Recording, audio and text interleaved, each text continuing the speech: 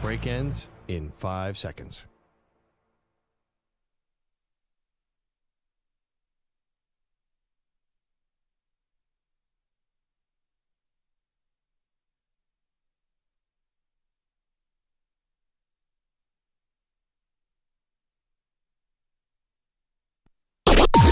Maggie and Perloff on the Infinity Sports Network.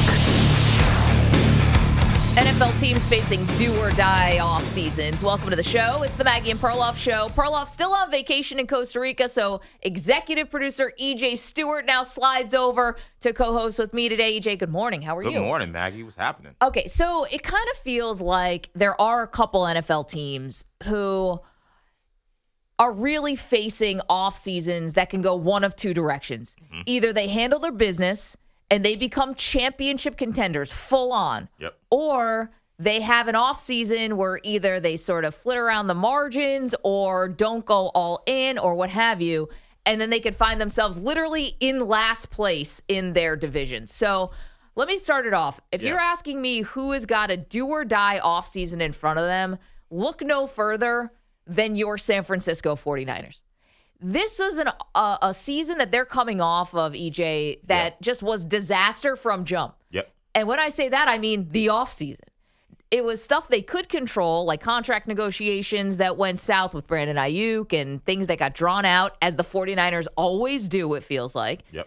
And then it was some things that were just like sort of tragic, you know, with Ricky Pearsall getting shot. Thankfully, he's fine. And some other really tragic things that sort of, you know, checkered their season and off season. And while you can never, you know, predict when some tragedy is going to strike, you know, this is a team that has been to the Super Bowl and was a mainstay to at least the NFC Championship game. Like a 49ers season doesn't even start until the divisional round. But look at what happened last year. They literally come in dead last. Yeah. I mean, behind the Cardinals in the NFC West. Like, that is not where you want to be. And injuries played a big role. But you've got Brock Purdy with a, you know, big contract. Yeah. This guy's due to make the biggest raise, like, in the history of the NFL. He's just coming off a deal where he had 4 years, $3.7 million. That's like, and backup quarterbacks make three times that much. And people in this industry that make more money than that. Yeah, right. He's not making much than the guys down the hall. Yeah, exactly. And to be honest, like, they've got to figure out, where are you going to go with Purdy? Sure. I don't think he's taking some gigantic discount just because he was Mr. Irrelevant. He's played to the point where he deserves to be paid like a top quarterback, if you believe that. Yeah. And that's not the only other issues. You know, you talk about a team that needs to address deficiencies. I'm talking about the 49ers now. On the offensive line, pass rush, and running back, 3 places you have invested heavily in already. So, to me, crazy offseason for the 49ers, feels do or die, and, you know, as easily as they could be back as championship contenders, I think they go into like a malaise. And then are we talking about a team trading for Kyle Shanahan? Are we talking about finally breaking up the brain trust? It just feels like there's so much at stake for the 49ers. Do or die offseason. So this may sound harsh talking about the 49ers in this way, but can you be do or die when you're already dead? Oh, boy. I mean, I really look at the 49ers. I said this was going to be a setback for them. It somehow went worse than even I expected. I kind of wonder if the 49ers run as being the big dogs of the NFC is just kind of over. So I wonder if we're kind of moved past the 49ers. But it is an important offseason, no question. I'm looking at a team that I think things will fundamentally change for either the better in a great way or in a terrible way for the worse. And I'm looking at the Cincinnati Bengals. Because to me, when you look at teams in terms of just pure contract disputes, is there any other team that has 3 of their best 4 players in massive contract disputes? It's like disputes? half the team. Yeah, I mean, one guy's now going to be a franchise tag, but essentially you have 2 free agents in T. Higgins and Trey Hendrickson, and then you have this massive contract dispute you're going to have with Jamar Chase, who already was showing that he was frustrated last year. He didn't want to do anything in practice, didn't want to do anything in training camp. He was not taking that contract dispute sitting down lightly. Yeah. That is going to be a real big situation because are they going to be able to keep all these guys? The reporting yesterday was that they are working in terms of trying to figure it out. Maybe they listen to Pardon My Take and they listen to Joe Burrow. Like, oh, maybe they got some ideas there. Yeah, Joe laid out basically how you lower his cap hit. Like, is this your job? Yeah, I know. Maybe he should get, assistant GM role for the Cincinnati Bengals. But it sounds like they're trying to find a way to make it work to fit all these three guys in there. I find it very hard to believe they're going to be able to do that.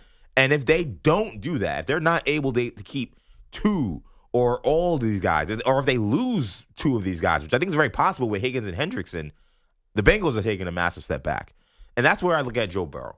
Because I know we look at Joe Burrow, he's Mr. Ohio, he's been a great team leader. Joe Burrow is also a killer. Yeah. To me, Joe Burrow, I call him the Iceman. I know we have Iceman George Gervin. I think that if there's anybody who deserves that title in terms of today's athlete, I think Joe Burrow absolutely deserves that. Not because of the ice and the chains. I mean, just of who he is when he steps on the football field. Is he really going to be taking this, sitting down, the Bengals messing around with whether or not they're going to pay Trey Hendrickson, whether or not they're going to pay his guy, Jamar Chase and T. Higgins?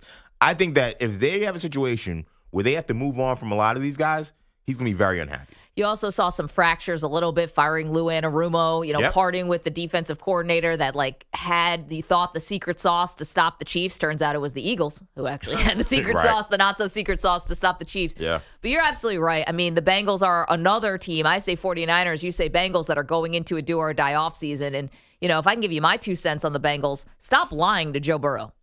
Stop stringing him along as the front office if you are telling him that we're going to sign all 3 of these guys. And I'm not saying that they couldn't do some kind of weird cap gymnastics to get everybody under and sign. Right. I'm just asking, is this the best way to build a team? So you're going to be paying Joe Burrows at the top of the market. You're going to pay a T. Higgins, who's a franchise tag. By the way, guys, the second franchise tag. Yes. So it's only 1 year, but it's still a high number because it basically, it basically doubles or whatever. It increases, yeah. And then you have Jamar Chase, who only in this world wants one thing: to be paid 1 penny more than Justin Jefferson. Yeah. These guys are the biggest frenemies of all time. LSU, they have a competition that we're just not going to be able to understand.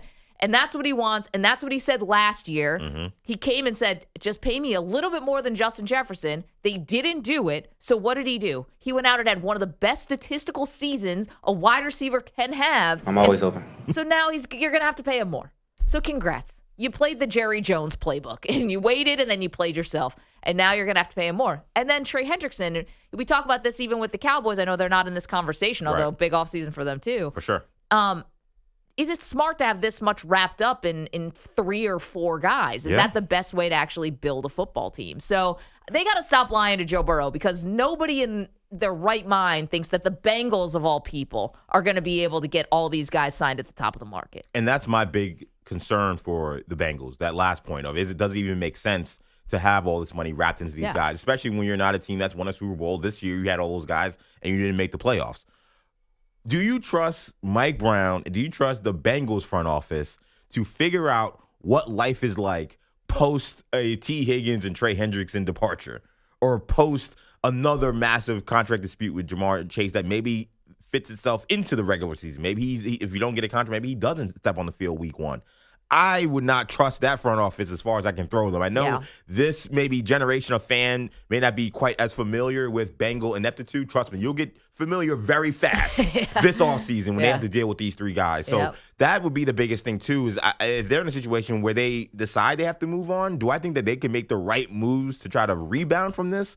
I don't think so. I think this is their nucleus, whether do or die, whether hook by crook. They got to find a way to make it work with these guys. If they have the situation where they have to rebound this thing or change things up, I don't have a lot of confidence they'll put a team around Joe Burrow that can actually get over the hump and beat Pat Mahomes and get to the Super Bowl. Well, and here's the thing. We're talking about which NFL teams are heading into do-or-die off seasons, and EJ's saying the Bengals, I think the 49ers, but let's just talk about another aspect of the Bengals that the 49ers don't generally have to deal with, which is their off seasons tend to bleed into the regular season. And I know it feels like the NFL regular season goes on for about 100 years now with the 17 games, But you can't keep getting off to these terrible starts. And it came back to bite them because this year you're, a win here, a win there. You're into the playoffs as opposed to sitting at home because you lost to the Patriots earlier in the season at home. Yes. Or you blew games that you never should have. It's 2 years in a row. Yeah. It's a Zach Taylor special. Yeah, they always start the year terrible. And because we have so much confidence in Joe Burrow and that offense, we feel like, well, they could figure it out because in his second year, they went to that Super Bowl. Yep. Then they went to the AFC Championship game. And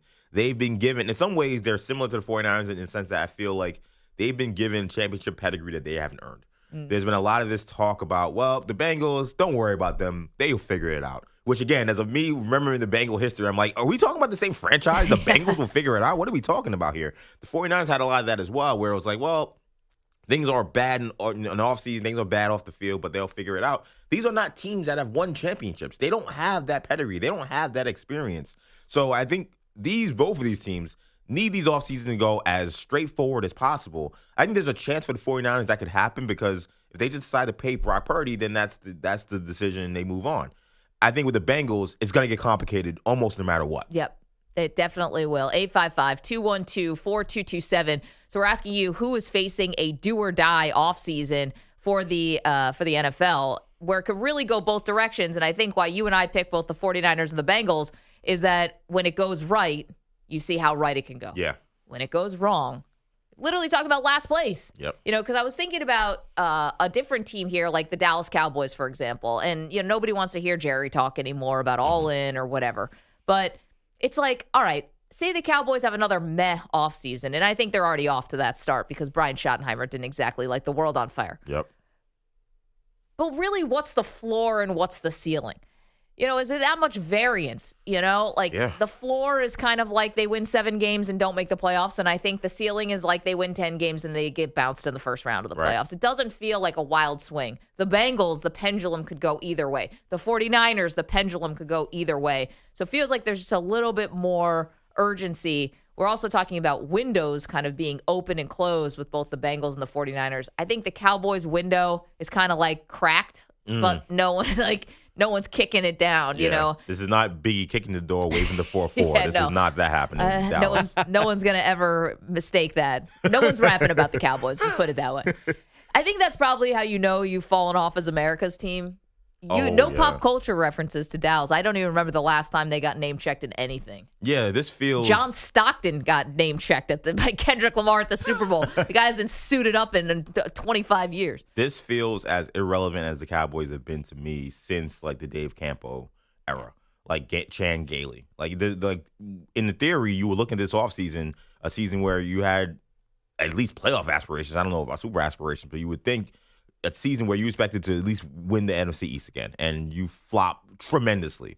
And there's no urgency from the team, and the fans are so checked out. It's like the Cowboys. In some ways, it feels almost like they don't exist. I know. They're not part of the conversations about who's going to make a big leap. We're talking about the Niners and the Bengals trying to get back to that spot. Or we talked yesterday about the Chiefs. We talked so much about the Eagles. The Cowboys aren't even in the stratosphere of these teams. Now, the Eagles and the Commanders are way more interesting in terms of the division. Then we'll see what happens with the Giants. If somehow the Giants land Shedeur Sanders, well, suddenly we're going to be talking about the Giants lot more. So that's kind of interesting, too. But we're asking you who's facing do-or-die off-seasons in the NFL. Man, if we can put that up at Maggie and Pearl on X, just do-or-die off-season. Who is it? ... You tell us. There's a couple other candidates that we want to talk about in terms of how they go about their business this offseason, but we turn it to you, 855-212-4227. Get involved in the show today. It's Wednesday, which means we do the great debate around here. Comes your way at 8 o'clock Eastern time. It's a fun one. Can't wait for this one. It's a good one.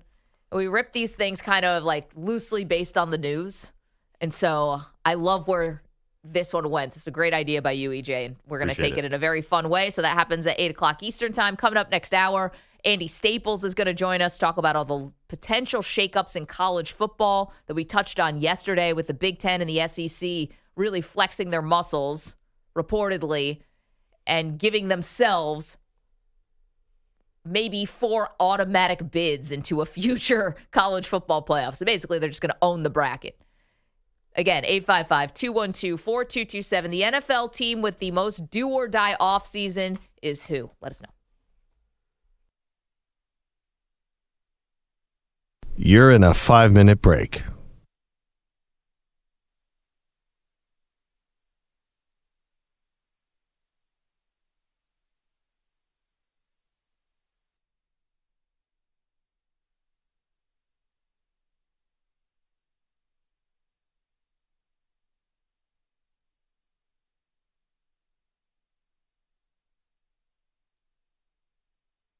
4 minutes, 30 seconds remaining.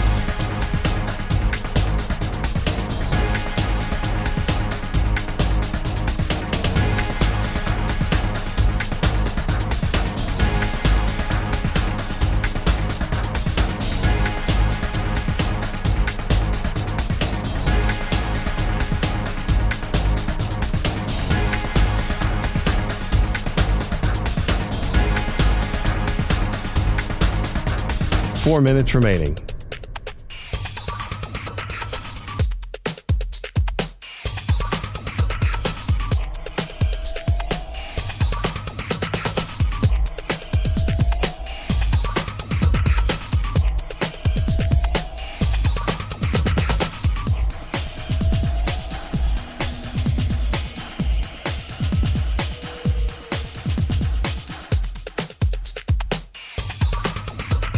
Three minutes, 30 seconds remaining.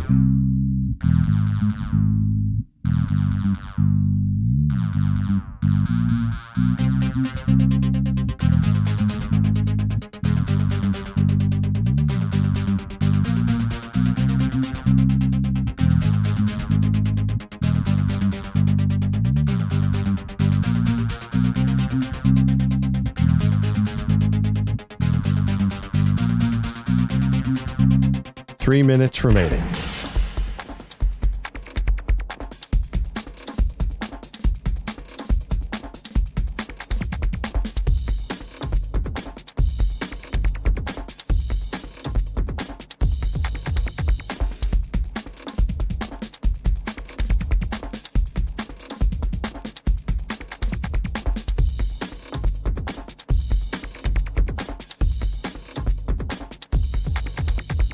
Two minutes, 30 seconds remaining.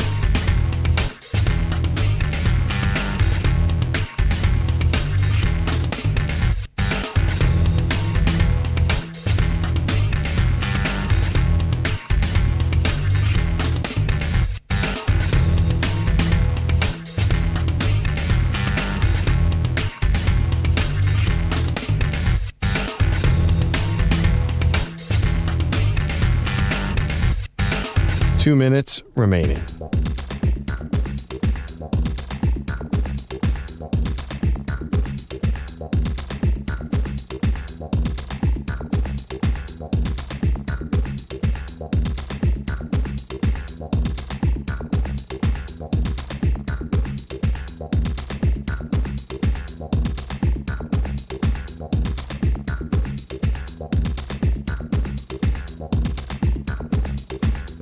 One minute, 30 seconds remaining.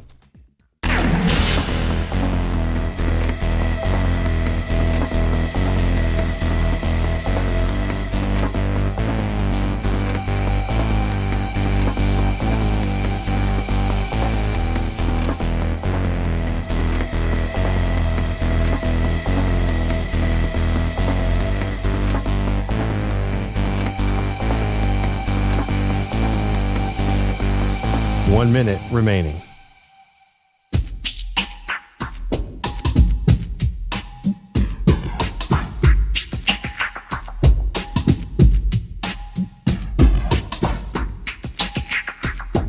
Forty-five seconds remaining.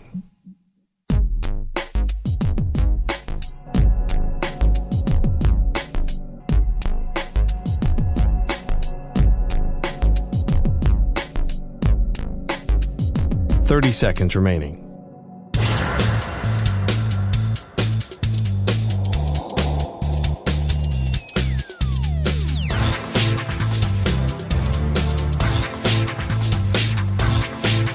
Fifteen seconds.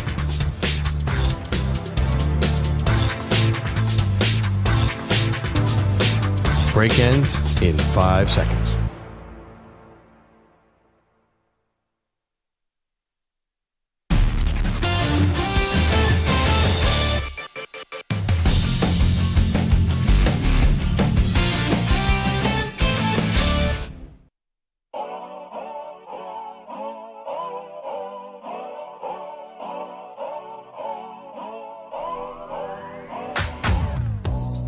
Kind of a shocking moment yesterday. Welcome to the show. Maggie Gray Andrew Perloff, usually here. He's on vacation, a well-deserved one, so EJ the EP slides over, which means Manny's producing the show. Now Alex is here. Pat will be in with updates. Everyone's just sort of musical chairsing this thing.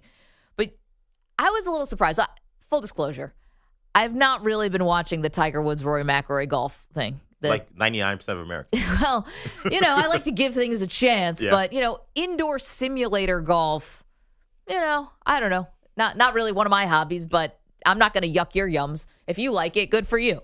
So yesterday, Tiger Woods is playing in this event, I guess, and he's about to line up this the shot on the simulator. So you do like all the drives and everything, and everything in the fairways is all on a simulator. Then you actually putt on a green. It's in like a big sort of, what do they call it, Top Golf kind of looking place? Yeah. And so he's about to line up, and he asks them, how far to the pin? And he swears that they told him 99 yards. So he brings out a wedge. Turns out it was actually 199 to the pin. So here's Tiger Woods after explaining the mishap to Marty Smith.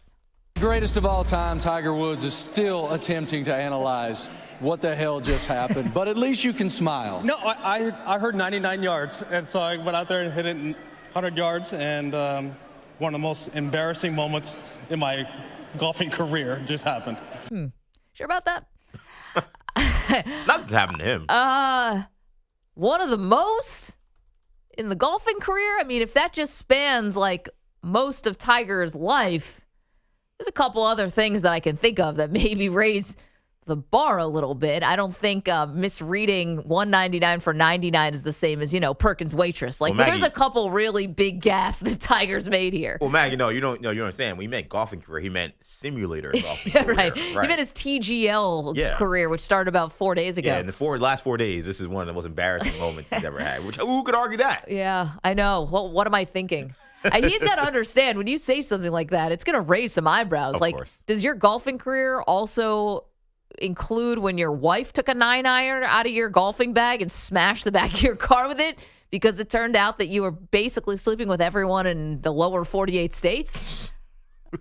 Give or take a couple ladies. Heldrick. I mean, I want to give Tiger a little bit of a pass here. I know his mom just passed away, so I'm not trying to be insensitive. But you can't say this is the most embarrassing thing that's happened when you were basically the tabloid staple for like a good 2.5 years. I told you this before the show. I think that when you have the level of scandal that Tiger had, I think you kind of have to operate as if that never happened. Like none of us know anything. Yeah, like none of us know anything. Because like if you have to live with that and think about that and have that be at the forefront of every golf conversation you have, I mean, would you want to live under a rock somewhere? Like, could you really show your face in some ways? Like, so I that sense I kind of got why he kind of just blocks that right out of his mind, as if that doesn't exist. He doesn't want anyone bringing that up or reminding him of that at this point in his life. Yeah, listen, I think you get to, also there's like, is there a statute of limitations on this stuff? Sure. But to be honest, I mean, it's one of the biggest, like, at the time, falls from grace that we had seen in sports without someone doing something like criminal. Definitely. And it was not criminal. It was just like his own personal life. But yeah, to say this was one of the most embarrassing moments of my golfing career, I was like, I don't know. I don't even think it really cracks the top 10. But there's another part of this too, which is also an impressive part, where he thought it was 99 yards to the pin. He takes out a wedge and just nails 100 yards. Like, it's just, he can do it in his sleep. It shows you that there's always going to be some talent there. But looking at Tiger doing this simulator thing and thinking about the next time he'll step on a green, are we not over this Tiger Woods thing? Have we not moved past this thing? His career? I mean, and maybe that saying this thing maybe kind of trivializes what is the greatest golf career ever, in my opinion. So I know I have no beef with Tiger Woods in that regard. But I do support watching athletes in their prime. And I don't like seeing, Willie Mays stumbling out in the outfield in Shea Stadium at the end of his career. I don't appreciate seeing, John Unitas playing for the Chargers. Like, I want to see guys go out on top. Or at least with some kind of dignity. And seeing Tiger Woods doing this thing, and then seeing whatever's going to happen over the course of this year if he does decide to play in multiple majors, we know what's coming. There's not going to be a resurgence where Tiger's going to step out and he's going to challenge for a title somewhere or somehow turn the clock back and win a championship. I would love to see Tiger Woods go and do a podcast or be an analyst. I want to hear him talk. Do a podcast. I want to hear him talk about the game. I want to hear. Private person of all time. He I don't has think one of he's the doing greatest golfing minds and really athletic minds ever to grace our earth. Yeah. Like, there's so much he could be giving, I think, to us that it doesn't include him stepping on the green and golfing. Okay. I don't think that Tiger is the kind of person who, like, I don't see his future post-golf, whatever that looks like. It's not, let's put it this way. It's not going to be the Kelsey brothers, all right? Like, I don't see him, I think he believes doing stuff like this TGL simulator golf thing or whatever is his giving back to the game in a way. Like, you create new revenue streams for other golfers, create something to watch while it's like, you know, while you're in between tournaments, and, he probably makes a couple bucks on the side too, so that doesn't hurt. But I don't see him being this, like, I don't want to say ambassador to the game, but I don't see him doing media. I don't see him even attempting like what Tom Brady is trying to do. I don't see any of that stuff because I think Tiger is so wildly private, and maybe it's because people like me make jokes anytime he says this is one of the most embarrassing things that happened in my career, and I bring up the old stuff. He doesn't want to subject himself to those slings and arrows. I don't know, but I don't see him being out there. Now, as far as him competing, listen, there's always going to be a little glimmer of hope because he is Tiger. But the second part is golf is different than Johnny Unitas. Like, it's you can kind of dip in and dip out of golf. Whereas if you're an older athlete playing football, say you're Travis Kelce or something, or whoever's thinking about hanging it up, we got to put you through 17 games plus the plus the playoffs. Right. Golf, you can just sort of a la carte. But Maggie, a little bit more. Maggie, the amount of injuries and damage that's been done to Tiger Woods' body, he might as well be Johnny Unitas. Yeah. Like, the amount of injuries, the punishment he's taken, like, he's basically wrapped together in bubble wrap and, and shoestring. Titanium. Yeah, like, and literal metal. Like, that is how his legs and bodies have been put together. He's went through so many injuries. And the role I kind of foresee Tiger Woods is the role that we saw Kobe Bryant occupying before his death. Kobe Bryant, making movies, talking about the game, going on various podcasts, really being an ambassador, really kind of allowing the fans to kind of see maybe the greatness in the current athletes. He was one of these guys. He's not like some of these older players currently who talk about the NBA. He was really bigging up a lot of the current guys and really being a mentor to these guys. Totally. Golf the Devin Bookers, the Jason Tatum, stuff like that. Golf is in a situation where a lot of casual fans like myself, like, we can't attach ourselves to these current guys because we came in with Tiger and that's all we wanted to see.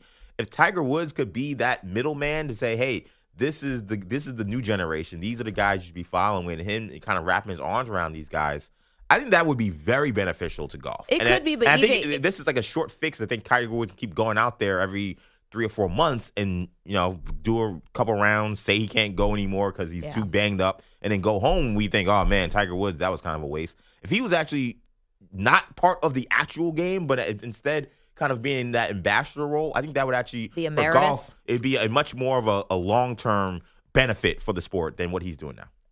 I think it would come off as phony because I just don't think it's him. It wouldn't be authentic. I don't think. Maybe he's got maybe we get a Tiger Woods like 4.0 and there's a new version of him. I think, to be honest, we get more of like a LeBron Bronny situation where it's him with his son Charlie, and that's kind of like the next part of Tiger Woods. We see him kind of coaching his son and navigating. Now, it's not a Bronny situation where I don't think you can. We all love Bronny and LeBron. No, I don't think you can fake it. Like, you can't, I don't think Tiger can just get his kid on the tour.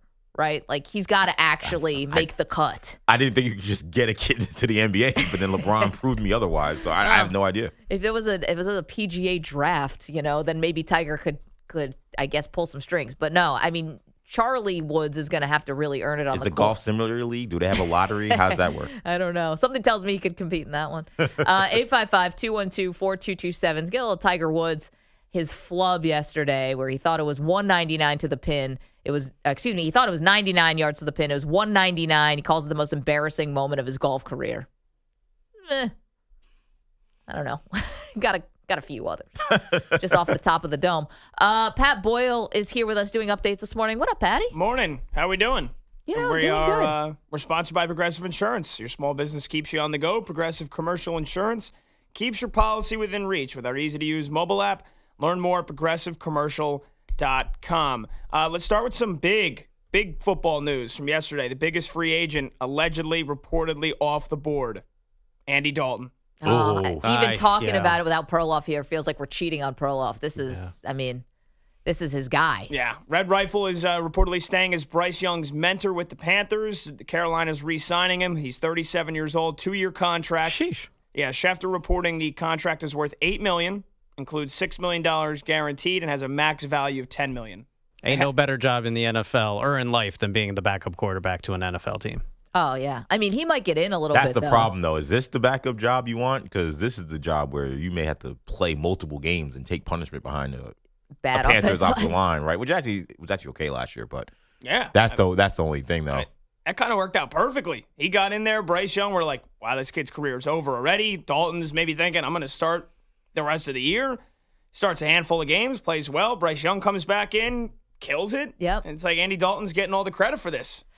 Yeah, it's weird how he lost the job, too, because he Yeah, got the into a car car accident. accident. Yeah. So it's not like he lost the job because all of a sudden Bryce Young was showing him something in practice. And it's a credit to Young that he came in and actually did play well. He also gets a little bit of an assist, the fact that this is not a good draft class for quarterbacks. Definitely. I don't think he has to look over his shoulder like he may have. If this was last year's class, he'd be out. Can you imagine that, though? Like, Bryce Young's like, my career's done. And then I'm not, like, making a joke out of it because everybody was okay. But, like, Yeah. hey, Yeah, Andy, right. thanks for getting in that car accident and injuring your thumb.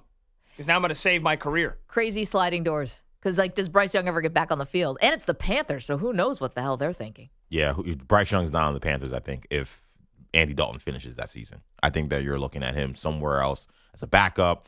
They're probably in I was going to say Sam Darnold sweepstakes, but they already went down that road. Right. Can't retread that one. They went down the Sam Darnold sweepstakes, the Baker Mayfield Yeah, sweepstakes. maybe Kirk Cousins, I guess, feels like next. Anyway, they don't have to do that now. 'cause There is there's a Bryce. sick irony that besides the 49ers, every team Sam Darnold played needs a quarterback and in theory probably should consider him, but can't because he was already there. The Jets and the Panthers. And it because it ended badly. Of Right. him getting benched and moved on in both places. Okay. I'm gonna ask what may sound like a dumb question, but I'm gonna ask it out loud. Is it really that bad for either team to just bring Sam Darnold back? He's a better player than he was when he was there. Why is it just off the table for the Jets or the Panthers to just bring back Sam Darnold, considering he put together a Pro Bowl caliber season, he's played well? Like, is it purely just because you can't go back to your ex after they've blown up? That's usually when you go back. I think you know why it's off the table for the Jets. Yeah, the Jets is definitely off the table. By the way, I don't think Geno Smith is off the table to come back with the Jets. I thought that maybe you could work out something where he comes and plays for the Jets. I think that enough water is under the bridge for that. Here's why Sam Darnold can't go back to the Jets. Because they basically went into a season where they knew they were executing a full tank, put him behind a sieve of an offensive line and said, go lose so that we can have a shot at Trevor Lawrence. Yeah. Have at it, buddy. They couldn't even execute the tank correctly.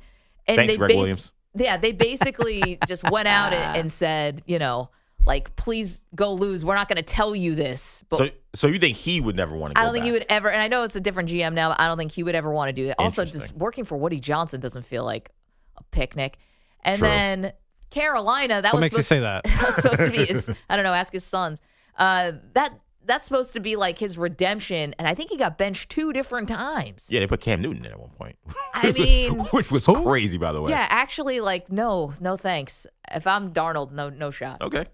All right. Anyway, some coaching news. Kellen Moore and the Saints reportedly have their offensive coordinator, Doug Nussmeier. This will be his first NFL coordinator job, though he did have that role in the NCAA at Florida, Michigan, Alabama, Washington, and Fresno State. But Nussmeier has basically been attached to Kellen Moore's hip the last few years. He was the Cowboys QB coach, Chargers, and then the Eagles, all while Moore was the OC at those places. By the way, speaking of coaches, we have some betting odds on who will be the coach of the year in 2025. Can you guys guess who the co-favorites are? I saw this, Yeah, so so I did do I. know, and I'm officially fading one of these guys. You're going to fade Ben Johnson. I'm fading Ben Johnson, who, along with Mike Vrabel. Mike Vrabel. Okay, Ben Johnson, who hasn't called a coin flip in the NFL, and Mike Vrabel, now the co-betting favorites to win Coach of the Year. Listen, Ben Johnson might be the next, Bill Walsh, and I'll eat my words. This dude hasn't done anything yet. He's going to a much worse team in the Chicago Bears, who play outside with a quarterback who's got way more influence than you ever will. And we think that this is going to just be snap of the fingers awesome. To think that he's not going to have any growing pains as a head coach, to me, is setting him up to fail. Like, he's going to go through trials and tribulations just like every other first-time guy. I mean, Vegas is not usually in the business of losing money, but I did not understand these favorites. The way you feel about Ben Johnson, which you make great points. I would not pick him as one of my top guys. That's how I feel about Mike Vrabel. I mean, the Patriots, unless they foresee a Patriot team that has a lot of cap room making just crazy moves this offseason and overturning their roster and turning them into a playoff caliber team, the Patriots stink. Like, they still stink. And this idea that Mike Vrabel, who will not have Derrick Henry to just hand the ball off to 40 times to just milk the clock, that he's going to take a second-year quarterback and turn them into a 10-win team, because that's what it's going to take to win Coach of the Year. You're not going to win Coach of the Year winning 8 games, 9 games, 7 games, which will be a massive improvement for the Patriots, by the way. Yeah, they're coming off back-to-back 4-win seasons. Like, although I think Drake May is really good. He's got to win 6 more games at least to even be in the conversation for Coach of the Year. And that seems just completely off the board for me. So I don't understand how he's in this situation. I would fade Mike Vrabel when it comes to Coach of the Year. At least there's a little proof of concept with Vrabel, though. Like, well, we've seen he can competently run a team. And then, watch him spend $100 million in free agency this year. And then, or they trade for Myles Garrett or something, right? But and I think May is good. But you're right. Like, you win 4 games. If they won 7 games, wouldn't we say, wow, that's a really big upgrade? You won 3 more games this year. Yeah, and you're getting Coach of the Year votes for that? I don't see that. That's never happened. What's the least amount of wins a guy has won for Coach of the Year? It can't be less than 9. I can check, but here's something worth mentioning. You know who has the longest odds to win Coach of the Year next year? Brian Schottenheimer. No. Brian Dable. Both Andy Reid and Nick Sirianni. The 2 Super Bowl head coaches. Yeah, the bar is so high. Wait, you're telling me if Andy Reid wins, I don't know, let's say Patrick Mahomes misses like 8 games next year, and they go 12-5, he's not winning Coach of the Year? No. I don't know if they – I don't think they give it to the guy who's like the established guy. They always are looking for the big improvement dude, like Kevin O'Connell. But then that kind of makes the award a joke. You should give it to the guy who does the best. It's already a joke, Pat. Matt Nagy won it. I mean, well, Matt Nagy won. What was that? The year when he won 12 games with Mitch Trubisky? Fair. The coach of the century for that job. Good point. He was just the first one that came to mind. I mean, didn't Dable win it? Yes. Yes, he did. Yeah. It's a death knell. You don't want this award. You don't want that award. Yeah. Who won it? Who won it the year after? Oh, it was Stefanski again, right? For the second he's a time. 2-time. Guy's squarely on the hot seat. I think. I don't know. He shouldn't be. He's a very good coach, but anyone who co-signed on Deshaun Watson should be feeling very, very nervous. I get that. I don't know if it was him though. I stood feel up there and said, "I love it." I know, but I think you have no choice but to. I think that's Jimmy and D Haslam saying, Yeah. Oh, I'm sorry. How much would you like your check to be this time, Coach? Yeah, that's right. Keep saying what we want you to say. Man, what a disaster. I got more football for you guys, but big night of college hoops last night. How about a historic blowout in Provo? Step back 3 for Yegor. Why not? There it is. Yegor Devin, his first 3. The Cougs have their 12th, and it's BYU by what? 31. Yeah, BYU Sports Network, the call. The Cougars annihilate number 23, Kansas, 91-57. The 34-point defeat tied for the biggest under Coach Bill Self. Here's the legendary coach himself. Well, I thought we were awful, and I thought they were great. Agreed. I think BYU could have beat anybody tonight. They were great. And then we didn't do anything to make them play less than great. Yeah. BYU could have beat the 86 Celtics team. Could have beat the 2000 Lakers. Yeah, I don't know about that. 65 Celtics, BYU. 24-25 Knicks. Taking the Cougars. Oh, gosh. Kansas. They're in trouble, man. Yeah. Kansas loses back-to-back games for the first time this year. Elsewhere, Gators chomping in the swamp. Outside to Clayton with 7 to shoot. Pump fake from 3. Deep. 3. Good. Oh, my gosh. How does he do that? Gator Sports Network from Learfield, the call. That was a logo 3 from Walter Clayton Jr. He has his second of the game, so he's doing his best Steph Curry impression. He finished with 18 points. Second-ranked Florida crushed Oklahoma 85-63. Just a couple of other ones. Fifth-ranked Houston went on the road, beat Arizona State 80-65. And Mississippi State, number 21 in the country, they took down 7th-ranked Texas A&M 70-54. NBA returns tonight. Lakers versus Hornets in L.A. Makeup game from early January with the Wildfires.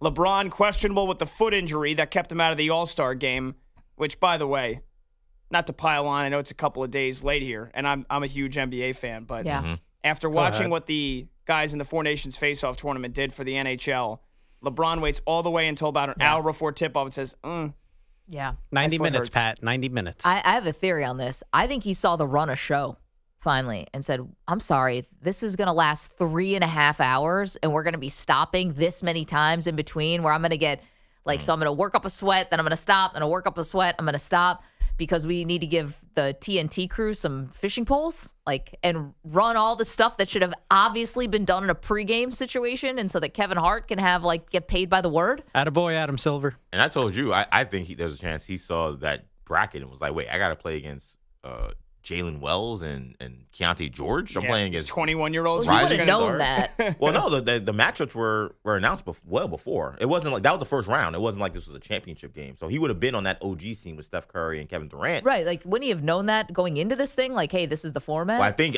he, as he got closer and really started to think about what this visual was going to look like, I think he was like, this is ridiculous. I'm not stepping on the court with those guys. And I kind of don't mind him thinking that. The problem was the attitude he had about the All-Star weekend and All-Star game, coming in street clothes, hat backwards. Hey, you're not going to see nothing from me tonight.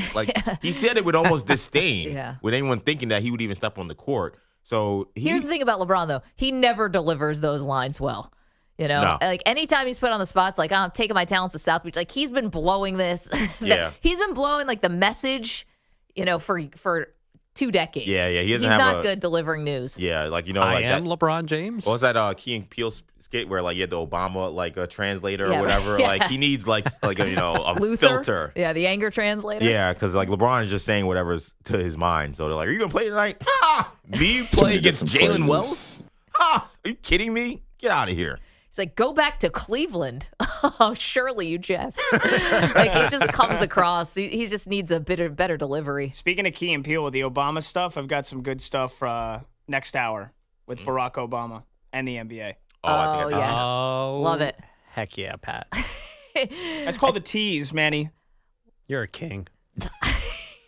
You guys in the room over there? Yeah, big tap fans around here. A lot of flirting going on behind this glass. It's double pane glass. I can feel the steam coming through. Okay, got some good contributions in our chat. YouTube.com/InfinitySportsNet and Twitch.tv/InfinitySportsNetwork. We're asking you, which NFL team is facing a do-or-die offseason? And I'm going to be honest, DJ, someone put a response in here that I had not thought of that I think may top even your and my responses. Can't wait to hear this one. We'll do that next. It's Maggie and Perloff. EJ's in for Perloff this week. You're in a 5-minute break.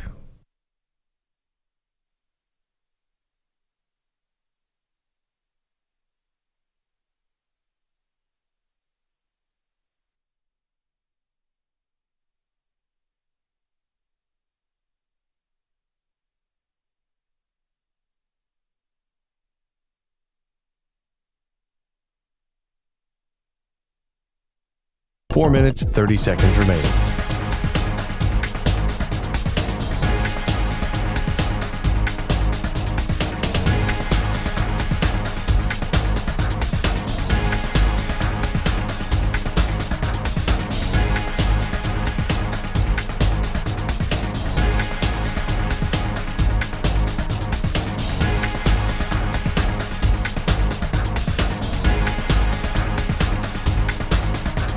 Four minutes remaining.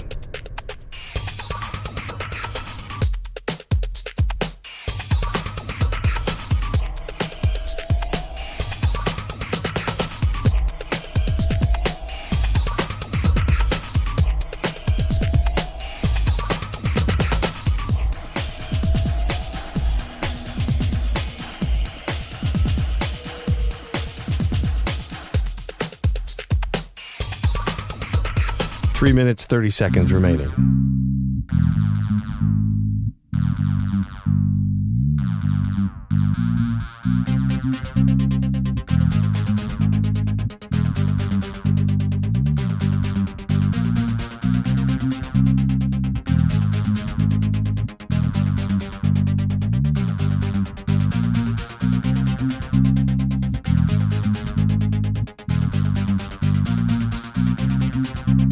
Three minutes remaining.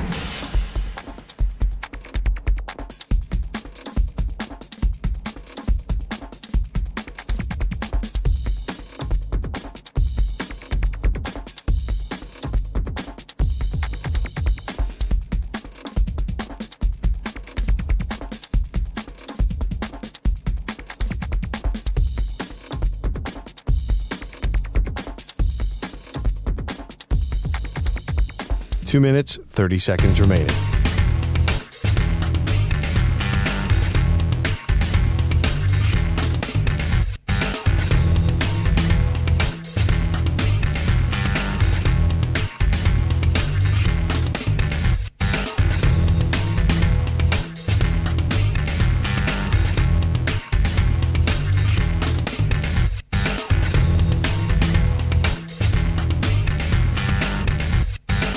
Two minutes remaining.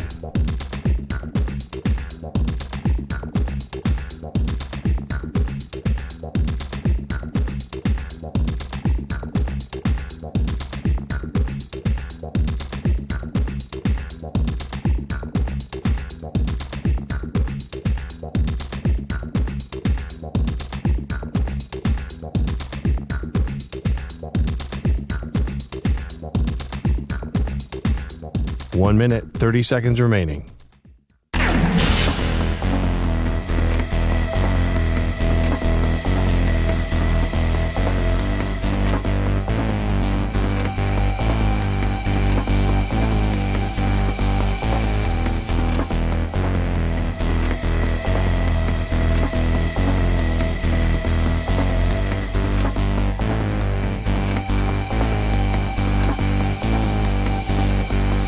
One minute remaining.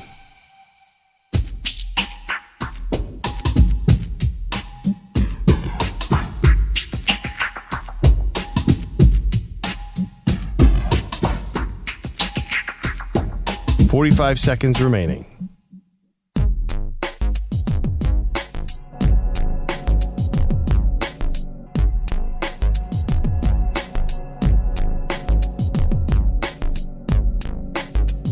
.30 seconds remaining.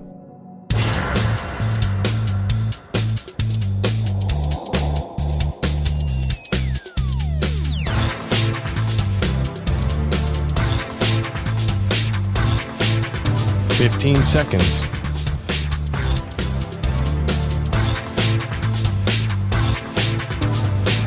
Break ends in 5 seconds.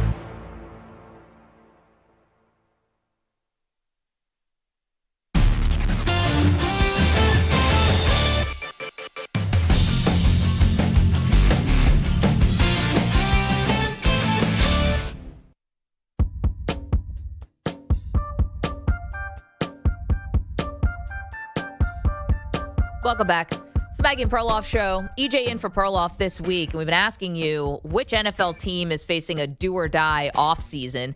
I went with the San Francisco 49ers, who, when things go bad, go really, really badly. Like last place in the division badly. Yep. They've got a big Brock Purdy situation to figure out. They already, I don't say if they blew their chance at a championship with him on a rookie deal. Now, they got as close as you could possibly get overtime against the Kansas City Chiefs. So you can't say it was a total waste. But, again, now he's going to have to get paid. You said the Cincinnati Bengals. Yes. Yeah, the Bengals are your situation where 3 of your top 4 players are in massive contract disputes. 2 of them are essentially on free agent situations. Now they just tagged Higgins, and that will create a whole level of controversy and level of complications. This is a team where, to me, if you're Joe Burrow, who you've laid out the blueprint of how you get these guys under the salary cap, if the Bengals can't follow it, what comes next? Like, I think you may see a very, very angry Joe Burrow, and I think he's not the kind of guy that's going to just allow the Bengals to let his championship window just slip away. Yeah, especially as he's watching Mahomes and Josh Allen, Lamar Jackson, now Justin Herbert's got Jim Harbaugh, and you'll see what happens with Trevor Lawrence this year and all that. So those two teams, what I had not thought of, and I credit the chat, Kevin in San Antonio, who, like clockwork, sends us a picture of his breakfast every morning to maggieandperloff@gmail.com. And we love that kind of consistency around here. And it looks delicious. Las Vegas Raiders. Interesting. Hadn't thought about it, but I think Kevin's onto something here. Now, he says not microwavable, but let's talk about do or die offseason. Who's in charge now? Tom Brady. Talk about pressure. I mean, the guy's trying to do it all.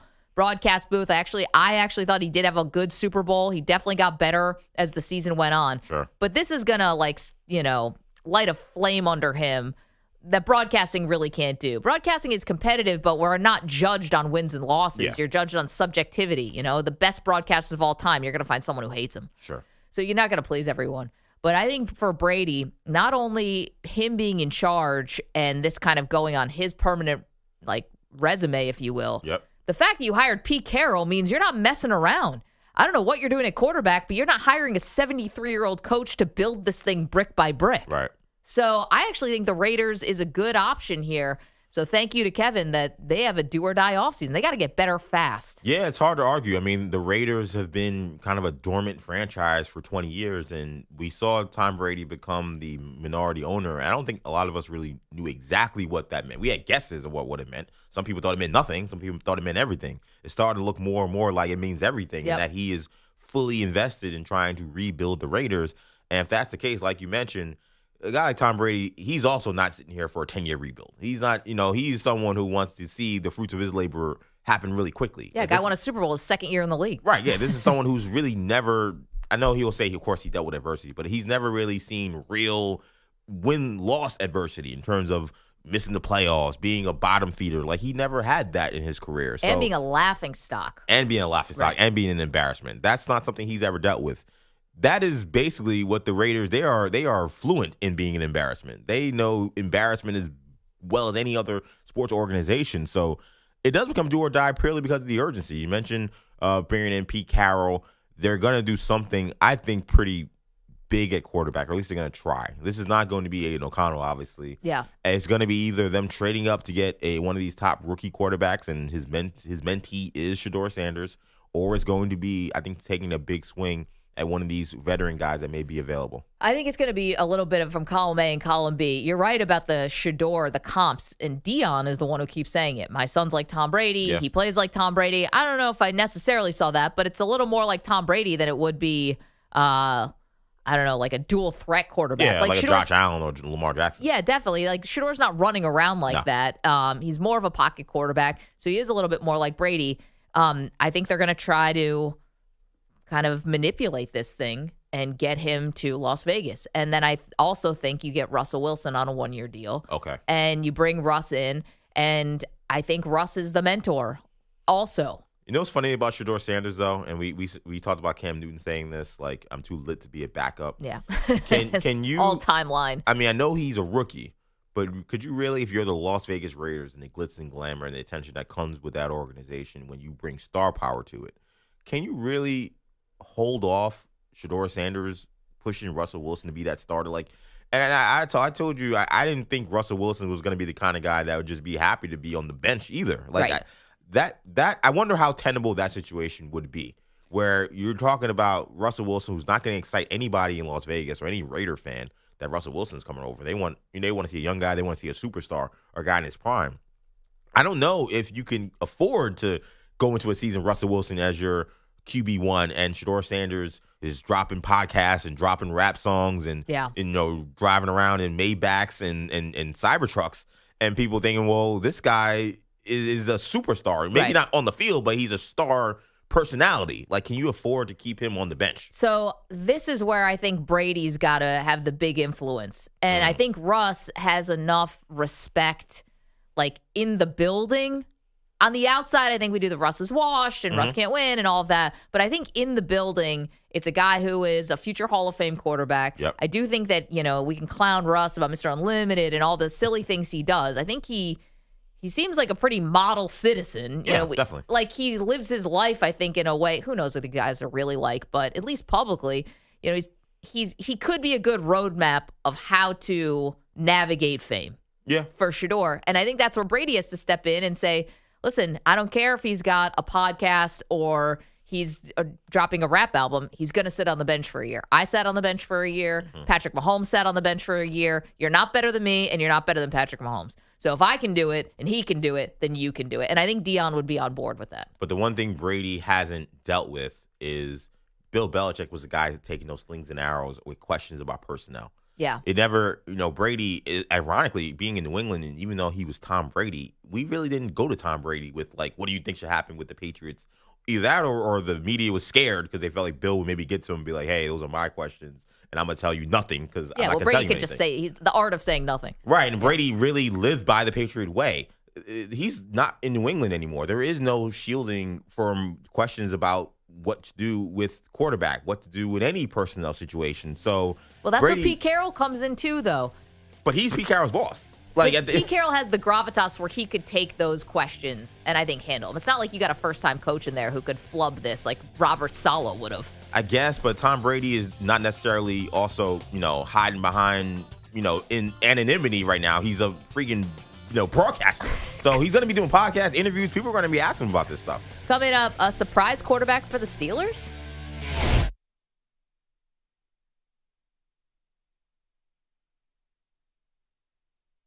You're in a 5-minute break.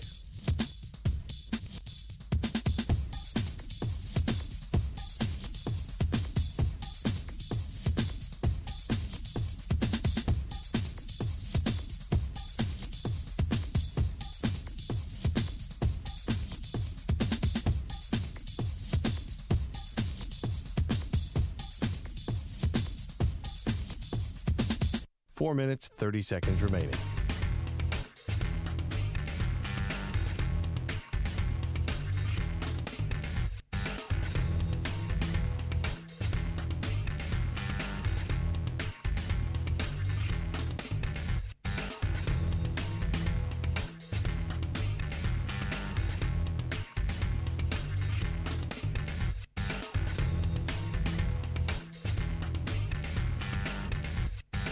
Four minutes remaining.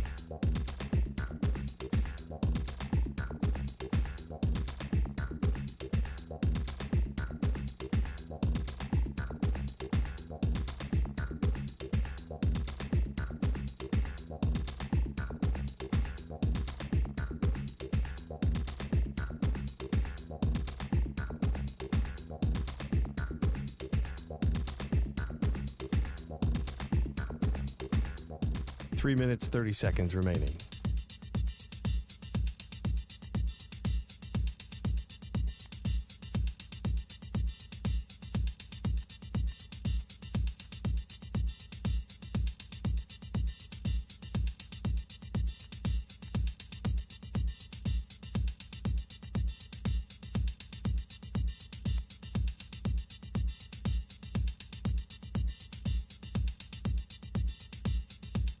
Three minutes remaining.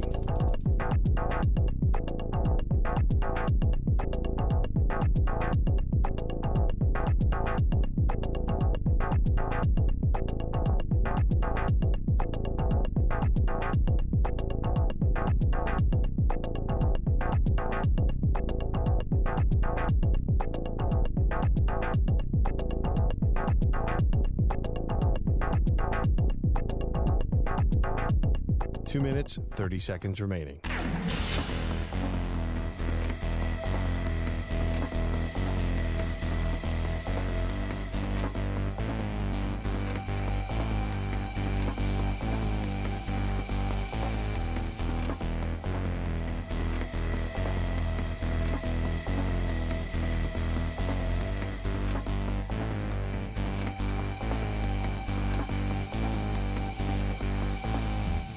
Two minutes remaining.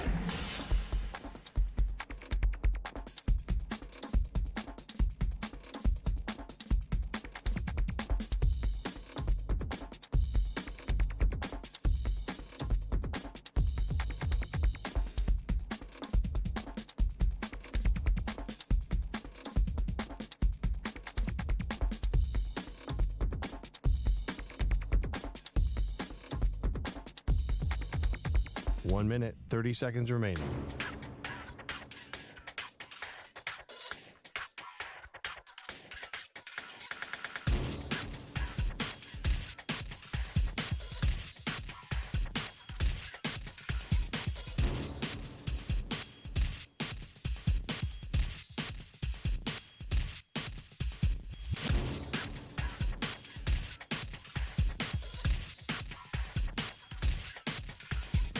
One minute remaining.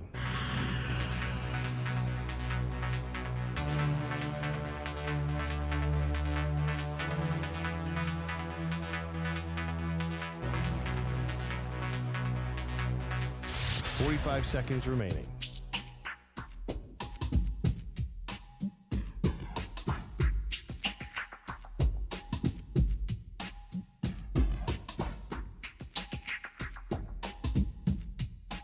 30 seconds remaining.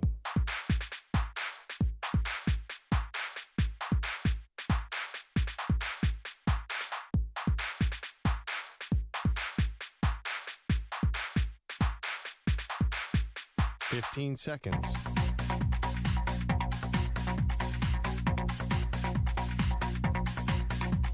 Break ends in 5 seconds.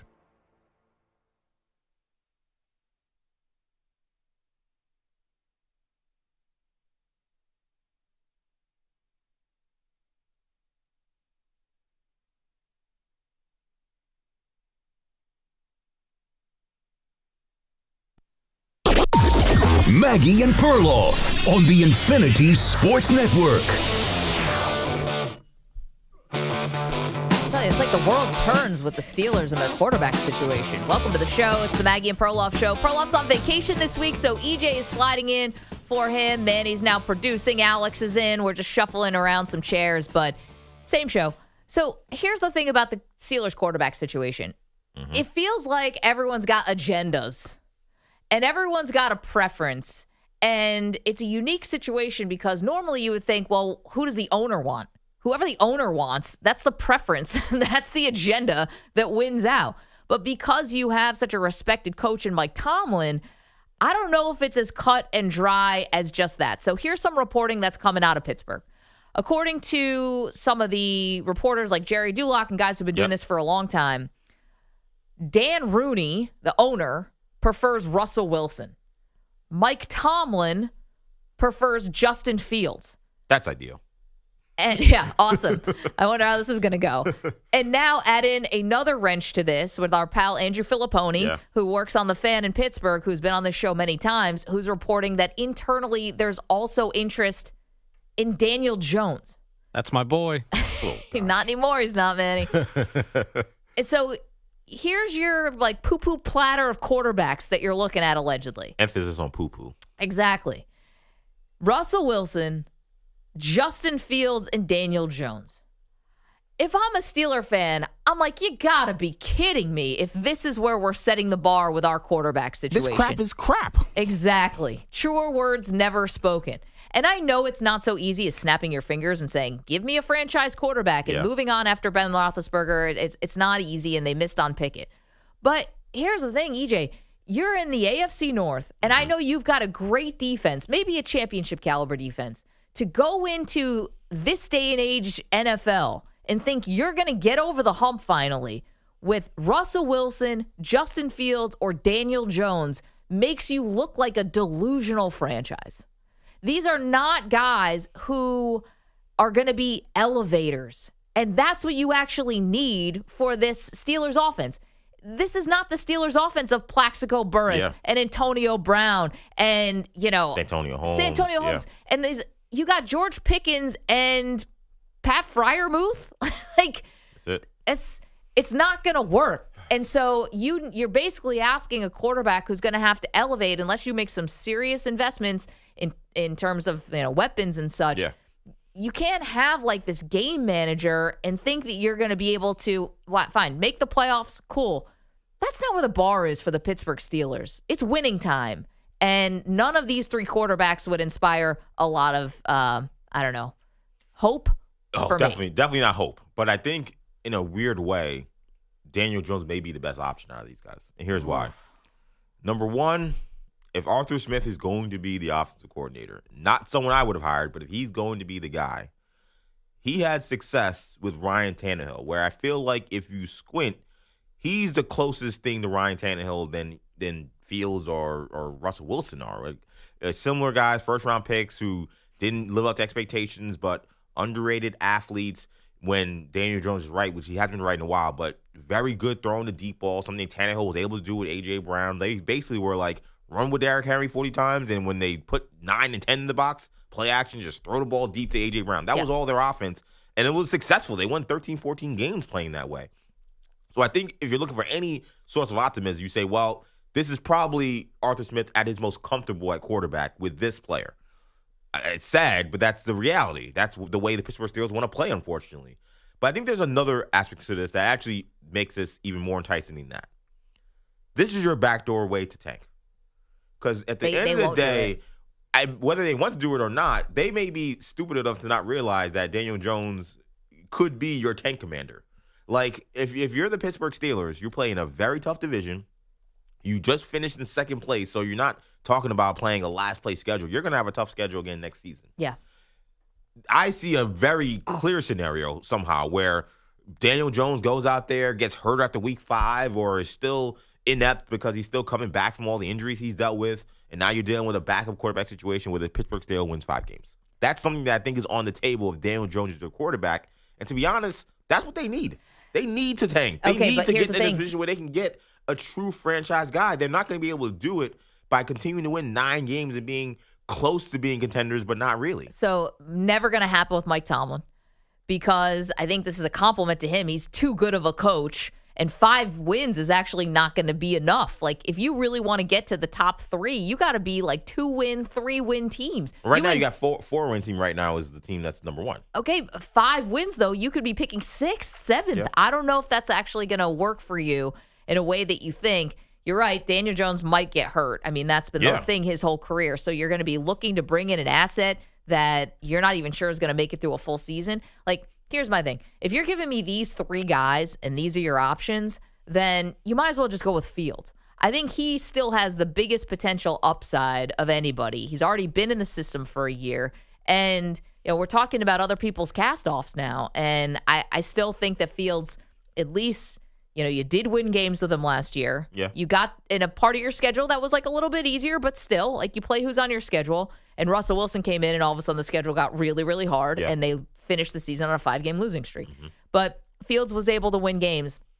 I just can't even, this has been the lament for so many Steeler fans, is you're kind of just stuck in this mediocrity. And then I present these 3 quarterbacks to you, and it's like exactly the same. Now, I don't know if they'd be in the market for Stafford or for Aaron Rodgers or for Sam Darnold or anything like that, but you bring these 3 QBs, there's going to be some serious unrest. And, if they're saying that the owner wants Russell Wilson, well, then it's going to be Russell Wilson. I think for as much respect as Mike Tomlin has in the building and for as much gravitas as he's earned, it's what the owner wants, right? Which is why Mike Tomlin is wasting his time in Pittsburgh and why Pittsburgh's wasting their time with him. Like, I've been saying this for years. I don't understand how this breakup hasn't happened yet.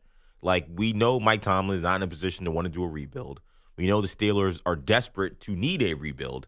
So what are we doing here? Like, Mike Tomlin would be a coveted head coach elsewhere, but he cannot win with the current way. I don't think he can win with the way they're trying to play football, quite frankly. This whole 3 yards and a cloud of dust thing is just not going to happen without dynamic offensive play.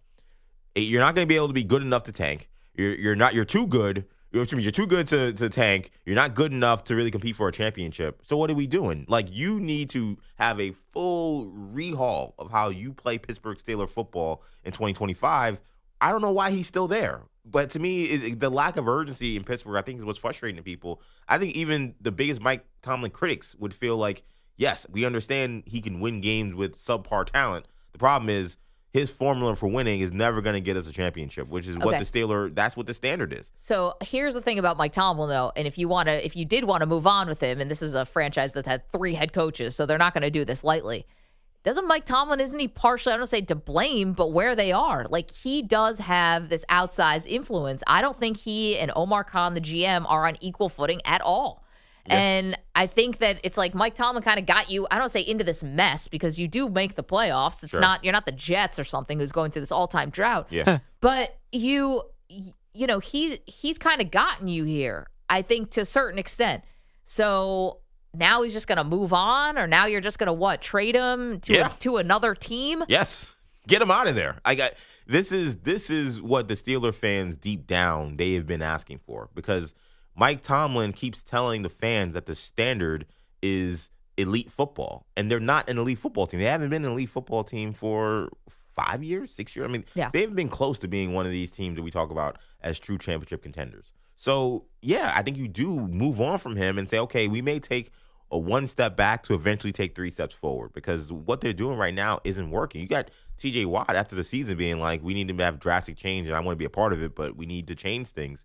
And then I hear Daniel Jones and Russell Wilson. Can you imagine? Can we please? I wish we had a camera a secret nanny cam or something on TJ Watt when he gets the news that internally they're looking at Daniel Jones. He must want to vomit. But Jeremy's in the chat who just said the Steelers are screwed. Yeah. Well said. Succinct, to the point. Yeah, no notes. Yeah. 10 out of 10 comment there. They are screwed. I don't see Tomlin also wanting to leave, and that's another reason. Here's why. You can't guarantee, say the rate. Well, who would trade for him? I don't even. What does it matter? I think Jets would have traded for him. Okay, But yeah, anybody. I would say I'm retiring before I go to the Jets. But anyway, Yeah. the money's still green. Jeez, Mags. I'm sorry. The Jets are catching strays, but so be it. He's not going to have the same kind of influence in the front office. He's not going to have full run of the building. I don't think Mike Tomlin is going to have that because the way the Jets operate, let's say we know a little bit about that organization because we live in this town, is the coach and the GM Okay, let's take the Jets out of it. What about are the Bears? two separate things, and they both equally report to the owner. Well, the Bears would have seemed like that cold, right? Is that right? Yeah, the Bears may have called, but they got Ben Johnson. They got the Mr. Cream of the crop. So Right. I'm fading Ben Johnson. I don't know. He hasn't done anything Right, yet. but I think Ben Johnson's going to go to Chicago and have a lot to say. I know that they have Ryan Poles there and Kevin Warren's in a weird situation. We'll see. I will see. If he comes out and he wins 10 games the first year, and Caleb looks great. He is highly paid for that. Him to have all that money and not have any say would be surprising. Yeah, I just don't know if Mike Tomlin can be guaranteed, where he could go somewhere else and they're going to say, all right, here's the keys to the kingdom. Because you know what? What happens? Owner's kid gets involved. Owner's brother gets involved. You got all these other dynamics that he knows. Every place is weird. I would say this about every office. Every place is weird, but the weird sometimes is a little just more comfortable than the weird you don't know. Go work for the Giants and see how weird the Maras are. Yeah. I get it. So that's the whole thing to me. I saw the Daniel Jones headline for the Steelers, and I almost just threw my hands up in the air. what would you do? I said Darnold. That's a great Darnold. Okay. Darnold would be the aggressive move. Darnold to me doesn't seem like a Raiders quarterback. He doesn't seem like a Brady guy. I think Darnold though is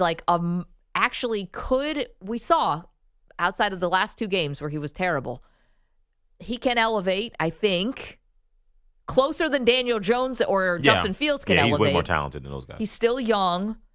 And honestly, I think at least he solves your problem. And I don't think he's going to get $60 million a year. I really don't. I respect Sam Darnold, but I feel like the Steelers always need a tough guy quarterback. And I look at Sam Darnold, I don't think tough. And that something, and playing in that division, playing in that weather, playing against the teams they play against, the identity, it feels like it would not be an identity fit to me. 855-212-4227. Talking about the Steelers, maybe interested in Daniel Jones. So there's your Russell Wilson, Justin Fields, Daniel Jones triumvirate. Good luck to you. We do not care. Coming up next, we'll turn our attention to college football. Major changes could be on the horizon. Andy Staples from On3 will join us next. Don't move. You're in a 5-minute break. Andy's on Zoom. He's got the, so we need a TV.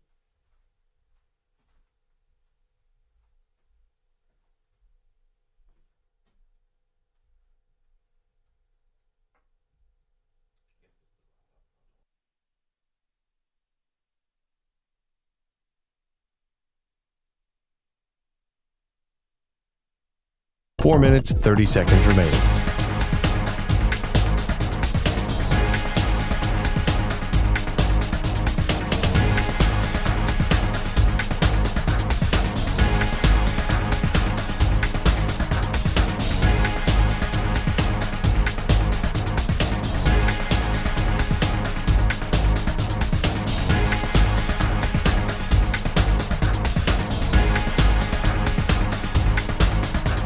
Four minutes remaining.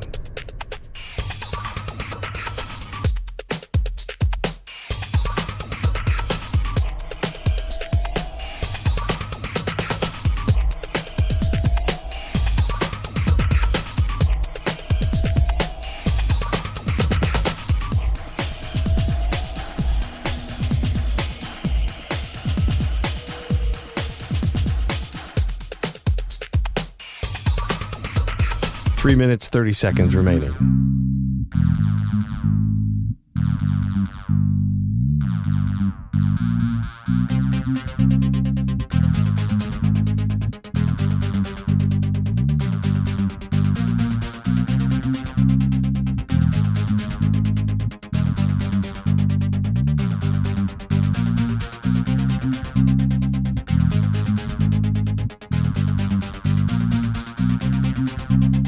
3 minutes remaining.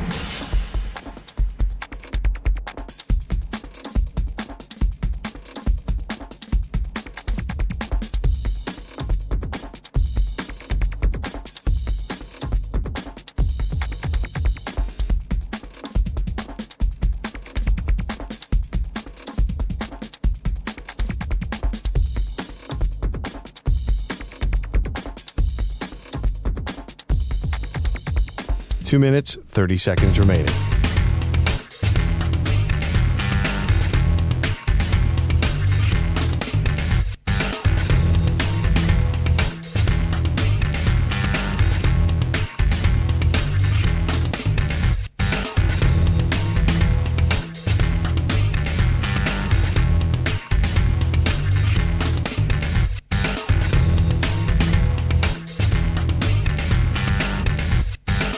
Two minutes remaining.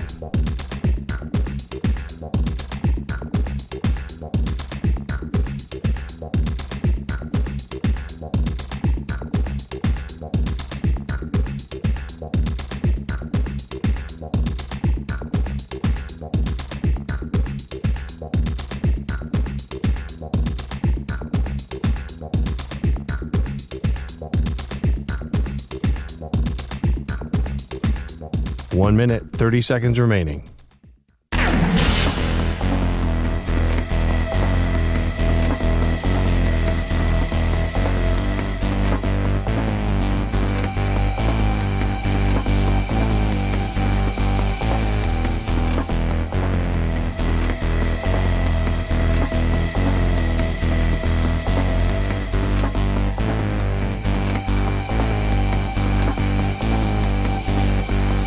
One minute remaining.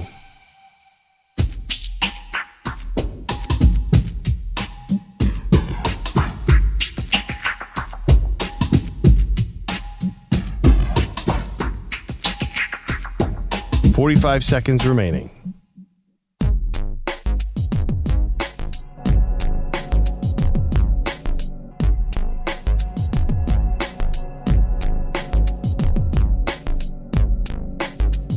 .30 seconds remaining.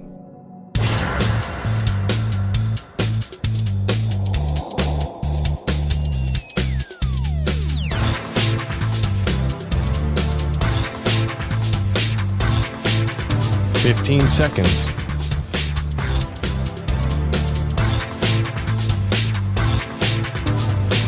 Break ends in 5 seconds.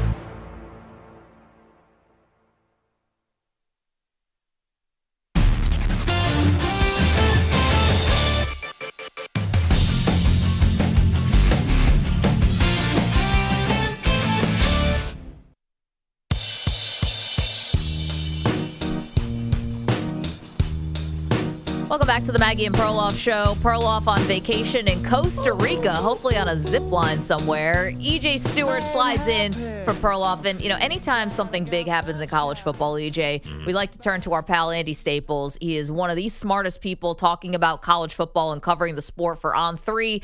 Andy, thanks so much for the time. How are you doing, sir? I don't think Andy can hear me. And I gave him the big compliment, too.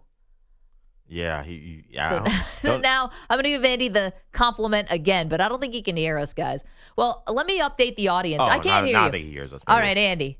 I just said you're one of the smartest people I know talking about college football and covering college football. You see the report of some of the future potential changes that could be on the horizon for 2026, and I'll outline it for the audience quickly. And good morning, by the way.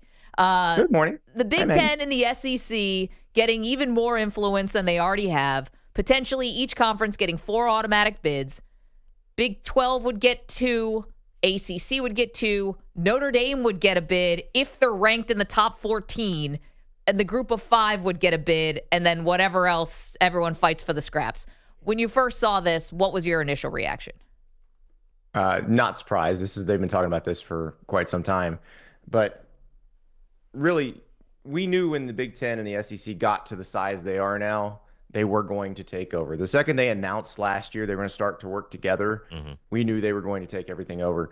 And it's interesting because the Big Ten was pushing the automatic bids, even back when they were putting the 12-team playoff together. And it was weird because when it was one automatic bid for the top 5 ranked conference champs, the Big Ten wanted to specify which conferences those bids were for. And like the SEC commissioner, Greg Sankey, at that time was like, well, that's stupid. Who needs that? Because your champion's always going to get in, so who cares? But as this has gotten bigger and they had the first 12-team version, now you look at it and it's like, okay, the SEC would still like to move to 9 conference games, but if that happens, they're going to beat each other up a little more. So you may have teams with 3 losses and you still want to get them into the playoff. And well, how do you do that? You just make everybody take them. Yeah. Andy, yesterday we were asking, though, our question to the audience, and we got very split responses, which is, should the SEC and the Big Ten have this much power in the future of college football? We know they do, but should they? Have they earned it? Because let's say last year, where the SEC has an air quotes down year, or the future of college football where the talent is so much more spread out because of NIL and transfer portal, should they be able to run the sport in the way that it looks like they are and that they're going to? You're looking at it through the prism of on-field success. That's not how it works. Okay. This is a pure golden rule issue. He who has the gold makes the rules. And the Big Ten and the SEC have the largest fan bases. They have the most market share. That's why they have the power. It has nothing to do with what they've done on the field, even though they are the 2 best on the field as well. But even if they weren't, it wouldn't matter because they're the ones that control the audience, Andy, or at least the largest share of the audience. Andy, one of the concerns I had, full disclosure, I'm a Miami Hurricanes fan, so stumping for the ACC, is what we saw last year. Throwing up to you, I love that. One of the things we saw last year, though, and it came really in the conversation about Indiana, a Big Ten team who played in the Big Ten. So in theory, you're playing against great teams. But then we saw in their schedule, you don't get Oregon. You don't get some of the heavy hitters. You don't get Penn State.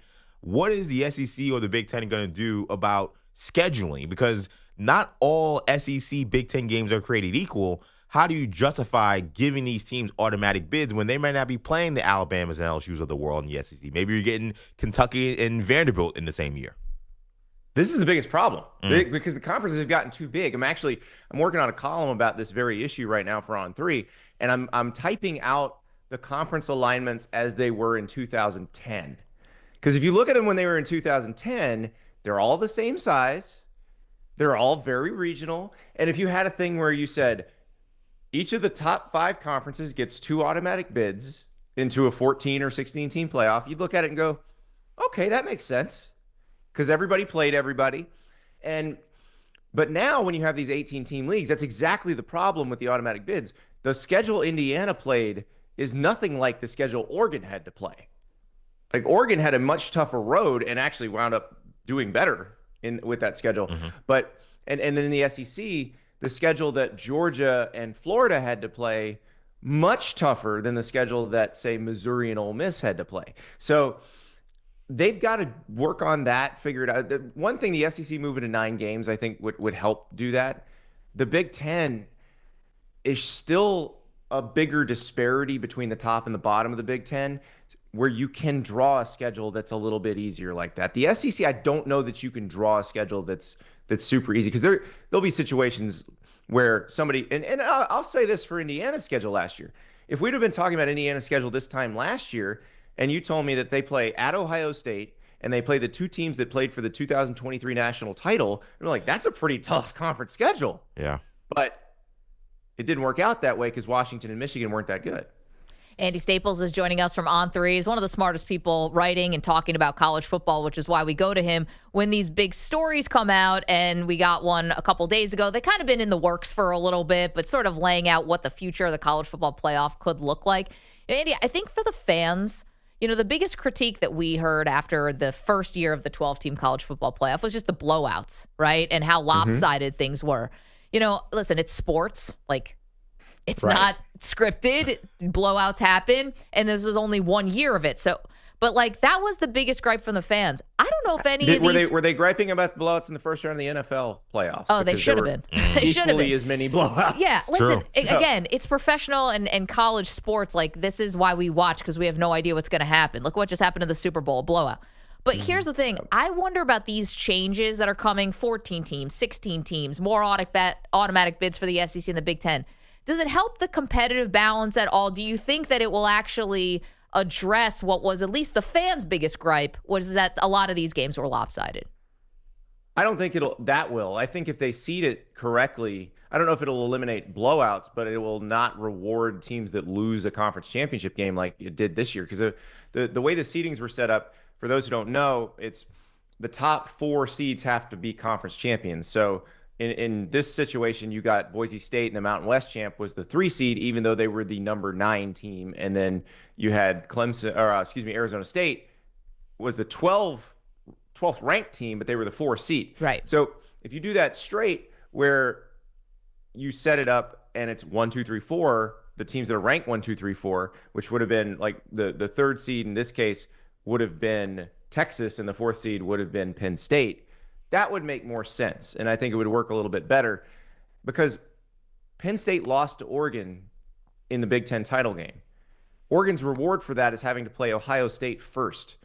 Penn State, because the seedings were all jacked up, got a path where they got SMU at their place first, and then they got to go play Boise State in the quarterfinals. So they had the easiest path into the semifinals. Meanwhile, Oregon gets blown out by the eventual national champ because they wound up getting the toughest draw, because Ohio State shouldn't have been seeded 8 in the first place. They should have been seeded 6th. So that's the part that they need to fix. I think they can fix that for next year. I don't think you got to wait till 2026 to fix that. But that would probably create more competitive games at the outset, because you'd have some more like teams playing each other in the first round. And I think that would help the blowout part of it. But again, like if you look at the NFL playoffs this year, sometimes blowouts happen. You can't stop them. One of the things that we talked about yesterday that was a concern for me about expansion was one of the strengths college football has is that every week feels massive. Every game is important. What every professional league is dealing with right now is a bloated schedule where it doesn't feel like week to week it matters. If you're in a situation where you have teams that are getting automatic bids, so much has been taken out of the committee's hands. Is college football in danger of their regular season being diluted, where the week to week drama that happens in college football isn't as important? I find funny, because the automatic bids would actually increase the relevance of the regular season, if you think about it, because you have to win in your conference to get an automatic bid. Well, how do you decide who's the 2nd, 3rd, and 4th place team in the conference? With the results of the regular season conference games. So I think that would probably make the games in October and November quite a bit more relevant than before, where you're just wondering what the committee is going to think. And the other piece of that, I think, is everybody said every week mattered back in the old system, whether it was the 4-team playoff or the BCS or even before that. No, they didn't. Most teams were out of the national championship hunt by the middle of October, and their games didn't matter at all to a national audience. So now, like last year, the Big 12 had 6 teams that could make the conference championship game going into the last week of the regular season. All of their games mattered. And so I think that part of it, people are thinking of like the kick 6, where that ended Alabama's season. That's the one where Alabama tries to kick the field goal. Yep. Chris Davis from Auburn catches it and runs it back for a touchdown. Sure. That ended Alabama's season effectively. And you do lose that. So you lose the monumental gut punch, just like double over, I can't believe this happened, season's over thing. At least we thought. Because I remember watching Michigan-Ohio State last year. When Michigan beat Ohio State, I was like, holy crap, this is incredible. There were 3 touchdown under. How did this happen? And so all of the range of emotions I would have had on any other Michigan-Ohio State Saturday, Ohio State ended up winning the national title. Now, maybe we get conditioned as the years go by to be like, oh, whatever. They just, they'll be fine. But in that moment, it felt like the world had ended for Ohio State. So I don't know that it's as dramatic as people think it's going to be. Andy, thanks for doing this. And just another couple minutes with you. And Andy Staples joining us from On3, kind of turning our attention away from the future of how the college football playoff bracket is going to look, unless there's something that we missed here that you think our audience should really know about. I think you got it. Now, the one thing I will throw out there is this is an idea that I think Big Ten Commissioner Tony Petitti's been behind. If they do the automatic bids, one of the things they're talking about instead of conference championship games are these play-in games. Yeah, I like that. I think would be kind of fun.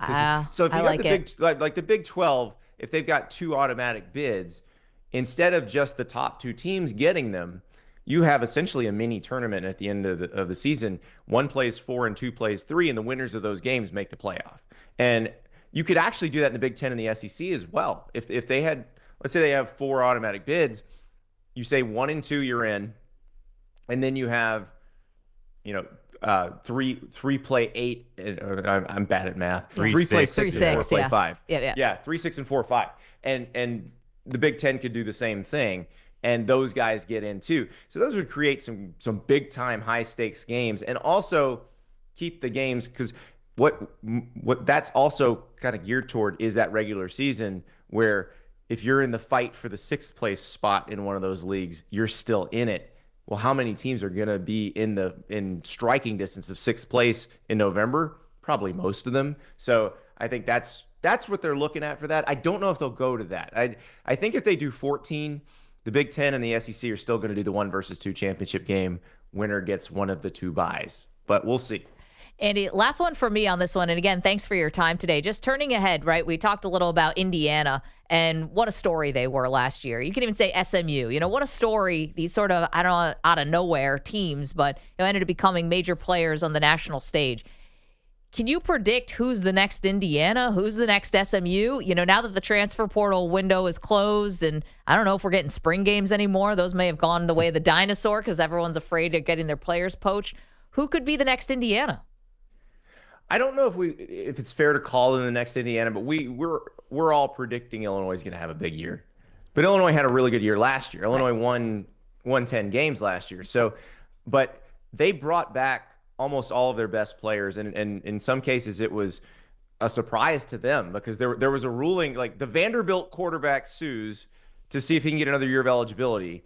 He gets an injunction. He gets another year of eligibility. All of a sudden, Illinois' left tackle can come back instead of having to go to the NFL. And it's like, oh, okay, this is different.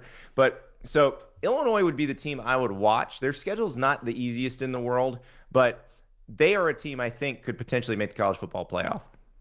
Yeah, they're awesome. Just ask Brett Bielema; he'll tell you exactly how great they are. Yeah, he's trying to fight Shane Beamer in the bowl game. I mean, listen, it's always an adventure with Brett. Yeah, an elite Twitter troll, along with being a very talented head coach. Andy, again, thank you for the time, making this a little bit easier to digest for all of us, and we appreciate it. We'll talk to you soon. Thank you, guys. We'll have to talk SEC hoops another time, Andy, because I like the toast of college basketball. How about those Gators? I know Andy's Gators. I know. Number 1 and 2. Is the SEC a basketball conference now? I know they've been steadily climbing, but this has been pretty sweet. Yeah, it's funny. There was a kind of a weird insider industry argument happening on social media about whether college basketball is boring. And what I would tell folks is if you're watching maybe Big Ten teams slug it out or Big East basketball where there's elbows and bruises, maybe you watch SEC basketball. It's like watching a mini NBA. Yeah, they're scoring in the 80s. They're scoring the hundreds. Alabama and Kentucky were trying to break the scoreboard earlier this season. I mean, those games are really exciting. And Florida is one of those teams. Great guard play, elite defensive play at the rim. This is going to be a fun NCAA tournament once people start to get familiar with some of these teams in the SEC. Let's turn to Pat Boyle, who's got headlines for us on this very busy Wednesday. What's up, Pat? Hey, what's going on? Some of the other NFL news we didn't get to last hour. So as free agency looms, first step towards that began yesterday, the franchise tag and transition tag window. And there's a handful of big-name players that are up for it, including Vikings QB Sam Darnold, who would cost $40 million to franchise tag and play this next season in Minnesota. Chiefs standout guard Trey Smith, Dolphins safety Javon Holland, some of the others. But probably none are more important than Bengals receiver T. Higgins, who played the 2024 season as well under the franchise tag, had a career-high 10 touchdowns in just 12 games. So Tom Pelissero reported on Monday the Bengals are aiming to get a long-term deal done with Higgins before the March 4th deadline. But considering how many mouths Cincinnati has to feed, Jamar Chase up for an extension on last year of his rookie contract, so is first-team All-Pro pass rusher Trey Hendrickson, there's a chance it doesn't get done. Franchise tag on Higgins this year would cost $26 million. So where can they save some money? Enter Joe Burrow. And I'll resurface a clip from last week with Burrow on Pardon My Take talking about how he himself can help out. So you could do a couple different things. You could convert some of the money to a signing bonus, which will lower the cap hit. Mm-hmm. You can push some of the money to the back end of the contract, and then when you get to that lowers the cap hit, and then when you get to the back end of the contract, you can restructure it and convert it to a signing bonus. Okay. And then you can also just take less money. And which one were you going to do? We'll see. Wow, I love how Big Cat's just like humming him the whole time. I mean, it's like Joe's putting on a master class and just like and cap management. But this is why EJ, you said this is the team, the Bengals, have the most do or die offseason because of all these question marks that are up in the air. I just think they got to stop lying to Joe Burrow. They're not signing all these guys. I don't think they are. I don't believe that they will. And 2, I don't even know if it's smart to have this much money wrapped up in basically 4 players when you got a 53-man roster, even for as talented as these guys are. Did you guys happen to see, though, T. Higgins' mom weighed in? Her name's Camilla Stewart. I don't think a relation, but maybe. Actually, I do have a lot of family in South Carolina. If there is, you better start getting some of that money. I know. I got to make some phone calls with my dad. She went to social media and posted Monday night a caption that said, selfish. I don't even know. Can I say this on the air? Bastards? Yeah. Can I say that? Can I spell it? Yeah. I already know I can't spell curse words. People already told me about that. That was a classic Maggie and Perloff moment. Honestly, I wasn't sure. I didn't know that you couldn't just spell out nicknames for women's anatomy. I didn't think that would get me in trouble with the FCC, but apparently it does. Well, with everyone Bilotti, else, by the way, knew that was the case. Well, with Bilotti, if you said ass, he would probably dump it. Yeah, he's a little more conservative, but quick trigger. Selfish bastards is what she put on social. So things are going How great. dare you say that? What? Bastards. I mean, tell us how you really feel. Are the Bengals? I didn't understand that being the takedown of the Bengals. Selfish? That they're not giving him the long-term deal yet? What's selfish about not wanting to pay T. Higgins? Well, because they're not giving him any security. Right, but selfish suggests that you're thinking only about yourself. Right. That's what the organization is. But what if they're thinking about the organization? They feel like it doesn't make sense for them to put all their eggs into just a 4-man basket. I think that she's got to go to the Joe Burrow school of cap management now. I don't know, but she's looking out for her son. Well, and as good as Jamar Chase and Joe Burrow are, she probably feels her son, and rightly so, is a valuable, critically valuable piece of that offense. Yeah, listen, wide receivers are getting $30 million a year right now. What else is going on, Pat? Yeah, well, I mean, I was just going to say, Burrow has publicly applied pressure many times to the Bengals front office to keep this core together, but, maybe might want to put some pressure on himself to help out the cause. Another guy who could get tagged but is unlikely, Bucs receiver Chris Godwin. The Bucs and Godwin are working on a new contract that would keep him in Tampa Bay, but according to Greg Allman of Fox Sports, they have agreed to change his old contract so that it doesn't void until the end of the league year on March 12th. So this gives them some more time to get a deal done, but he could also get tagged by March 4th. How much money did that guy lose, by the way? Yeah. Off that Todd Bowles. And he's already been tagged twice. So this would be the last time he could get tagged. And he was on pace for career bests in receptions, yards, and touchdowns before that gruesome ankle dislocation. Yep. Man, and that was stupid, right? Yeah, they left him in the game, and the game was essentially over. And he got hurt. Yeah, I'm looking at this, and I'm like, Chris Godwin maybe would have gotten a nice bag. He was having a really good season. Oh, yeah. And at his age, I feel really terrible for him. Hopefully they can get something.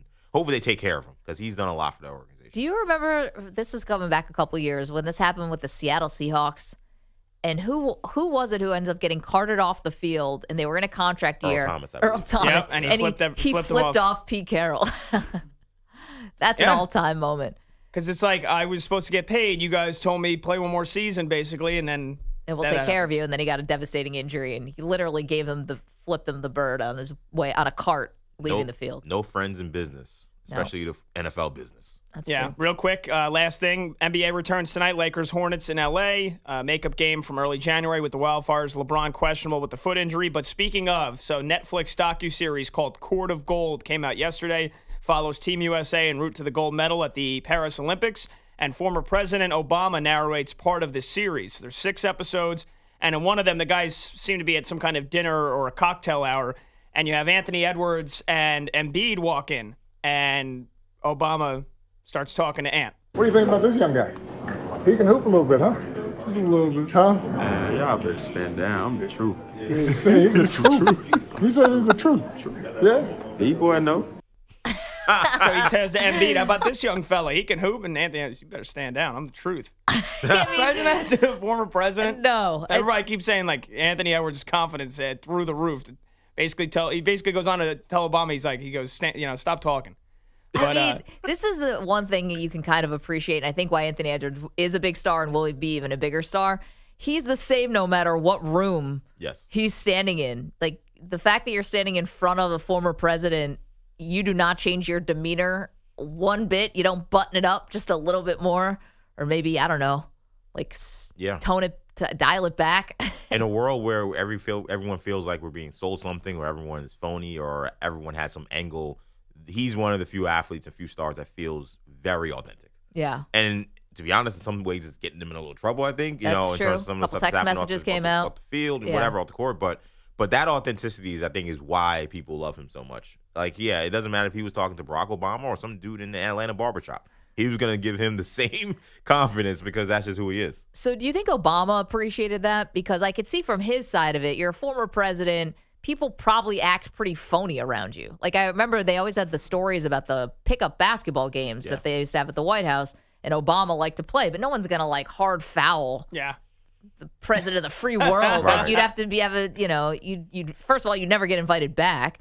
But I wonder if there's part of this that Obama might like, because your life's got to be so curated when you're the president. Oh, yeah. And, the amount of young people he probably gets involved with he probably name on one hand, right? Although he's got his daughters. Right, but I mean, they're the daughters. The truth to the president. They're the daughters of a president. How often are they going to be bringing around? Are they bringing around 10, 15 people for house parties? I don't imagine that. I imagine whatever they're doing is going to be off campus, so to speak. Yeah, I think he was taken aback. There's another clip. We don't need to hear it, but he's like, LeBron, come over here, LeBron. And then he basically asks him to check Ant, and LeBron goes, he's the truth, whole truth, and nothing but the truth. See, what did he do? He called the oldest guy in the room and said, who's 40? You, LeBron, come here. I've got something in common with you. Yeah, exactly. LeBron, I must tell you, you must check Anthony Edwards. Man, he's got an Obama. Yes, I do. It's allowed with the hand movement as well. With the thumb. Yeah, the thumb. Gotta be watching on the YouTube stream. Thumb's very important. My fellow important for Americans. Yeah. Just the other day, I had the pleasure of speaking to Anthony Edwards. We're getting there, Manny. Got to be like Sasha, Malia. I mean, look, it's better than Perloff trying to be a Scottish soccer player or whatever he's been trying to do. Michelle Obama. Manny's like a chameleon compared to Perloff. Manny's one of the great actors of our generation compared to My name Perloff. is Jeff. Perloff's. Manny Caliendo back then. Yeah, Perloff's Cam Smith is. Todd. Yes, this is Mel Kiper. Anyway, Pat, thank you for that. Coming up, lots more to do, including got to check in on the Cowboys. Who's talking? Micah Parsons. Shocker. What do you have to say? We'll tell you next. You're in a 5-minute break.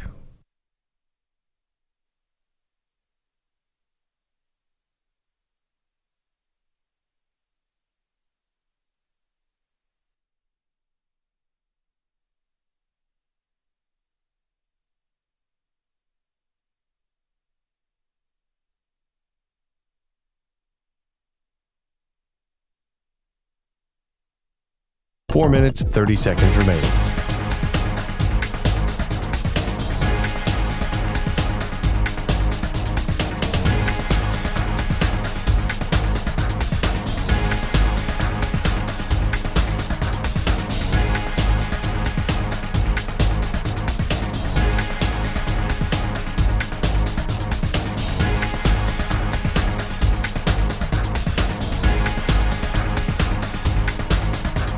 Four minutes remaining.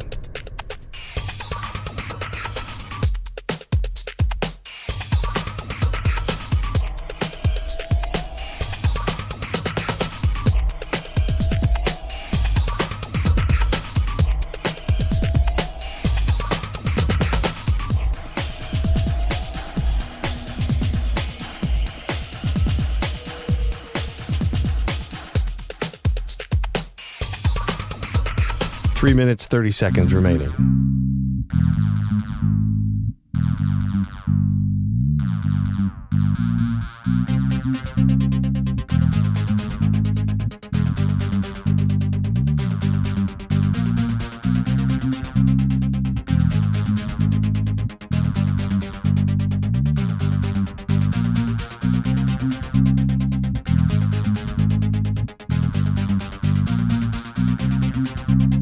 3 minutes remaining.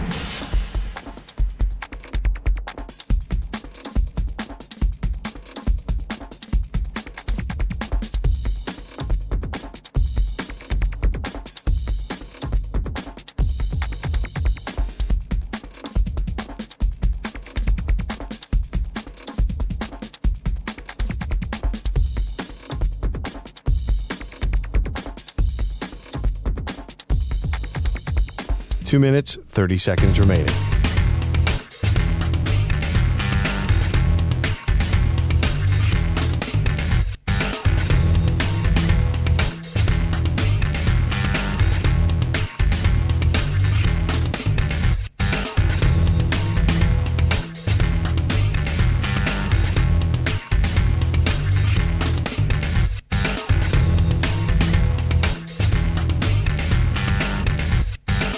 Two minutes remaining.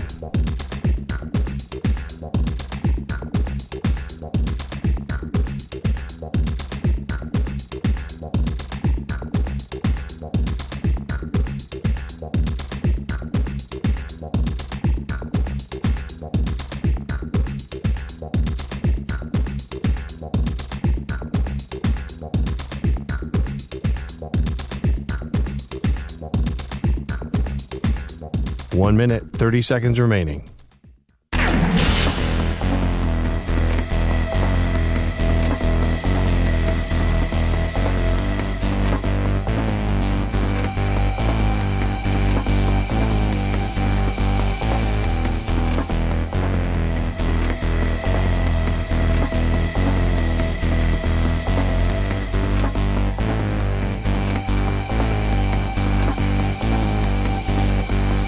One minute remaining.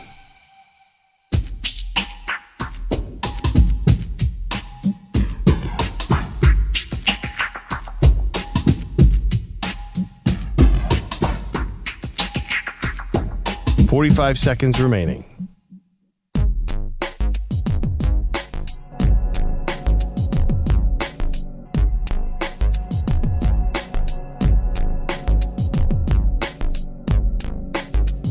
.30 seconds remaining.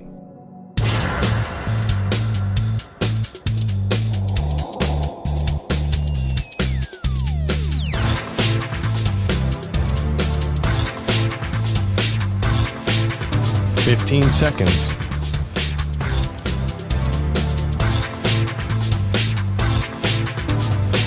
Break ends in 5 seconds.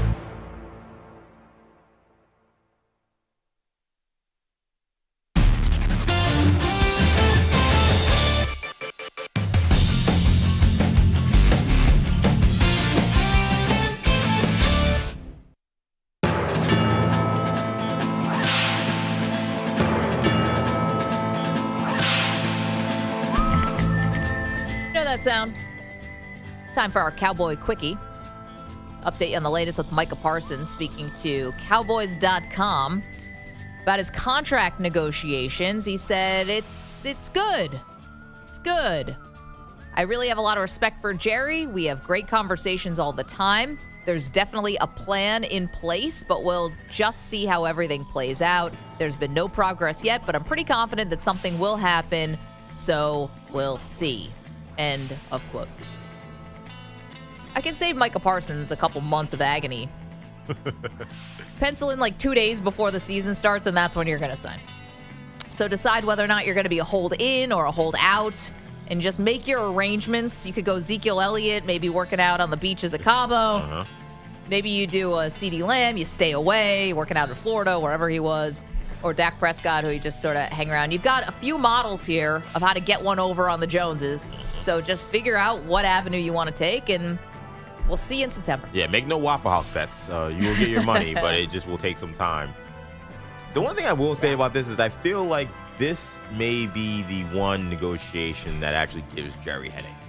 I know every negotiation has basically gone the same. He takes his sweet-ass time and does something at the last second, or just doesn't. Like, he just let Mike McCarthy just walk. Micah Parsons is not Dak Prescott. He is not CeeDee Lamb. He's going to find a camera. He's going to find a microphone. He's going to talk about this. He's going to talk about this a lot. And I think if this gets contentious, which it could if he gets impatient, this is going to cause some problems for Jerry Jones. I think that this is the one guy they'd be better suited to just give him the money, move on, and just have a nice day. Well, that's your Cowboy Quickie. Now, there's another part, though, of when you talk a lot, which Jerry does and Micah does, and it can get you into trouble sometimes. Because I can remember going back to a long ago time called December, when Micah Parsons also said that he wants the team to be attacking free agency in a way that the Philadelphia Eagles do, right? So does that mean you're taking less money? Does that mean you're going to leave a little bit? Because Dak didn't, CD didn't.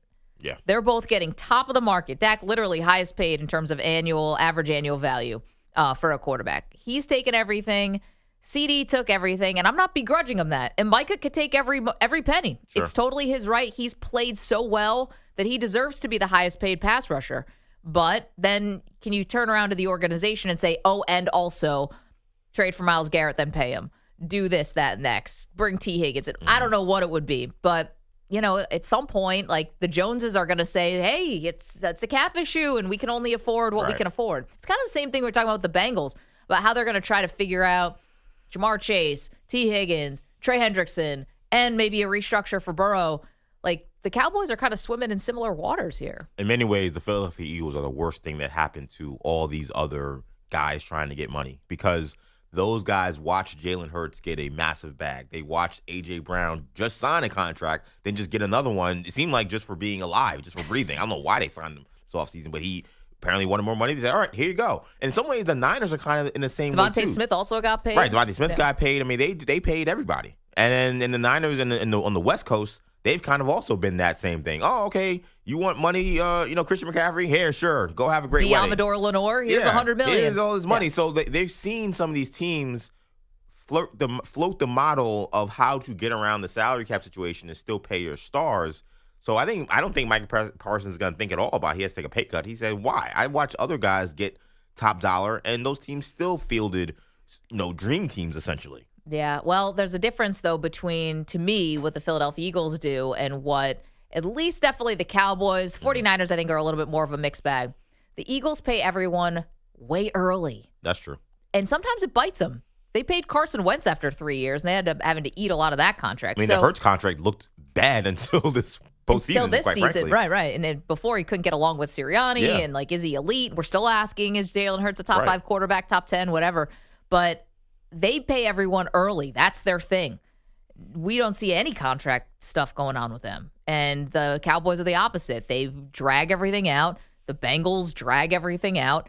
And you reap what you sow, which is, the market gets reset, and then you find yourself having to top it. So, yeah, I'm pretty fascinated about what's going to happen with Micah Parsons. I think mostly because of what you're saying, which is this guy will say whatever. Oh, yeah. So it just Dak will always kind of play CEO quarterback guy. Yeah, they're company men. Yep. Yeah, Dak, CD, Mike McCarthy, those guys are company men. They're not gonna bite the hand that feeds them. They're gonna just do whatever. Dak Prescott said, "I don't even listen to what Jerry Jones says." I think he kind of knows that there's no benefit to putting more fuel on the fire. Jerry's got plenty of smoke for himself. So that's not Micah Parsons. So I just wonder, does this become? I know I mentioned the Cowboys being irrelevant, but I think this might be a offseason of fireworks because Micah Parsons will not talk. Well, and I think there's another part where the rest of the league, I think, is waiting for just a crack. Oh, yeah. They're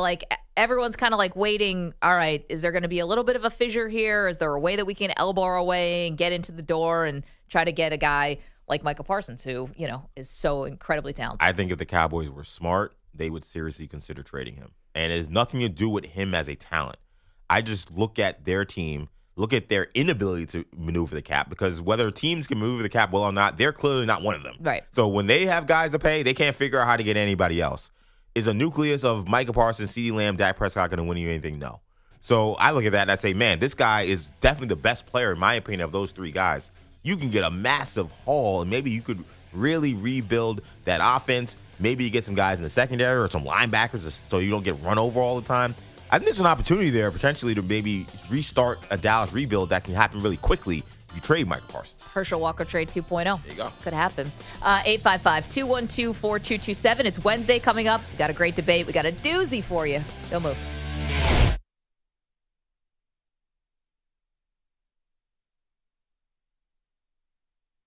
You're in a 5-minute break.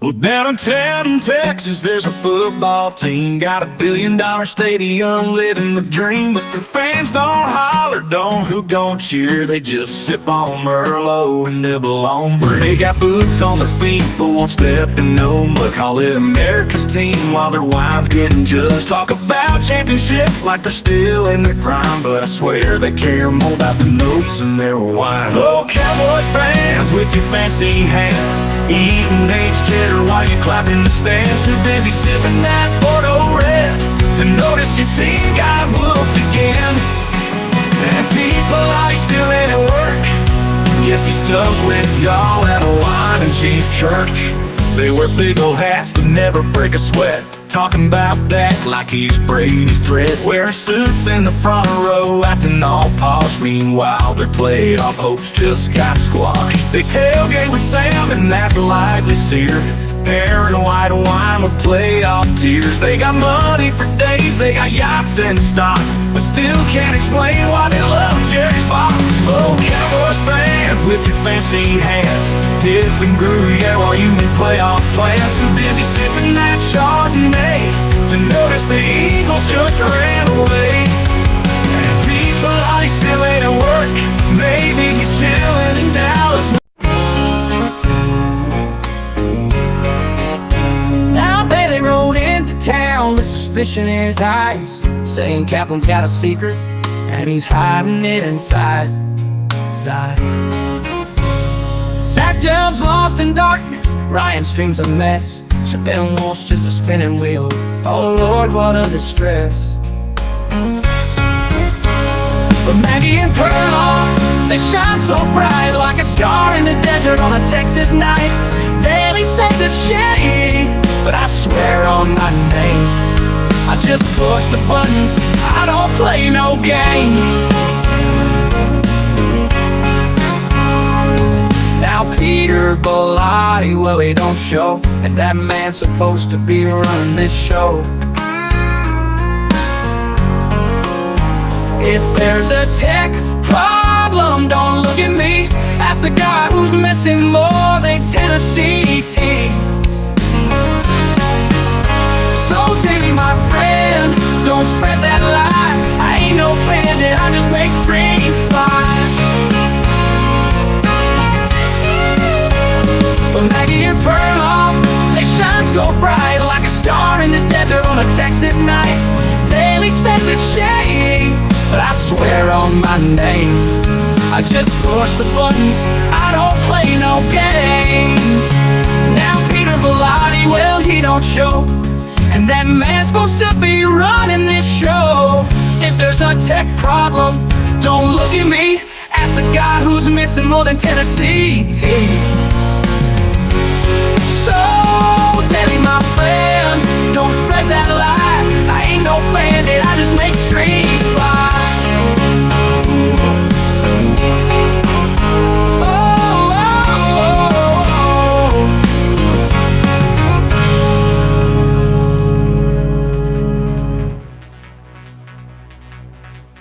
45 seconds remaining.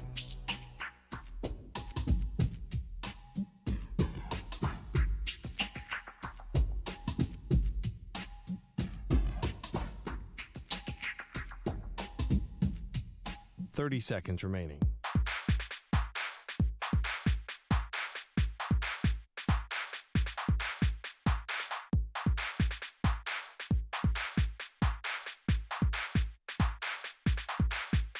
15 seconds.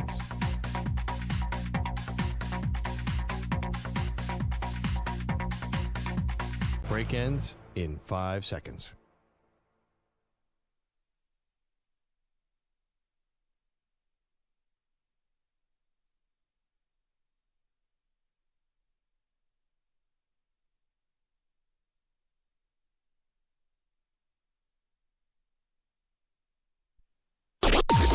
Maggie and Perloff on the Infinity Sports Network.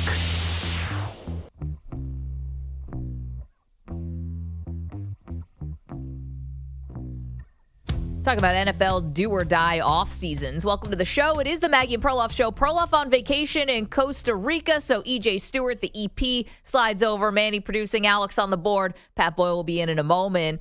So glad to have you today. So we've been talking about these do-or-die off-seasons, EJ, for the NFL. And there's a couple teams out there where it just feels like, to borrow from one of the nerd, kind of lexicons, like a high variance. Either things go really right for you and you are literally in the Super Bowl, or things go wrong and you're in last place. And you and I have been talking about it this morning. My pick for this is the San Francisco 49ers, who literally were in last place last year. And the shadow and cloud of not just losing the Super Bowl in overtime to the Chiefs, but then everything that went horribly in the offseason. They've got to avoid that at all costs. And of all the contract negotiations that they've done over the last couple of years that have dragged out, now they've got the quarterback on their plate. And honestly, how do you find the right deal for Brock Purdy? Like, this is not an easy needle to thread, because Brock will say, I've been to Super Bowl, multiple NFC championship games. Obviously, I deserve to be paid in the top 5 at least, where the 49ers could say, listen, we invented you in a lot of ways, Mr. Irrelevant, and we put you into one of the most perfect places to succeed. Good luck out there on some other team trying to duplicate the kind of success that we've given you. I think with the 49ers, the question becomes, was their do-or-die offseason last season? Like, they are at a big decision with Brock Purdy, but, I mean, what quarterback just doesn't just get the money? Like, we thought Tua would have been a conversation. We thought Dak Prescott would have been a conversation. At the end of the day, the guys just kind of get their money and we move on. So I feel like maybe this is a team that is already dead. Like, this, when we think do or die, I think you think about the concept of this is the situation where we're at the fork in the road of what this team is going to be.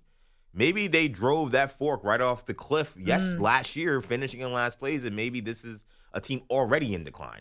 I think, to me, when I think about a team who could maybe be in a situation where are they in decline or are they able to get back, that's why I thought about the Bengals, just because the literal nucleus of their team is not under contract or is under some massive contract dispute. You got Chase, you got Higgins, a big part of their identity with those 2 receivers in their passing game, and then your best defensive player on what was the worst defense. If things go bad, it feels like you could talk about the Bengals drafting in the top 5 next year. Yep. If Higgins is gone, Chase is so frustrated that he doesn't take part in training camp or he misses games, and if Hendrickson's gone and they can't improve that defense, then you can really see the bottom fall out. But we've seen this nucleus, which is still young, not guys over the hill like some of those guys in San Francisco, like a Deebo Samuel. Fred Warner's a great player, but getting a little older. Trent Williams, obviously a lot older. These are guys in their prime. Christian McCaffrey. Right. Christian McCaffrey, guy injury prone, older. If they can't keep this nucleus together in Cincinnati, it's good night. And I think you are start to wonder, what is Joe Burrow's clock and how patient will he be in the Bengals 2.0? 855-212-4227. You guys came up with some really, really good responses. Who's got do-or-die off seasons in front of them? Seeing Green Bay, seeing a little Baltimore, and Buffalo.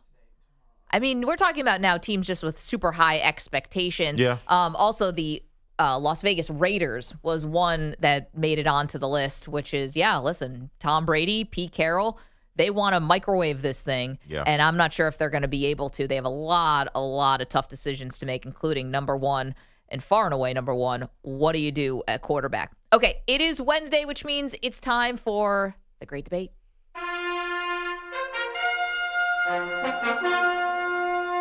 The Great Debate Series. All right, we're excited about this one. You know that we take this like loosely from the news. This Oh, one's yeah. a little more on the nose with the news. Yeah. So obviously the NBA All-Star Game didn't exactly go over like gangbusters. And even Kevin Durant said, listen, if you guys just want to complain about it, why don't we just stop doing it? Gave us an idea. Today we're asking, what is the sports tradition that needs to be retired? The sports tradition that needs to be retired. Would you like me to start it off? Or you want to go ahead? Go ahead, EJ. I'll start it off because I love this because at the end of the day, we all love to complain about things when it comes to sports. That's one thing Kevin Durant got right in that ridiculous comment he made. We do like to complain. Yeah. Made a living out of it. Yes. And one of the things that I constantly complain about is this facade we create about college sports being amateurism. This idea that it's somehow there's more integrity that we should withhold or uphold than in the professionals, even though we've gone so past amateurism in college basketball, particularly. Which brings me to the handshake line. What are we doing? I mean, the amount of incidents we've had over the last few years where you have intense games, guys are heated, and then the best thing you want to do when prime athletes who are all big, strong, and muscled up and all over testosterone after a big thing is to have them walk right up to each other and hug and shake hands after they've been throwing elbows and knees at each other for 40 minutes. And we've seen incidents get out of hand with not just players, with coaches. Howard and Guard are not happy right now as the two of them continue to have words. We told you Juwan Howard was not happy about that timeout. And Juwan Howard just threw a right hand. And now we got a scrum. We have a scrum in Madison. Under the March Madness music is what really makes it. It wasn't a March Madness game, but it was close enough. Well, CBS is trying to just get to the next game, so they're playing the music out like this is going to be the end of the game. But sure enough, the game was over, but fight night began in Madison because you got Juwan Howard, former Michigan head coach, member of the Fab Five, so frustrated over something that happened at the end of the game that now he's exchanging words with the Wisconsin head coach. He said a right hand. He didn't punch him, but he mushes some other Wisconsin coach in the face. Players get involved. Now punches are being thrown amongst the players. Tackling's happening. Just be done with it. We can have sportsmanship and not have a handshake line. We watch the NFL. We watch the NBA. If guys want to shake hands after the game, they shake hands after the game. The guys that are too angry or too frustrated or sore losers or for whatever reason, they don't want to deal with the other team, they just go to the locker room. Yeah. We don't have these incidents in pro basketball. Why are we having these incidents in college basketball? We're supposed to be teaching these kids to have integrity and to make the right decision. Don't put them in a position where they could make the wrong decision. And we're seeing now not just players, but coaches taking things too far. Get rid of the handshake line in college basketball. Okay, our great debate today is which sports tradition needs to be retired. EJ hates sportsmanship. He says the handshake line needs to go the way of the dodo bird. All right, Manny, what do you got? Sports tradition that needs to be retired. Go ahead. I don't know about you guys, but when I go to a sporting event, I'm just really there to watch my basketball, watch my baseball, whatever the case may be. I really, really don't need to see random people kissing each other. Alex? Kiss cam. Oh, that wasn't even a kiss. How about a smooch? Look at that. Oh, I know those people. Well, she's like, no way. He's like, look at him. He's leaning away. Listen, and then he was like, and then she was like, and then he was like. Look, I don't need to see you guys kissing. I don't need to. I'm not a big fan of PDA. Whenever I see people with the public display of affection, I kind of just turn the other way because it's so cringe. Plus, you got the PA announcer trying to egg them on. It's just all so gross and cringe and incredibly weird to me. Let's get rid of the kiss cams. Let's keep the karaoke cam. Let's keep the dance cam. But the kiss cam, get that out of here. That stuff is gross. Sounds like a sad single guy. I was gonna say, Lonely Hearts Club, man. He doesn't want the kiss cam. Chug the beer cam. Let's do that. That's a camera I'll participate in. Yeah, everyone does love to chug the beer cam. Except mine is whiskey. This is like it's a newer tradition. I feel like the kiss cam came along. Oh, geez, I think I was in college, so it was just a little longer. So what was that? The 60s? Hey, wow. Wow. Manny. Bang. At least I go to the game with someone I can kiss. Got him. Manny, same team, man. All right. That was awesome, by the way. The kiss cam, I think is kind of funny, actually. But is it a tradition that needs to be retired? That's our great debate today. Alex, go ahead. What do you got? As a Yankee fan, Go Bombers. We just need to get rid of the whole facial hair. I mean, like, I guess mustaches count for some reason. We need to get rid of the whole no beard Yankee policy. Here's what Hal Steinbrenner talks about it.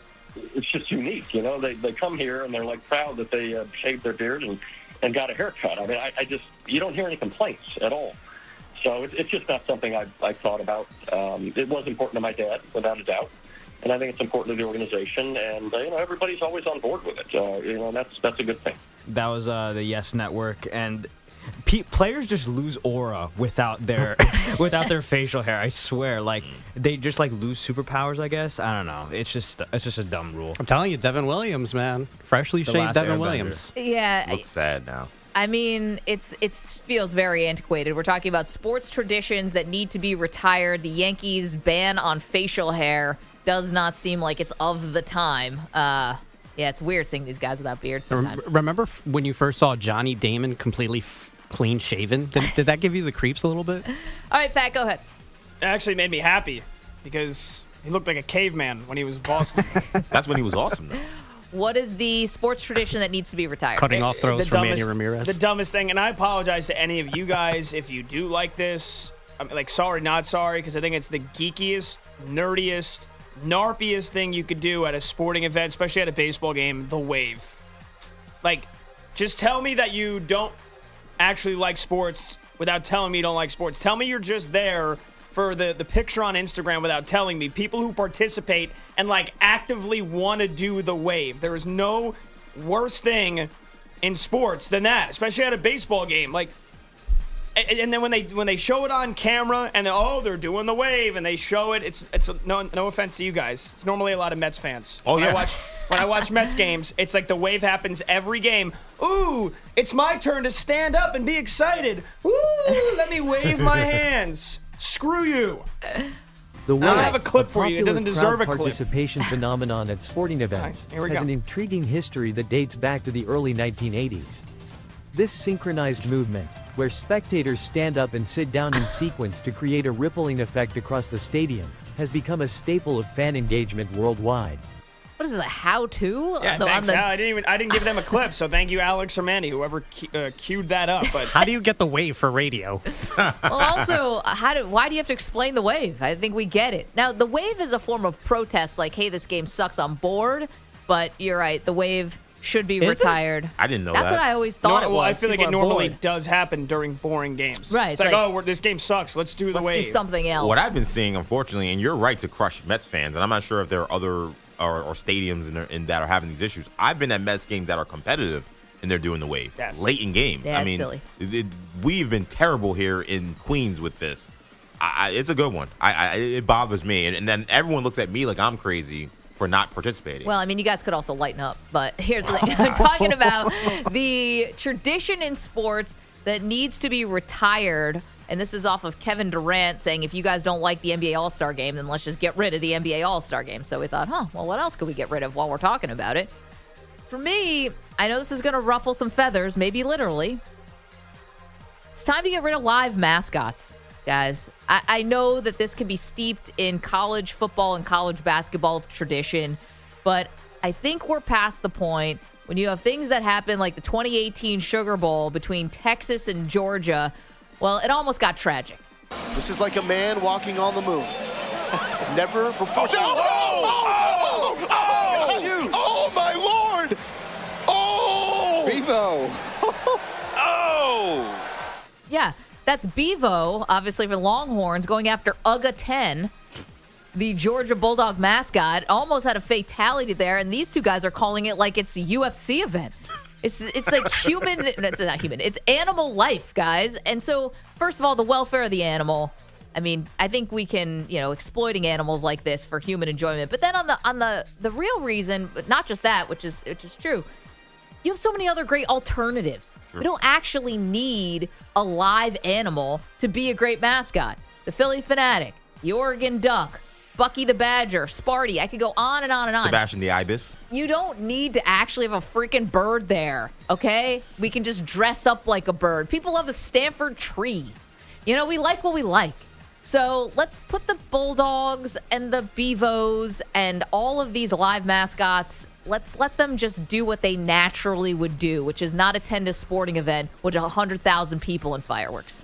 There you go. Those are the sports traditions that we think need to be retired. By the way, I love how UGA 10. Like it's like King Henry VIII. UGA X. Long lineage. Yeah. I mean, they got to be retired because they go through them fast. Yeah. And also, I feel bad for the dogs whose hearing is ultra sensitive and you got 100,000 people screaming. I know. It's not right. It's not their natural habitat, guys. I mean, you guys say that, but have you followed Butler Blue on Instagram? It is the cutest. I'm sure he's got a good best life. Instagram page ever. The Okay. idea that they would retire Butler Blue it breaks my heart immediately. Okay, but here's I the almost thing. can't do the show anymore thinking that there's no more Butler Well, Blue in EJ, Maggie's world. Suck it up, because here's the thing. It's one thing to have a dog. It's another thing to have a tiger Yeah. from LSU in a freaking cage. You know? Let's retire the live mascots. Okay, so there you go. What is the sports tradition that needs to be retired? Go around the horn quick. EJ says handshake lines. Manny said Kiss cam. Kiss cam. Alex said Yankees facial hair ban. Pat, you The said wave. the wave, and I said live animal mascots. So tell us what we missed. Which sports tradition needs to be permanently put to sleep? Back in a minute. You're in a 5-minute break.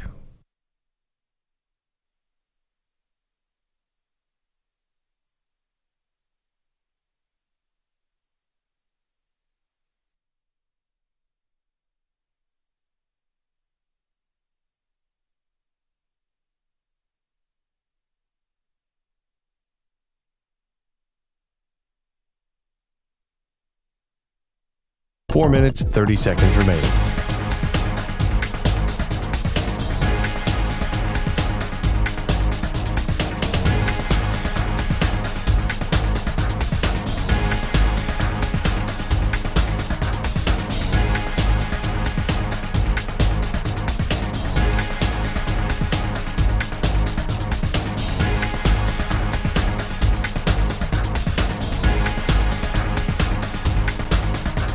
Four minutes remaining.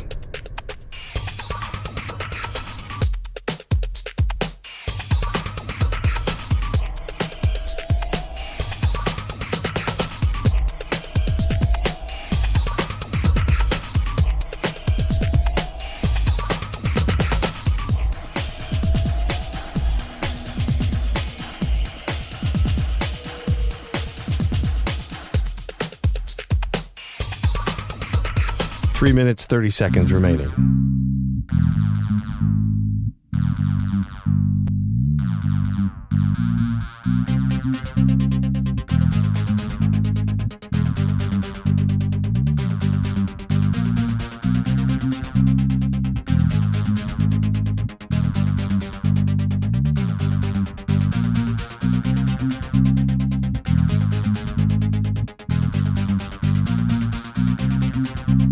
Three minutes remaining.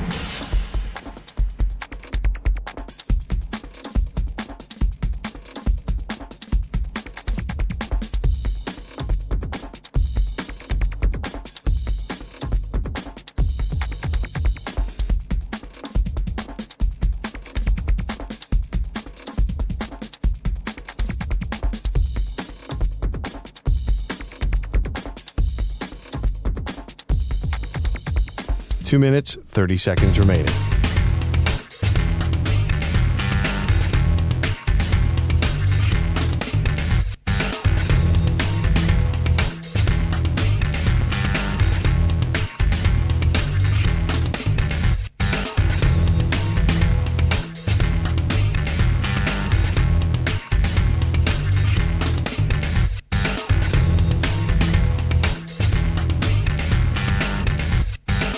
Two minutes remaining.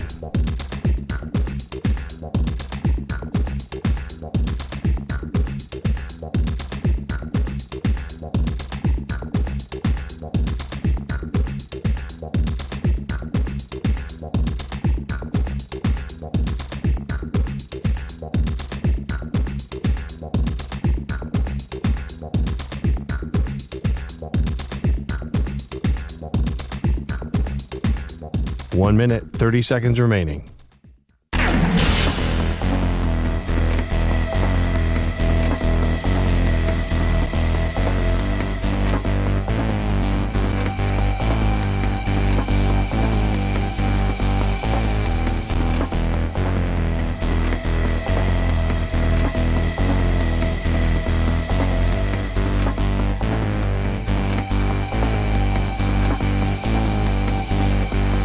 One minute remaining.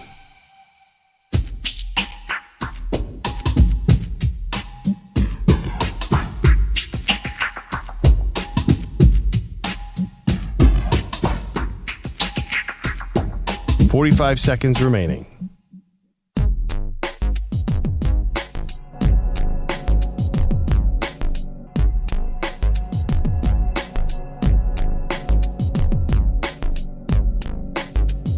$30 seconds remaining.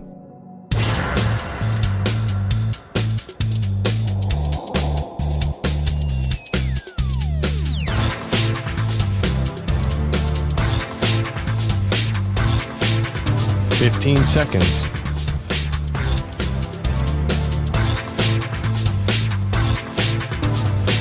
Break ends in 5 seconds.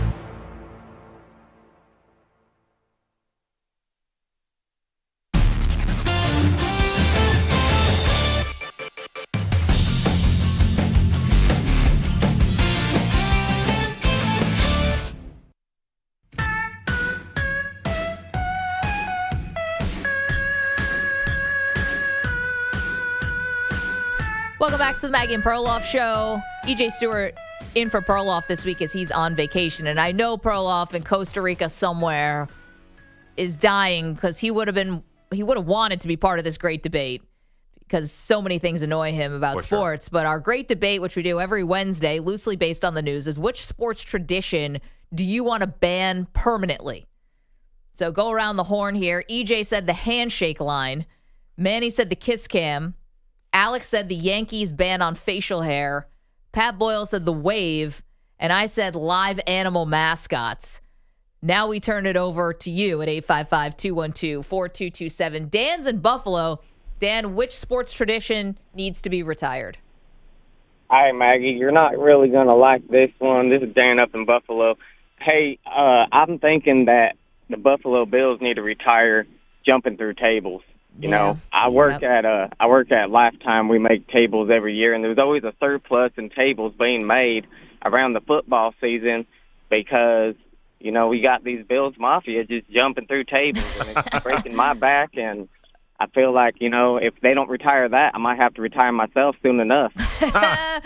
Dan, you know, here's it where... ain't funny. Listen, people get really hurt and if they can even remember that they actually jumped through the table, and thank you for that, because I think a lot of people are probably blackout drunk. Yeah. But here's where I would be in favor of banning the Bills Mafia table breaking or whatever. Yep. It's not working. I think all traditions that have not directly impacted winning deserve to be up for discussion. Definitely. They started doing this thing maybe 20 years ago, maybe less, 15, something like that. I mean, the team was horrible when they started doing this. There was really nothing going on. And the team hasn't won yet. So it's not exactly a lucky tradition. So I think it's up for like the committee. Yeah, it's kind of a silly tradition when you think about it because it comes from professional wrestling, where we throw people through tables all the time. When you get thrown through a table in wrestling, you are usually in a bad position. You're usually losing. Right. The idea that the Bills fans are throwing themselves into tables makes me feel like they don't quite get the gag. Yeah, it's not winner's behavior. No. Yeah. You don't want to be thrown through a table as you're a wrestler. You're probably a jobber or a loser. And the Bills fans seem to take that with a badge of honor. I don't quite get it. Yeah, I again, like, if it's not working, well, are we helping the team or are we hurting the team with these traditions? Adam is in Vancouver. Adam, which tradition needs to be retired permanently in sports? Good morning, guys. How are we doing today? We're good. Good. First off, I want to take a second to apologize to all the Americans on behalf of my fellow Canadians for booing your national anthem last week. That was very un-Canadian of us, and it shouldn't have been done. So, listen, on behalf of all Americans, we accept your apology, but we kind of understand, Adam, there's bigger forces at work here in terms of the geopolitics. So, and it's sports, you know, we kind of get it. this is true. But either way, just wanted to, as a proud Canadian, I'm sorry. But on this one's going to be a little controversial. I think we should do away with anthems before the games altogether. You're not representing your country in a NHL game, NFL game, NBA, baseball, whatever.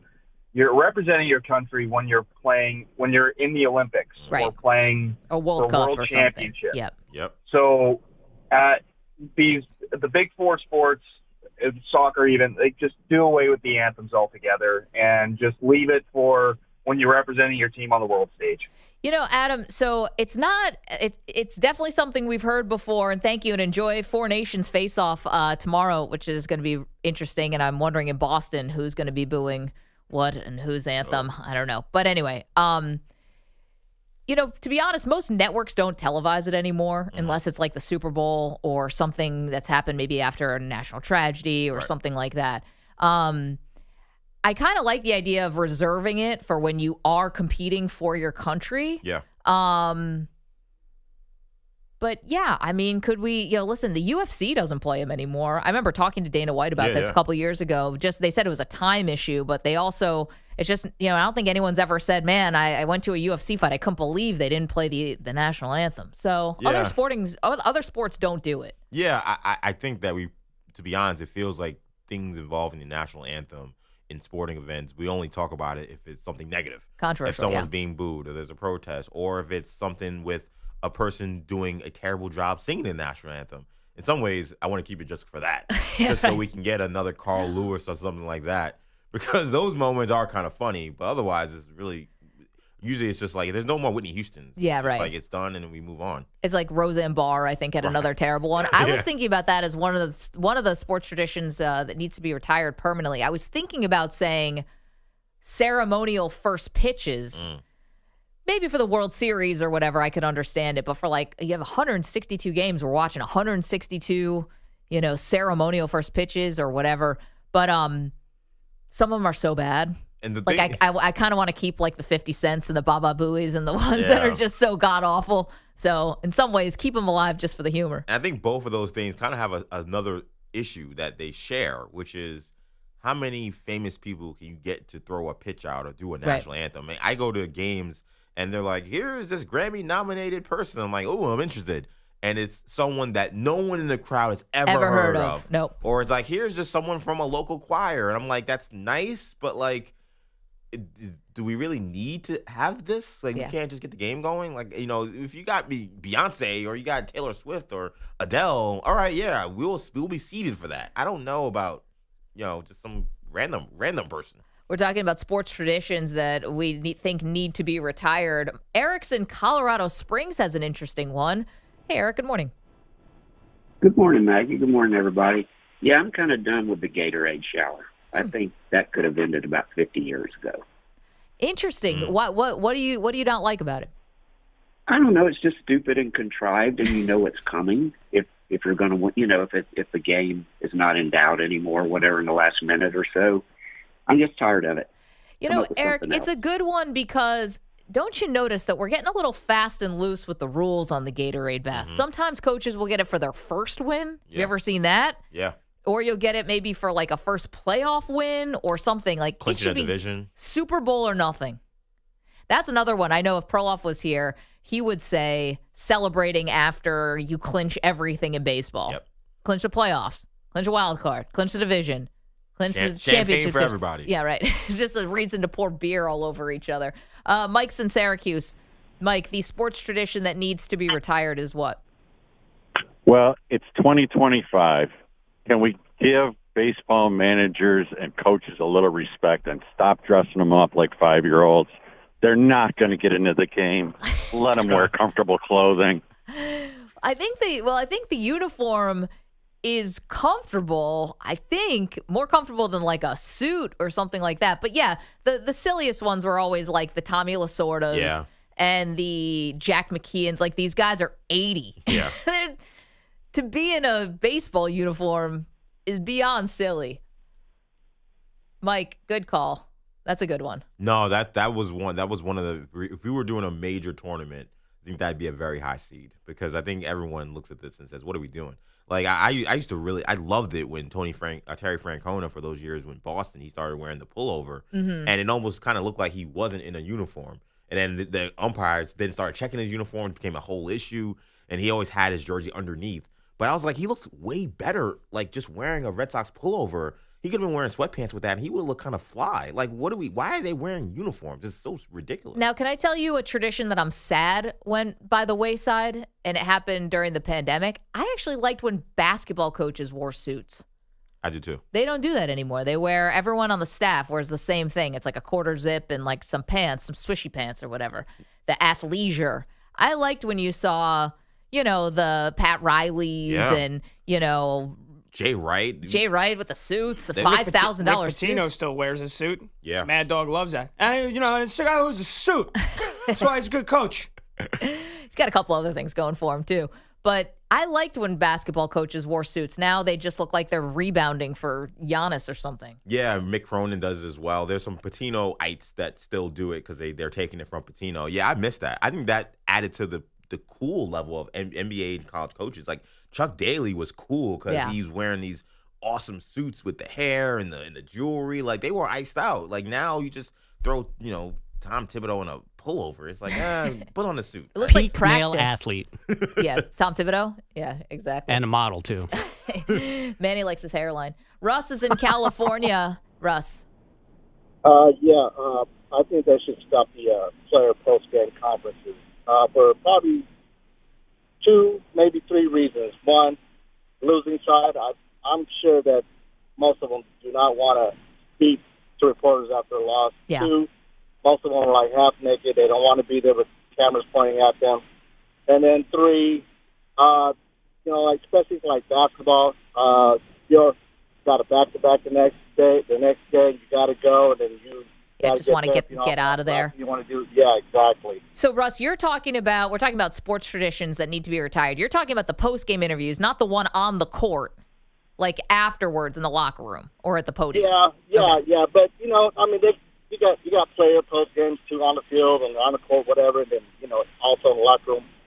Just overall the post game interviews and comments. Russ, I think what they're doing, it's a good one. We're asking again sports traditions that need to be retired. I think that the networks or the leagues or something think that this equals the type of access that we want to see. It's like, if we interview Greg Popovich after the first quarter, this is going to be good. It's like, well, he doesn't want to say anything. He doesn't want to be here, and he's going to make it abundantly clear how stupid he thinks this whole thing is, which in itself, I guess, creates like a viral moment. But it doesn't, because they don't say anything, it doesn't mean anything. I guess in some ways. Access for access' sake. Yeah, I guess in some ways I kind of go back, though, to the anthem example where maybe 95% of the time the coaches and players know to not give anything. But then you'll have the post-game blow-up. You'll have Richard Sherman. Playoffs. Yeah. You'll have one of those where it's like if we get rid of it. We're talking about practice. You don't have those moments. There are going to be guys who are going to crack because of the pressure. And maybe that's a reason to get rid of it. I kind of get that point. But I think that there are moments in games where something big happens and you do want to hear something. Like, I can't imagine, I know J.R. Smith, I guess, didn't talk, but LeBron talked. Like, when J.R. Smith doesn't know the score of an NBA Finals game and they lose because he's running the wrong way. Yeah. That moment of the LeBron having to answer for what happened in the huddle, him walking off. I have dementia. Him walking I think J.R. off. Smith had ganja.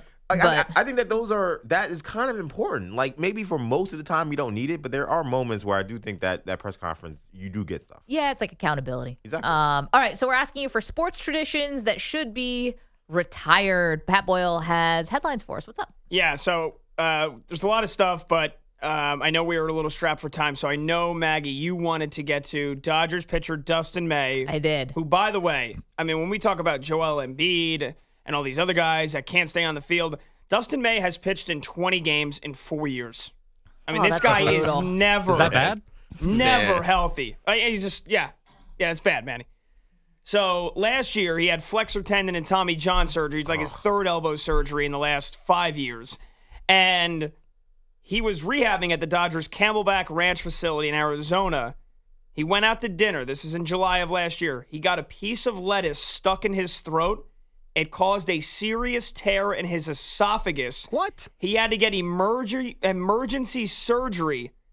And basically could have died if he didn't get the emergency surgery that night, and he was told he could not lift weights heavier than 10 pounds Oh, my God. for 6 months. What? Wait, hold This is on. why I always get no lettuce on my burgers. Yeah. There you go. Alex, And you're on my just looking salad, out. too. But That's here's, the reason why. Here's the thing. It's not because he was choking. The lettuce wasn't caught in his throat and his airways were blocked. That's obviously very serious. Yeah. That could happen with anything. This is it sliced his esophagus. What type of razor lettuce are you eating? Is it just chewed Romaine. up glass? Eating adamantium? Like, what was going on? How did he say? So here we go. He said it was definitely a life-altering event.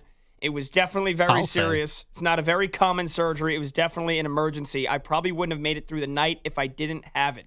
So he said he took one bite of his salad. He felt lettuce stuck in his throat, tried to wash it down with water, and then he recounted feeling a mega painful sensation in his throat and stomach for 15 minutes. And then he said it went away. He returned home thinking he would be okay. And his wife encouraged him to go to the ER to get checked out. And then the doctors said, you need a full abdominal surgery. You have a tear in your esophagus. That's insane. A highly uncommon food impaction which perforated his esophagus tube. I just think the fact that it's lettuce, it's like one thing if maybe you accidentally swallowed like a fish bone, or something like glass, that. maybe. Yeah, sometimes, somehow glass finds its way into your food or Right. someone's sabotaging you. Piece of lettuce. But you remember when we were kids, guys? Manny, don't start. But there was like a thing about someone like was putting razor blades in the Halloween candy or whatever. It's Oh, like, yeah, did of course. somebody put a razor blade in Dustin May's Caesar salad? Oh, my God. That's insane. Somebody must have took his under.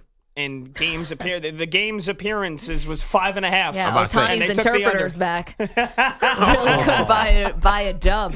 Yeah, I have an offshore bet I'd like to make. Dustin May under 5.5 games pitched in this I year. was going to say over a half life-threatening abdominal surgeries that needs to I happen. mean, Dustin May's never beaten these allegations now. I mean, he's a jinx. I hate to say that, but I think about one of my favorite shows growing up, the cartoon Hey Arnold. There was a character named Eugene who ironically had fluffy red hair like Dustin May, and he was just a jinx. He just stepped on, banana peels and stepped through subway gates, and he always kept getting injured. Like, that is Dustin May's reality. Okay, but like even if you are an injury-prone athlete, to have this life-threatening thing happen, again, off a piece of lettuce, like I can't even, there's got to be a more dignified food that you can cause something like this, a filet. If I'm going out eating a 32-ounce porterhouse steak. God bless. Not a freaking Caesar salad. It can't be the salad. That's Like that's pathetic. the indignity of the whole thing. Like even bacon, pancakes, like something, just lettuce. I know one thing. He's never eaten salads and vegetables again. This is going to be his excuse to put on 30 pounds and be like, I'm only hammering steaks. Maybe we'll keep I'm him only healthier. hammering lobster. I would say he should never step out of the house again because he'll get hurt slipping on a step or something. He can't do anything. Well, Can't Trip even eat over a a crack. salad without getting hurt. Yeah, break your tearing mother's his back. esophagus. Here's the thing about the lobster, though. I don't even think you can have anything with a shell. Like true, you too. are just No total- shrimp? no shrimp, no crawfish. Put him in a bubble. Make him Bubble Boy. I mean, What a movie. What even type of lettuce? There is something I think called razor lettuce, but it's not like that. Little spring mix. Kale's a little tough. Kale is tough. Kale's tough, but like That would be generally on my the way guess. out, Let me see. The not LA the way in. This is The a bad LA job by Times. the journalists over there. Why didn't they follow up with what type of salad? Yeah, That the is LA important. Times did the article. I'm trying to read it now. Okay, what type of? Well, I Out the think journalist. Out, who wrote this? I think it was probably. Jack Harris. Damn it, Jack. I think we're going like a pear gorgonzola something. I don't know. I think it's kale. I really only know two different types of lettuce, and that's romaine and spring. All these other You've words. never heard of iceberg? Arugula? that one, yes. Oh, yeah, of course. Arugula? Spinach? Arugula. Yeah. Could have been an arugula salad. Although it's not very like filling. What do you live under a rock, Manny? A little bit, yeah. Many sophisticated tastes Listen. are the chicken fingers and French fries at the Rose Hill Gym. Bulking season. Yeah. We're not eating salads right now. When's So- the cut start, Manny? Never. 10, 20 It's years. only a bulk cycle. We never get the season. cut. It's 12 bulky, months. bulky Oh, when's year. your cut? No, never. When's your bulk end? Maybe next year. All right. Got time for one more little one? Yes. So let's see. And you're out of time. Thank you, Pat. Did you guys And back see, to the endive. Did you guys see the video of the altercation between Pat Mahomes Sr. and John Rocker? We did. And we yes. talked about it, about how fake it looked. And it is fake. It is fake. And I thought Fake the news. reason that we found out it was fake, not just because of how freaking obvious it was, but also how sad, because if I'm getting this right, if Patrick Mahomes Sr. had gotten into a fight, it could violate his parole. Yeah, so he's currently on probation after a third DWI. Yeah. And this fight that he was going to set up with, because right after that happened, literally like a day later, it's like Dave Portnoy, rough and rowdy, Pat Mahomes Sr. versus John Rocker. It was like, that was quick. Like that. I know the internet works fast, but this is literally like 12 hours later. You guys have a Barstool fight set up? So how did that happen? So they had that set up in the works. Apparently a contract was signed on January 17th. So that was 2 weeks, at least 2 weeks before this quote-unquote altercation. And if they went through with the fight, it would have most likely violated the terms of his limited freedom on his probation. So Mahomes Sr. via TMZ told a court last week the fight was a stage promotion for an April boxing match with John Rocker. And, I imagine they're going to let him do the boxing match, though, right? Because wouldn't it be income for him? But yeah, it says he was due to make at least $85,000 for the fight. He could get more depending on the pay-per-view numbers. Oh, man. Can you imagine that is what you have resorted to? Your son is Patrick Mahomes. Yeah, well, I mean. And you have screwed up your life so badly that you need to take an $85,000 Barstool rough and rowdy fight. Look at all the legal fees that he's probably got. And I don't blame Patrick if he doesn't want to bail him out, because his dad's an adult. And it's not the son's job to clean up the dad's mess. He played in Major League Baseball for 12 years. Yeah, you know how many legal fees he's probably paying for his brother already? Well, I don't know if he's paying those either. I mean, I get it. If I'm Patrick Mahomes, even if I have all the riches in the world, that doesn't guarantee everyone in the family just gets to mooch off me and mess their lives up. Here's a hot take. I mean, this kind of makes me want to root for Mahomes more. This kind of makes me want the Chiefs to win the Super Bowl next year, where everybody had Chiefs fatigue and hated them. Mahomes' family is literally they're trying to tear him down. Everybody in his life. His wife's so annoying. Well, he loves her, though, so he gets something from her. Yeah, all right. You know? Their kids have the dumbest names I've ever heard of. Well, that's a little personal. Silver, and Iron. All right. And now, personal. I didn't know that. And his dad can't stay out of jail and is doing these things. His brother clearly has a problem with alcohol and needs to address. I'm just stating facts. Yeah. His family around him has done nothing but try to tear him down. Brother's a creep. Yeah, that definitely. we saw on video. Saw it on video. He tried to basically force himself onto this woman at a bar, and it's very complicated. That's what I'm saying. I don't blame him for not bailing out his dad if indeed he's not. But we don't know. At a certain point, though, don't you also? Yes, there are issues with Pat Mahomes Sr., and I hope whatever help he needs, he gets. But isn't there also an aspect of I'm paying this to avoid the headaches? No, because then you're enabling, aren't you? Enabling what? I mean, you're stopping him from doing something very destructive, which is him getting into a boxing ring. I mean, that's not healthy for a guy. By the way, have you seen John 54 Rocker? Years old. Have you seen Pat Mahomes Sr.? John Rocker looked like he was hanging out with like Lou Ferrigno. with cousin Yuri. He looks like he should be in WWE. I don't know if he can fight, but he was on the Mitchell Report. And Pat Mahomes Sr. is like 150 pounds soaking wet. Yeah, this is not good. There's a couple rock bottoms here that are like just major red flags. Look at you throwing a WWE move with a little play on words there. Yeah, there you go. Yeah, I guess I could have done that, but I don't know. It's pretty sad. And I said I thought this was actually a rare miss from Barstool, because I think that when you do these kind of celebrity fights, you got to have a little wink and a nod. It's got to be a little twinkle in the eye, like, oh, this is actually fun. This kind of feels kind of pathetic and sad. I think we're all in agreement here. Yeah. So I think it's just a rare off night for Barstool on this one. I agree. They don't usually miss much, but this one, not it. If you want to watch Rocker and Mahomes fight, seek help. Well, plenty of people will. Pat, thank you so much for that. Coming up, lots more to do, including our great debate today, which is what is the sports tradition that needs to be retired? Maybe it's celebrity boxing matches. Get more after this. You're in a 5-minute break.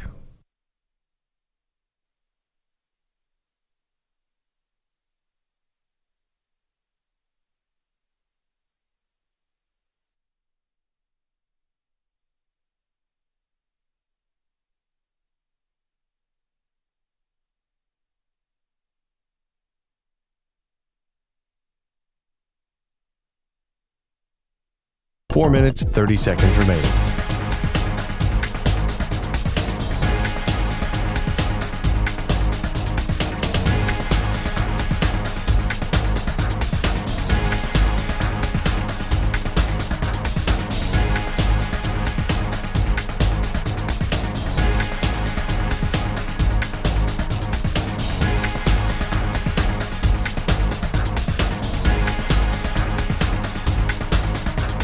4 minutes remaining.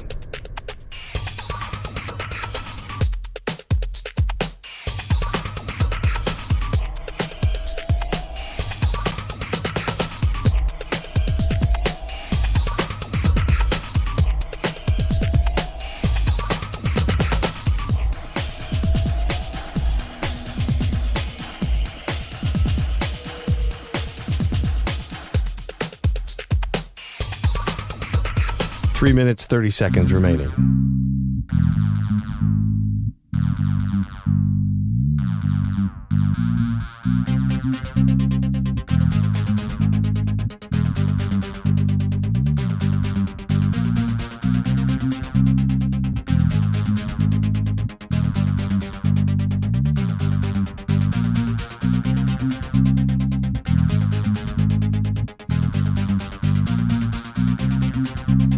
Three minutes remaining.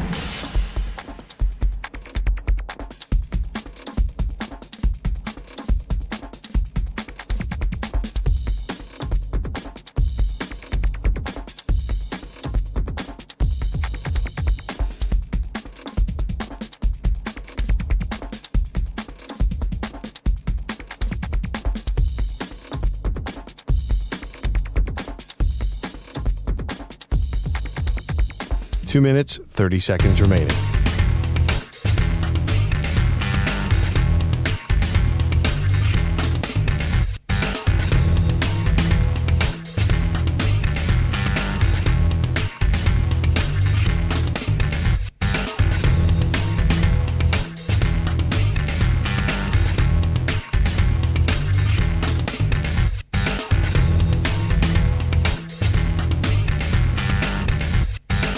Two minutes remaining.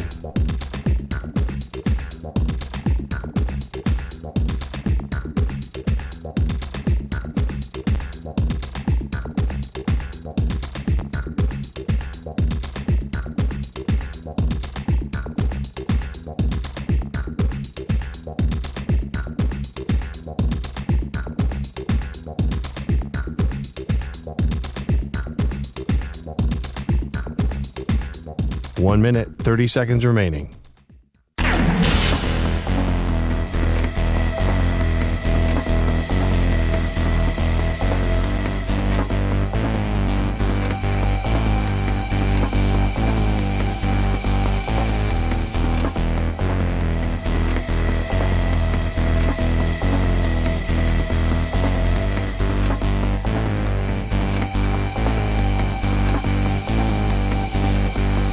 One minute remaining.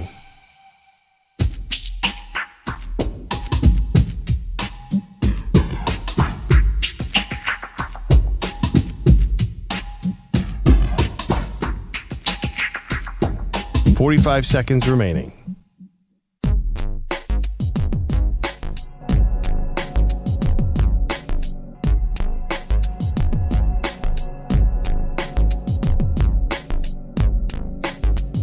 .30 seconds remaining.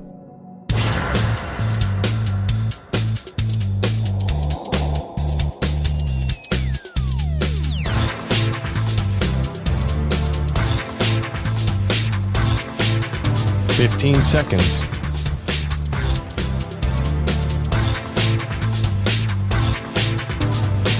Break ends in 5 seconds.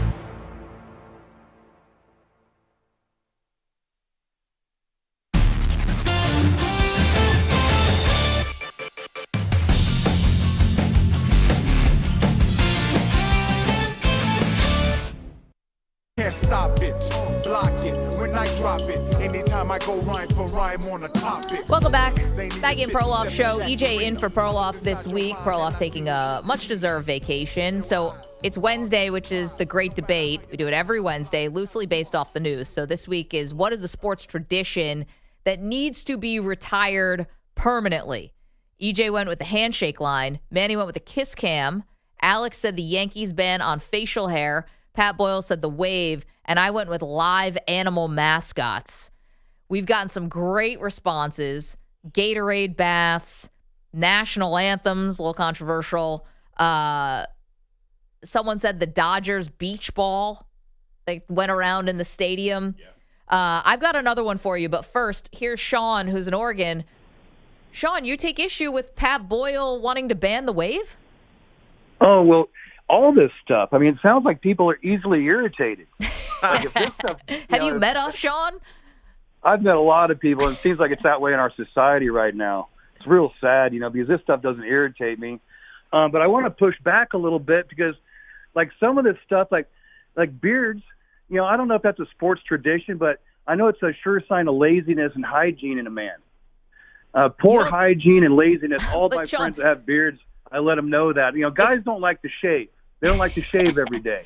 Wait, it's like the look really now. This is like the look. With bad beards. They can't even grow good facial hair.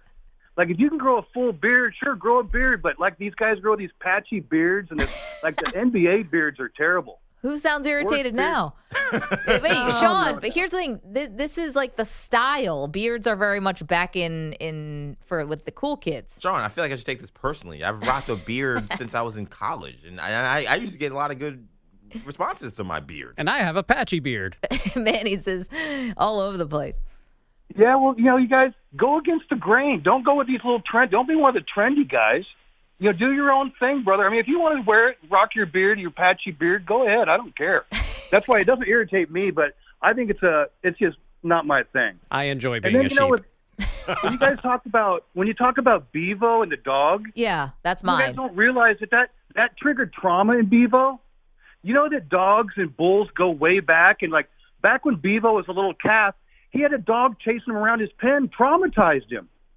That is true. That is true. Wait, so here's the thing, right? This is why I think live animal mascots need to be permanently banned. It's not good it's not natural for the animal, as much as we love it, to be in an arena with 80,000 people with fireworks going off and all those people around. And you know what the best thing about the World Series was? Is, mascots are terrible, and the two teams that made it there don't have mascots.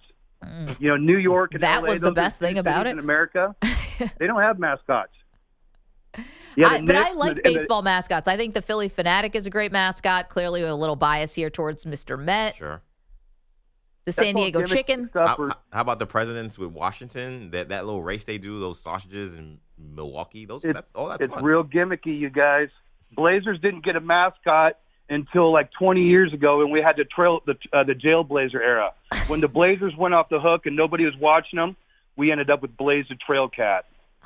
And that's when they jumped the shark. Sean, thank you for weighing in. Always entertaining. We're talking about the sports tradition. That was quite a call. That really ran the gamut. I've got another one for you. Okay. Another sports tradition I think that needs to be retired permanently, and that is waiting 5 years after you retire to be eligible for the Hall of Fame. Oh, no. Why? First of all, who came up with 5 years? It doesn't matter. If you're an elite talent, Tom Brady, LeBron James, you're walking into the Hall of Fame. Why do we need a 5-year grace period before we say, all right, now you can get in? Because it's another milestone to your career. I think if you put retirement along with Hall of Fame, it all blends together. I think it's great for these athletes that you have your retirement, which is a lot of complicated mentally for these guys, right? Sure. A lot of these guys feel like it's like another death. But you go through, they retire your jersey, they sing you off at the end, you wave, and then maybe your family comes on the field or court or whatever happens, and you have that moment. And that moment is in itself. And I think you live with that for a couple of years.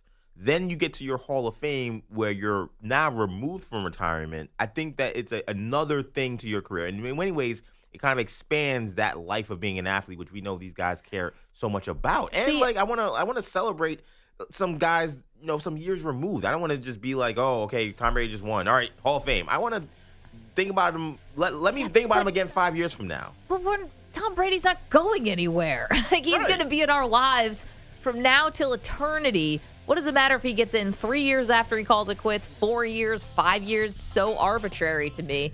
We're talking about the sports tradition that we think needs to be retired at 855-212-4227. Coming up, talking NFL free agency with Judy Battista. Don't move.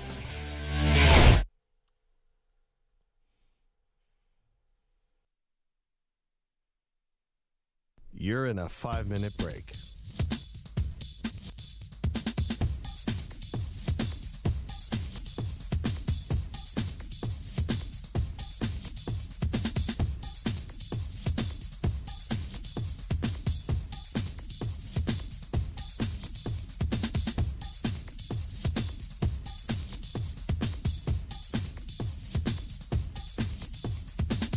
4 minutes, 30 seconds remaining.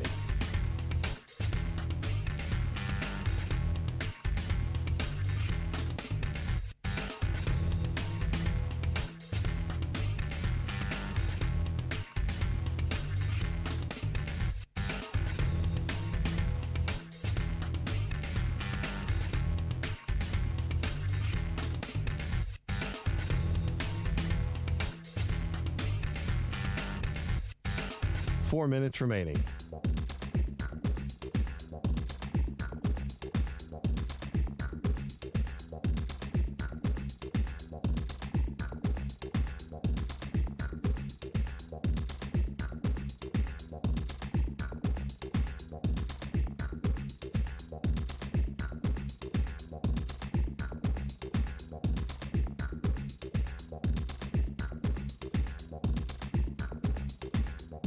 Three minutes, 30 seconds remaining.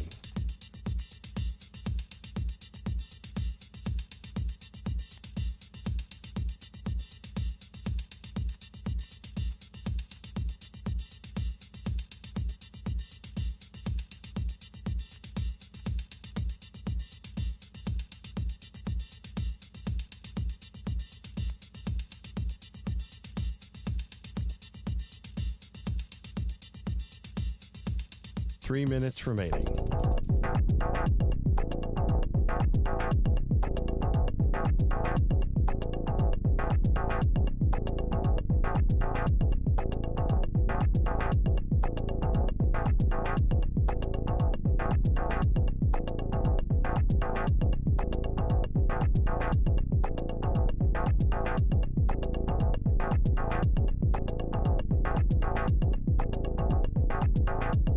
Two minutes, 30 seconds remaining.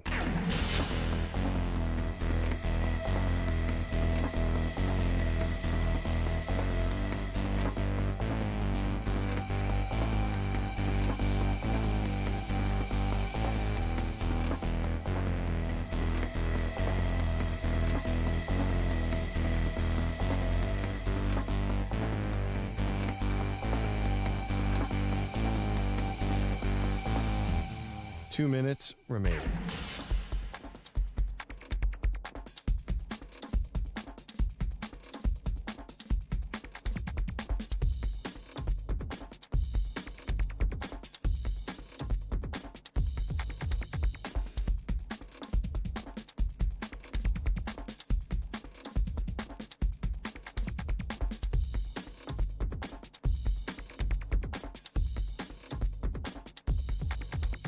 One minute, 30 seconds remaining.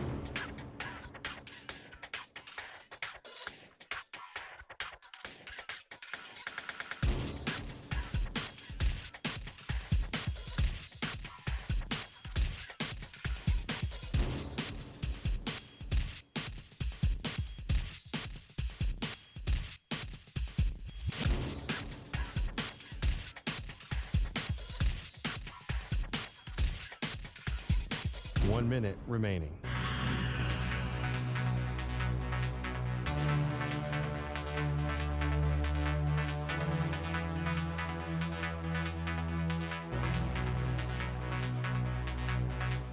Forty-five seconds remaining.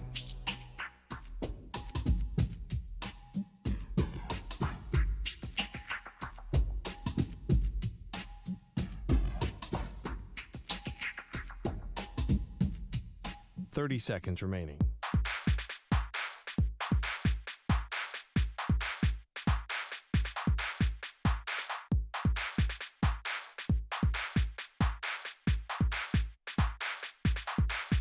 Fifteen seconds.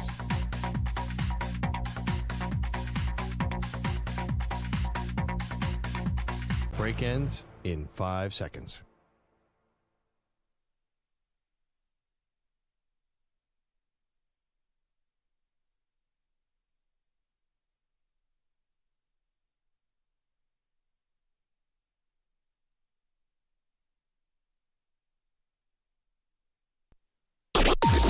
Maggie and Perloff on the Infinity Sports Network. NFL teams with do-or-die off seasons. That's just been one of the themes here on the show on this Wednesday morning. Good morning to you. It is the Maggie and Perloff show. Andrew Perloff is on vacation in Costa Rica, so EJ Stewart, our executive producer, slides in to the co-host role today. And EJ, you and I are looking at teams that just feel like it's all or nothing this offseason, where if they go all in, if they make the right moves, they sign their players to the right types of contracts, it could be Super Bowl. Like that is the ceiling for some of these teams. Conversely, you get, mired in contract negotiations. Yeah. You make a couple bad moves here or there, and we literally have seen these teams also finish last in their divisions. I'm talking about the San Francisco 49ers, and I know you have another team in mind. Yeah, the Cincinnati Bengals. I mean, 3 of your top 4 players are basically in massive contract disputes. And Joe Burrow has made it clear that he thinks there's a way to bring everybody back. Yeah, right. Do the Bengals agree with his methods? Is he an assistant GM now? I don't know. Well, let's get the thoughts of someone who we hold in such high regard, and that is Judy Battista, who is a columnist for NFL.com. She's a reporter for NFL Network, has been covering the league for so long, and a University of Miami alum, and that is EJ's favorite school. Judy, thanks so much for the time today. How are you? Great to be with you guys. How are you? We're fantastic. Perloff's going to be so upset that he missed this. He's on a zip line in Costa Rica. But EJ and I have you. You're in good hands. We were just talking about these teams that feel like they have so much to gain and lose this offseason. I said the 49ers. EJ said the Bengals. We had some other contributions. Someone said the Raiders. Green Bay came up. Is there a team you think is really feeling the heat this offseason?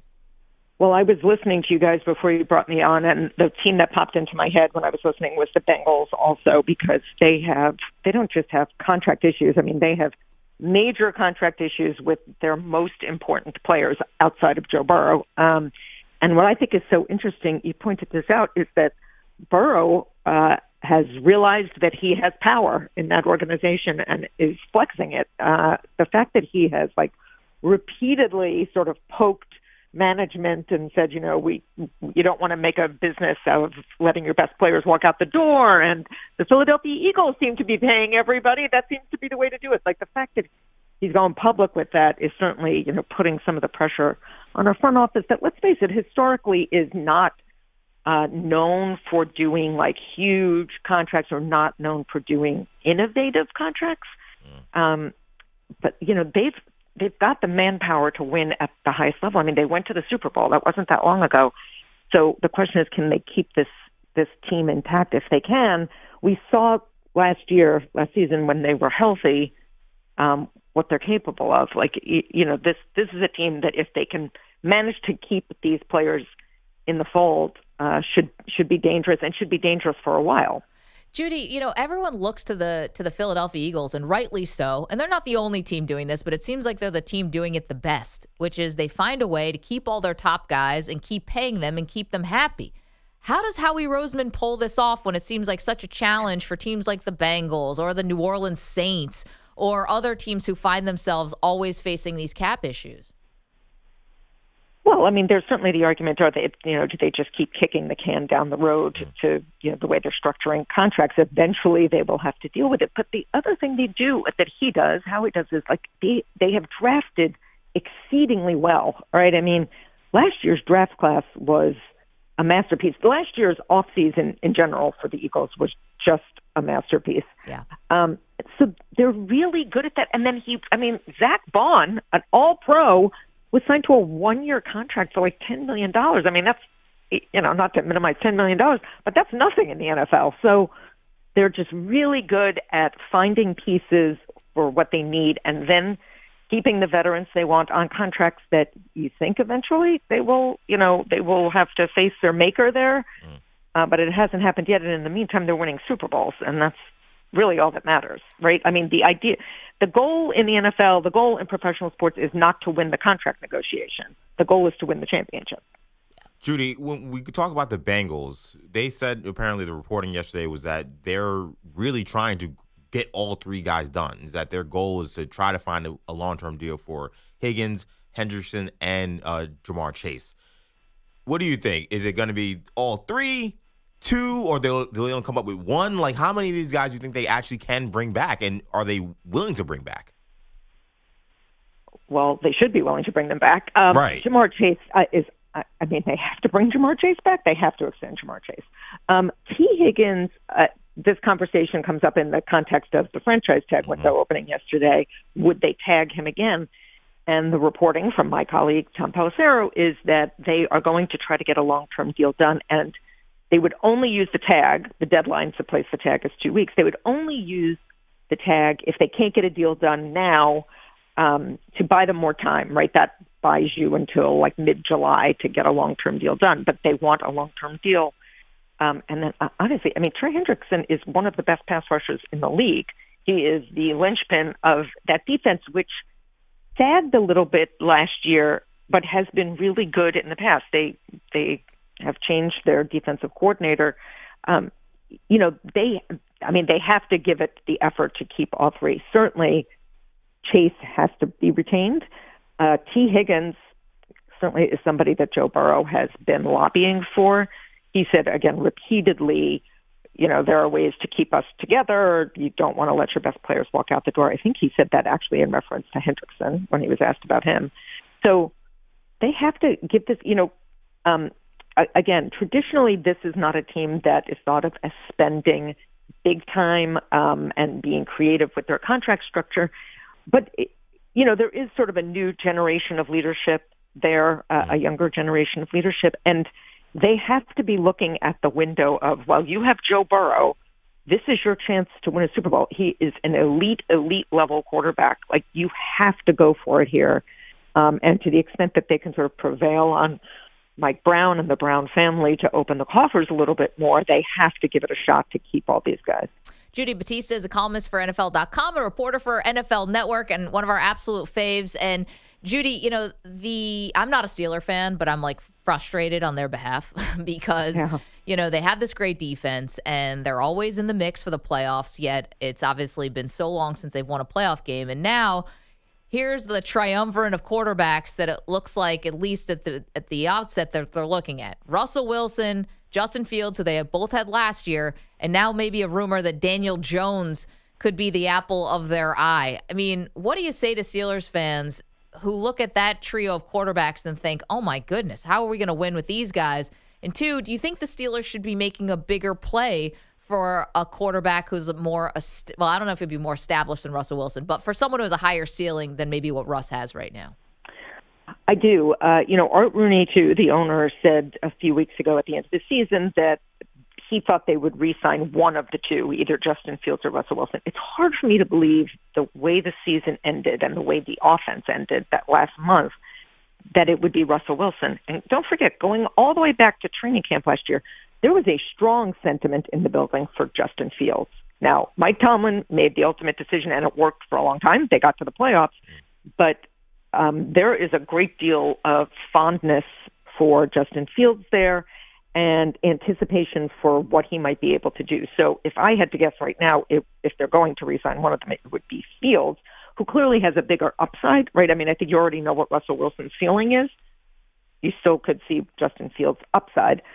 And then in terms of, they do not typically make, big splashy plays, but they have a championship caliber defense, certainly. Could they look at Kirk Cousins, who's going to become available and who presumably will be better in his second season after an Achilles tear than he was after his first? Could they look at somebody like that, a Daniel Jones? Do they think that they can sort of work with him to reduce the turnovers and get a little bit more out of him? The problem for the Steelers, and they're in like this gray area, right? They're never bad enough that they're picking very high in the draft. And that's a credit to the roster they have and a credit to Mike Tomlin's coaching.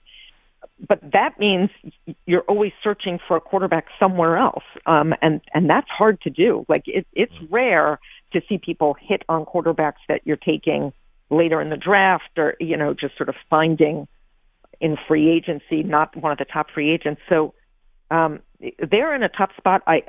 Look, Daniel Jones played well in spurts for the Giants. The one season that they went to the playoffs with Daboll showed you like they could cut down on the turnovers. They could get good production out of him. Do they think that they've got the manpower around him to get that? Maybe.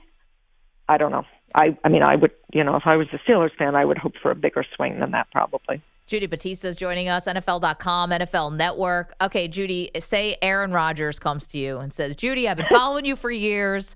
I think you're one of the smartest people covering the NFL. What should I do? Oh, man. First of all, I'm intrigued that we haven't actually heard directly from Aaron since the Jets, announced that they were going to part ways. Don't worry, we will. We will. But it does beg the question, did that give him a moment's pause about whether he wants to continue playing? But, certainly it's hard to start over again, 41 years old. Again, you're going to an unfamiliar organization. It's probably not going to be a situation like the Jets where they put a lot of the people around you that you wanted. He's going to have to fit into an organization rather than an organization fitting around him now. And he's essentially going to be a bridge quarterback, which is a crazy thing to say about Aaron Rodgers, right? Mm-hmm. A first ballot Hall of Famer, but he's a bridge. Whoever signs him is getting him for 1 or 2 seasons, maybe. I guess I would say to him, be careful about your decision. He doesn't need me to say this. He certainly knows this himself, but be careful. He wants to be put in the ideal spot. He wants to be put on a team that can win now. And there are not that many teams of the teams that need quarterbacks. There are a lot of teams that need quarterbacks, but not that many of them are in a win now situation. I mean, the Pittsburgh Steelers are, but who else, right? I mean, the Tennessee Titans aren't. I don't think the Cleveland Browns are. The Giants aren't, right? The Raiders aren't. So his pickings are going to be slim if that's what he wants. If he wants this sort of Tom Brady ending where he goes somewhere and wins a Super Bowl or at least makes a really good run at one and then rides off into the sunset, there's just not that many fits for that. Judy, sorry, EJ, Adam Schefter saying recently on his podcast that if Matthew Stafford, if they move on from him in L.A., then maybe Rodgers slots in there. What are you hearing about Stafford? Is this all a lot of smoke, or do you think there's some real possibility that he's on a new team next year? To me, this does not make any sense because the Rams, I think, are ahead of schedule. They are on different timelines, right? The Rams have a very young roster that has come along faster than expected. They're ahead of schedule. Matthew Stafford is an older quarterback who's still playing at an extremely high level, but is probably not going to play that many more years. And so the Rams sort of have to decide, do you keep it intact with Stafford and make another push? Certainly they are more competitive if Matthew Stafford is their quarterback next season. There's just no question about it. We saw what they did this season. They made the push to the playoffs. What could they do next season? But they have to make decisions about the timeline, and do they move on from Stafford and get a younger quarterback who would certainly be less expensive, which would be important because a lot of the young players they have on their roster are going to come up for contracts, and they're going to have to be paid. Certainly, if Stafford, they were non-committal, meaning the Rams were non-committal at the end of the season about Stafford's future. If that is a signal that he is available for a trade and teams make an offer that they like, Stafford is clearly the best option then available. He's clearly better than Russell Wilson or, Sam Darnold or whoever else you want.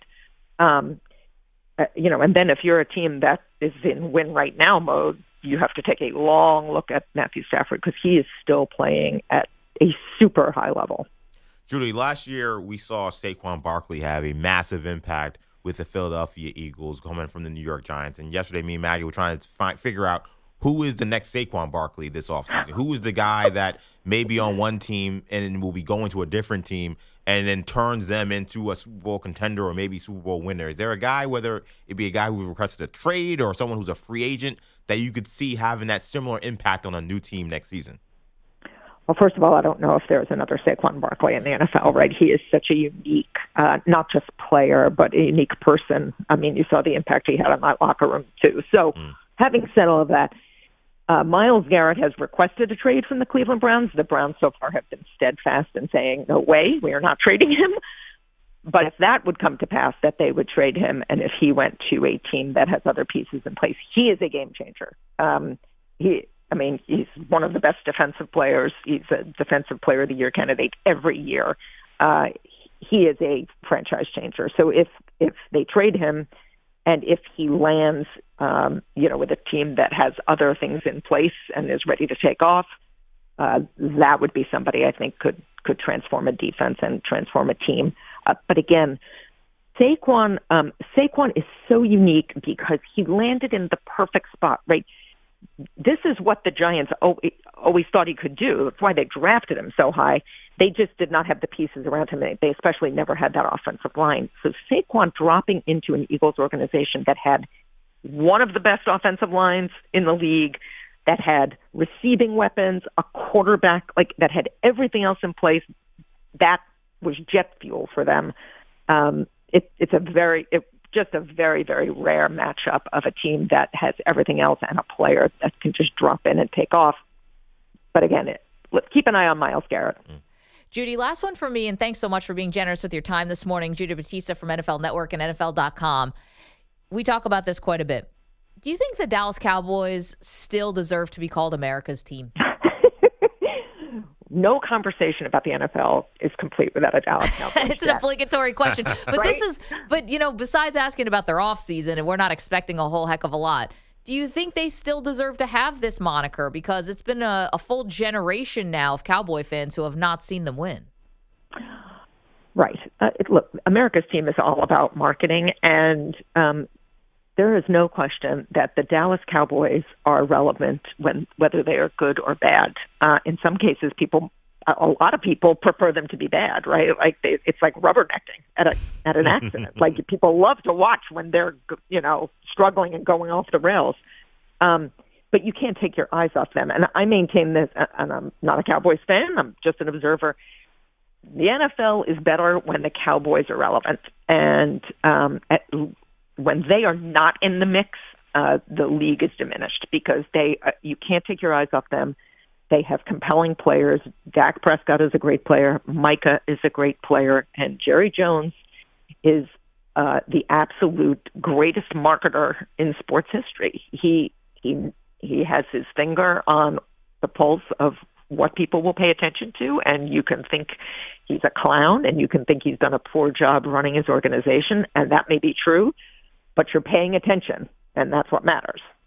Judy, always appreciate you. Thank you so much for doing this. Love getting your expertise. We can watch you on NFL Network, read you on NFL.com. Have fun at the Combine. Enjoy that. Yes. I go on Sunday. Oh, yes. Say hi to Travis and Shedeur for us. We'll talk to you soon. I will.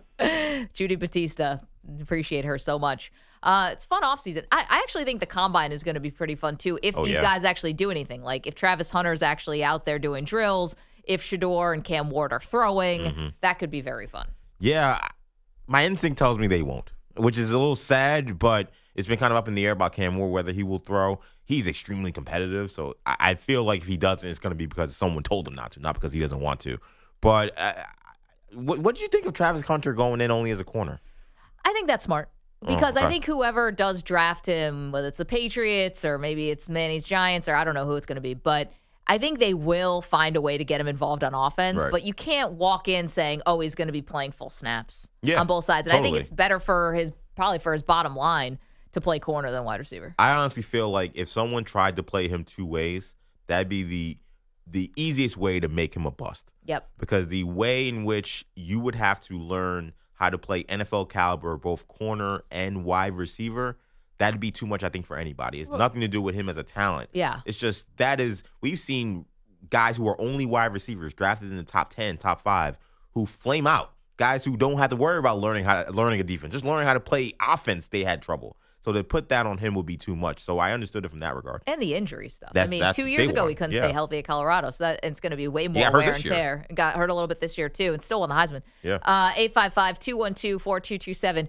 Our great debate today are sports traditions that should be retired permanently. I almost want to say the Combine if guys aren't going to work out. But still, enough guys are still working out. It's just usually the high-profile quarterbacks that don't do anything. But the Combine is just an exercise in FOMO. Like, why is everyone there? It's because someone else is there. Well, you saw certain teams stop going, right? Like the Jets weren't going, the Niners weren't going. Sean McVay doesn't go. I don't know if Shanahan went. Famously, wasn't there an issue with Mike McCarthy not going? We were like, you're the last guy who should be showing up to work. Like you literally only have one more year in your contract. Yeah, that's when I want to take the podium. Yeah. Be like, no. And another thing. Who else has a question? I'm certainly the head coach of the Dallas Cowboys. Well, not anymore. 855-212-4227. The sports tradition that needs to be retired. Get back to that next. You're in a 5-minute break.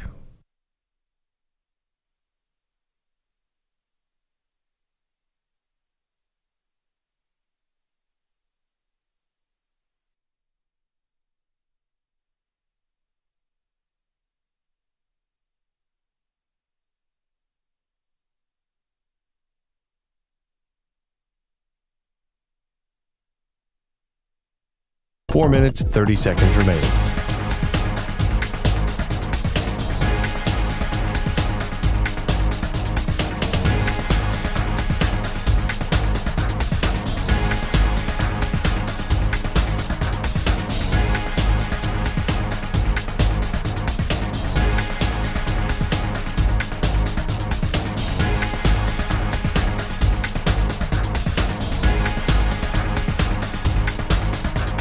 Four minutes remaining.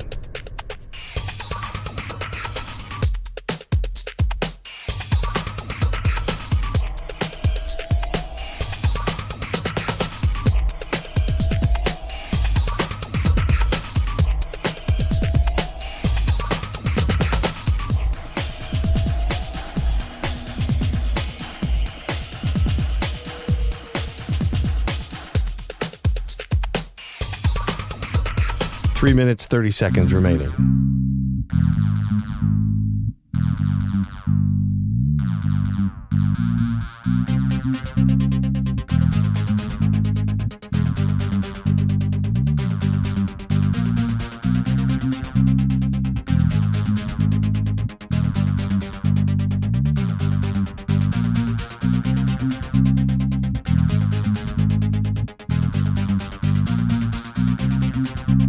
Three minutes remaining.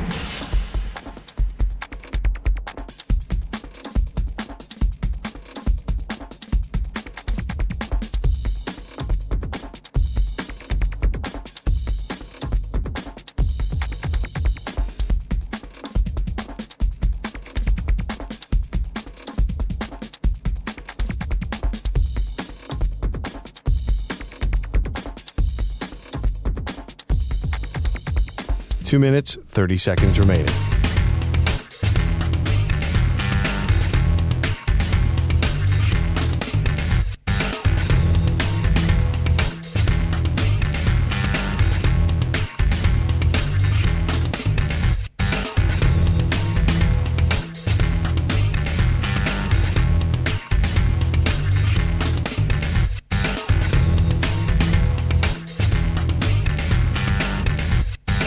Two minutes remaining.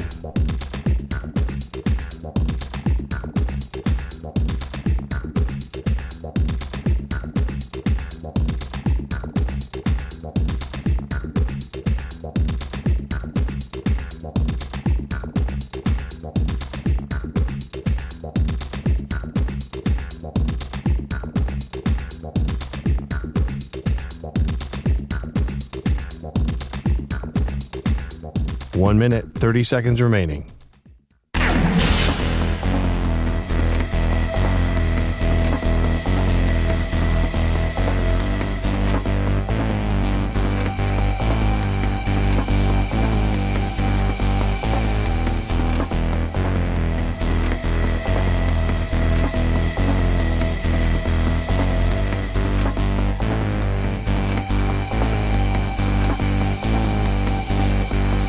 One minute remaining.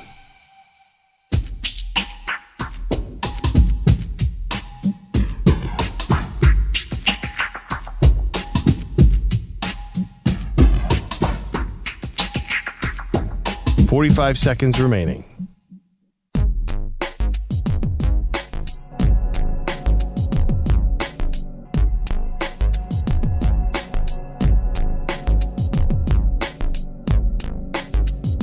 .30 seconds remaining.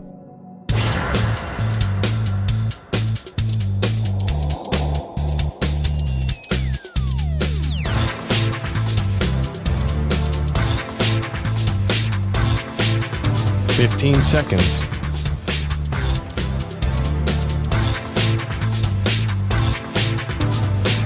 Break ends in 5 seconds.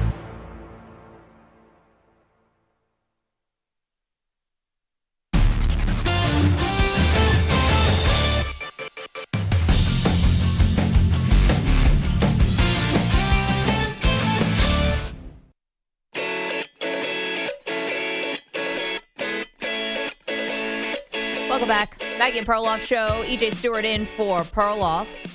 Out on vacation this week. We've been asking you today, our great debate, the one sports tradition that needs to be retired.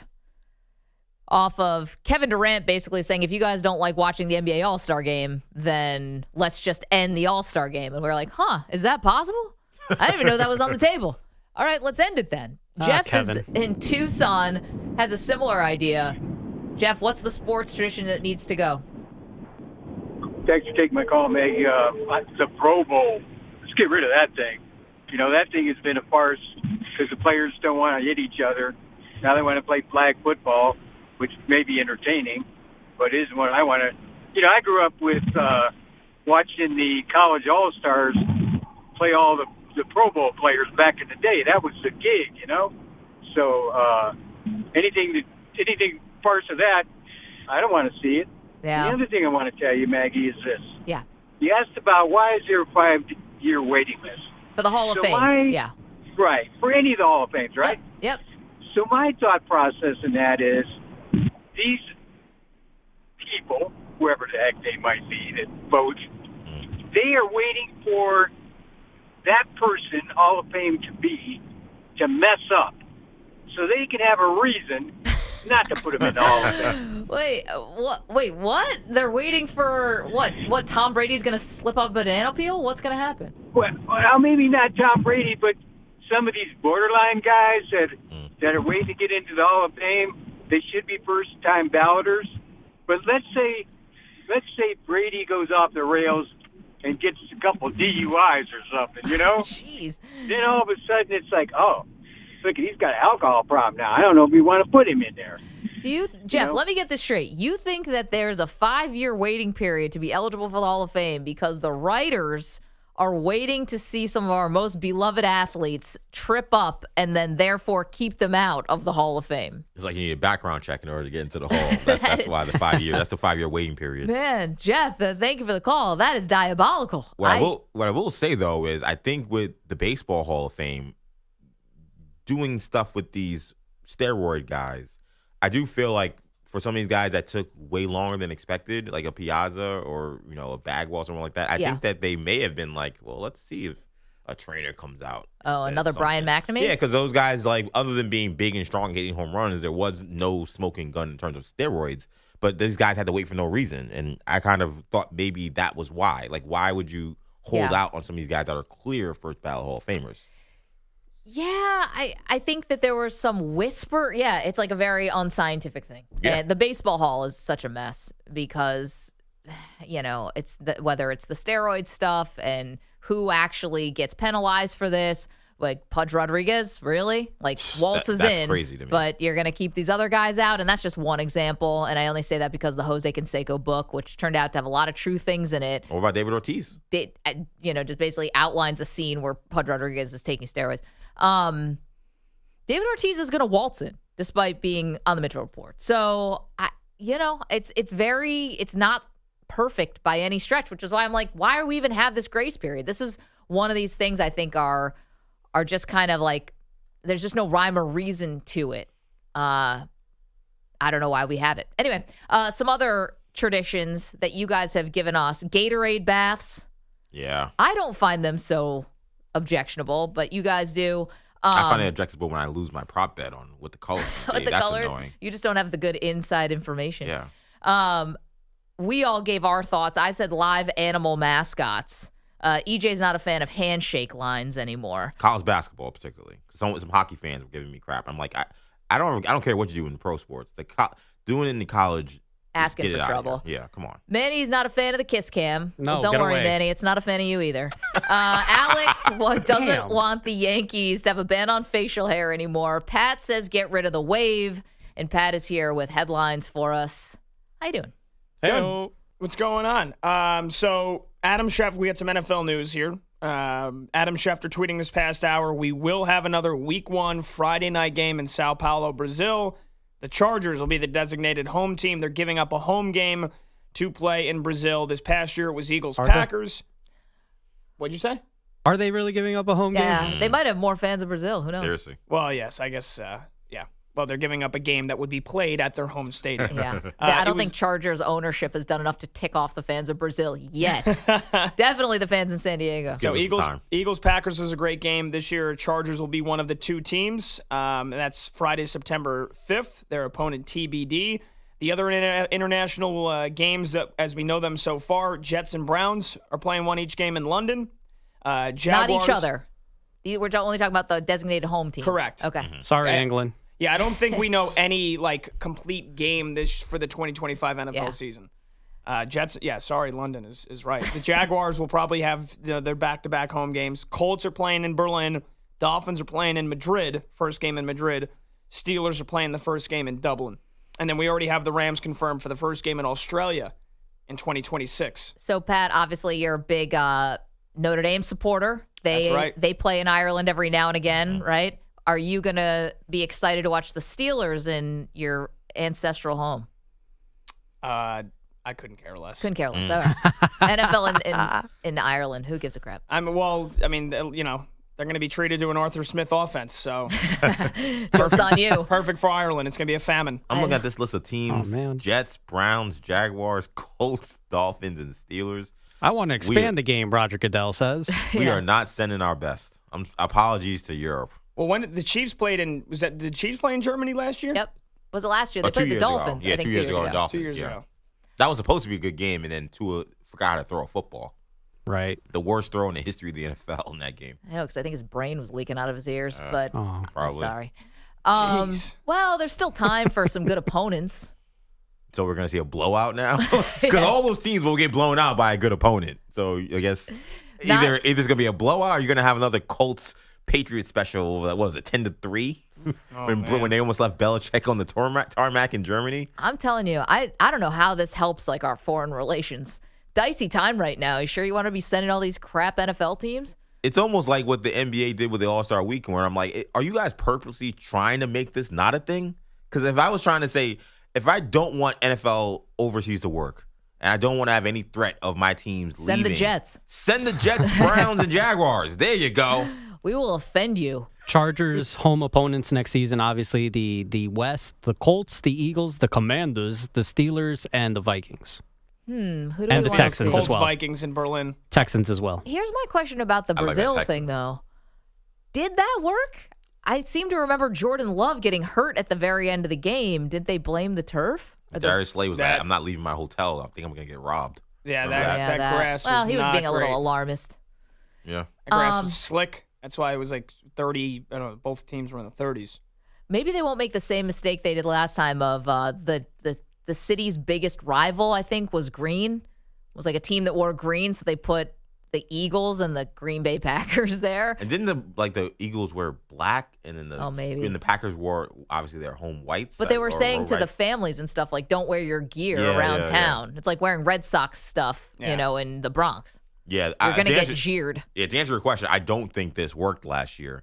But if you're talking about being someone who looks into superstitions and luck, I mean, the Super Bowl champs played in that game, and then they went on. Oh, that's to interesting. win a Super Bowl. If you're the Chargers, do you feel good about hey, last year they went there, they had a miserable time, but they did win, and then they won a Super Bowl. So maybe this is something for the Chargers or the other team that gets to play them. Maybe they'll use this as some kind of motivation or something. I don't know. Brazil straight to the Lombardi. Yeah, that's the path. People keep saying that. There you go. Back in the first hour, told you the Panthers are re-signing Andy Dalton to a 2-year deal to continue to be Bryce Young's backup, and Kellen Moore and the Saints are reportedly hiring Doug Nussmeier to be their offense coordinator. Huge day of college hoops yesterday. Played you some sound in the opening hour. Here's some of the games we didn't hit yet. So did you guys, I don't know if you talked about it, Dan Hurley last week when he's in Creighton. They beat the Blue Jays, and he's showing the fans his rings. 2 rings, Baldy. Yeah, exactly. I think is the quote that will live forever. I got 2 rings, Baldy. From a bald guy, but still funny. Not Brian Baldinger. I don't think he had the stones to say that to Baldinger. Then he had to eat his words. They epically collapsed as a 14-point favorite against Seton Hall on Saturday. So big home bounce back spot last night against Villanova. They're down 14 with 12 minutes to go. They stormed all the way back. He gives to Brickus, who will try a 3, and it's no good. And it's rebounded by Caravan, and UConn is going to get out of here literally by stealing one from the Wildcats. Yeah, UConn basketball on Learfield. Huskies use a 27-6 run to end the game and beat Nova 66-59. Liam McNeely scoring 16 of his 20 points in the second half. Big Ten battle in East Lansing last night. Purdue, Michigan State. Sparty got up for this one. 14 on the shot clock. Richardson just dribbling around, killing time. Love for Carr. It's good, and that's probably the death knell for Purdue. Yep, Spartan Media Network. 2 teams in the top 15 in the rankings. Michigan State takes down Purdue 75-66. Pull a half game within Michigan for the top spot in the conference. A couple of the other notable results. Number 2, Florida smashed Oklahoma 85-63. 5th-ranked Houston took care of Arizona State on the road 80-65. Josh Hubbard had 21 points, and number 21 Mississippi State upset 7th-ranked Texas A&M 70-54. And then another upset in the Big 12. TCU fans stormed the court after they shocked number 9 Texas Tech 69-66. By the way, did you guys see that last week? I don't know if you got to this either. What's that? Out the Alabama AD who said that the only way to stop storming the court or storming the field is to then forfeit the team, the home team, if they were to pull the upset whose fans storm the court or field. Forfeit the game automatically, immediately, if their fans storm the court or field. Yeah, I don't like that. He's right, though. That would stop it. It might stop it, but I'm actually someone who's in favor of court storming. We're talking about great debate traditions that we want to see retired in sports.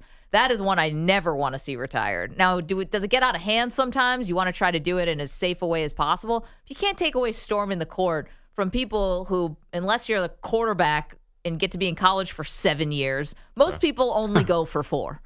And this is like you get your time to be a student. Adults don't storm the court. I mean, you got to be a psycho. But students can do it. Manny would be the first one out there. That's you why still Manny's look going like to St. John's next week. Yeah, but I think that you got to let people have their college experience. You go to a place that has hoops, that plays at a high level. Yeah. You get to storm the court every now and then. My problem is I think there needs to be some form of rules and regulations. TCU storming the court, that is not a basketball power. You beat a ranked opponent, fine. What I don't like is Indiana or Kentucky. There's sometimes we've had some big programs storm the court where I'm like, you guys should be national champions. Like, or you have teams that are in ranked matchups where both teams are ranked in the top 5 and there's a court storming. There should be designated games where it's like, okay, we come into this week, we see that Tennessee's ranked number 2 and Vanderbilt, you're not ranked. If you win this game, you are allowed to court storm. It's a designated court storm. It can't be anarchy. It can't just be. It should be have to be a top 10 team. Yes, Hold on, though. exactly. I like that. Hold on. Here's the thing, though. You also have to leave a little room, I think, for blue bloods. Because I don't care if North Carolina's not ranked right now. If I'm like, I don't want to say Wake If they were to beat Duke and not lose by like 30 like they did. Not even Duke, but Duke would be a part of this. You can't storm your rival. No. You can't do that. I'm talking about if you beat a blue blood, right? Like if you beat North Carolina, yeah, they're not ranked right now, but if you are a small ACC team that never beats them or someone else, you're gonna storm the court. I think you get to because of the tradition. Come on. Anytime you beat Duke, you get to storm the court. What? Anytime. No way. Yes. Because there are some of these programs, like I mentioned in Indiana, North Carolina. We talked to Roy Williams yesterday. They're on hard times. That's not an accomplishment. It's not an accomplishment to be a team that's 500 or not going to make the NCAA tournament. Like, those teams should have to be ranked. Now, if you want to say, okay, if North Carolina, they don't have to be in the top 10. They could be 22. Or maybe I could do that. But some of these blue blood, quote-unquote, teams are like UCLA, for example. UCLA is a pretty good team, but they're not ranked. If Minnesota would have, this was a road game last night, but if they would have won at home, they should storm against UCLA. Yeah, like this isn't John Wooden. John Wooden's not walking through that door to quote Rick Pitino. I know, but I think that there is something about if you are maybe not in the same conference, but if you are a lesser basketball school and you beat a blue blood, I don't care if they're having a down year. You should get to storm. That's nonsense. That's ridiculous. I don't believe think that? You actually believe what you're saying? Let's say, okay, I'm going through North Carolina's schedule right now. Yeah, they right? play. Let's say somehow Saturday, December 14th, LaSalle University Philadelphia goes on the road in Chapel Hill. Well, it can't happen because they would have to be at home. Okay, so say they have a home and home. Florida State plays them next week. Florida State's 15-10. They should storm the court for beating 15-11 North Carolina. Well, the problem with FSU is they have their own basketball tradition and stuff like that. I'm talking about a certainly lesser school. So if LaSalle played North Carolina at home. Yes, and even at this point in the season somehow. Yeah, somehow, which I know they would never stack it this way. And you beat them even though UNC is 15-11 or whatever they are. I think you get to storm. Yes. Wow. I don't think I've disagreed It's like with storming on principle or something. Tradition. I don't think I've disagreed with a take from Maggie more than this. I'll be honest. Because the point of storming the court is there was an expectation that you were going to lose. That like this was a team that was so much better than you. The fact that you won, this is so incredible. We're going to storm the court. And I hate to just pick on North Carolina. That's why I'm throwing on some other teams in there, again, like Indiana or someone like that. Yeah. Miami. Yeah, exactly. Like if you watch those teams play, there is no surprise when they lose. Like they look like losers right now. Like, they don't look like teams that are powerhouses. So to say, well, we're just going to storm just because of what you did 20 years ago. Storm on tradition. Not 20 years ago. North Carolina won the title in 2018. It's like if I were to get into a street fight with a professional fighter and I win, I'm celebrating. I'm storming the court. Yeah, you beat Mike Tyson. Even a diminished Tyson, you still get to celebrate. If I beat up a 19-year-old who's like half my size, I'm not storming the court. But you mentioned Mike Tyson. That was what was sad about the Jake Paul fight. Was that like this? You're not fighting Mike Tyson. You're fighting the ghost of Mike Tyson. Yeah, this isn't real. And like more people watch that than any college basketball game that will happen then, now, or ever. I know, but we all dunked on the fact that he was acting like he won a heavyweight championship for beating a guy who had bad knees.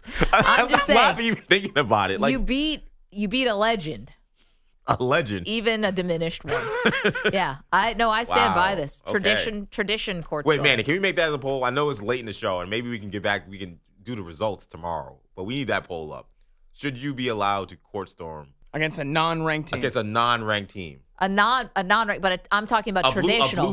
A blue blood who's not ranked. I'm not saying you can do this, for every Northwest, East, South state. Right. I'm saying Duke, UNC, UCLA, Kentucky, Kansas. You know the blue bloods. No, yeah, it's one of those things you know when you see it. Yeah. Definitely, I get Not you. Miami. No, but I thought Pat was mentioning like Miami football, like the field stormings, and no one stormed the field. But even then, Miami basketball was in the Final Four. Sure. What? They were in the Elite Eight twice in the last couple of years. Like Jim Larinaga stepped down. They've got like 6 wins this year. Felt like a fluke. Lucky season. 855 Below 500, you say? What's that? Below 500? No, not below 500. Just a non-ranked blue blood. Unranked blue blood. Do you still get to storm? 855-212-4227. Pat, thank you so much. Coming up, we will check in with our favorite college football coach. You're in a 5-minute break.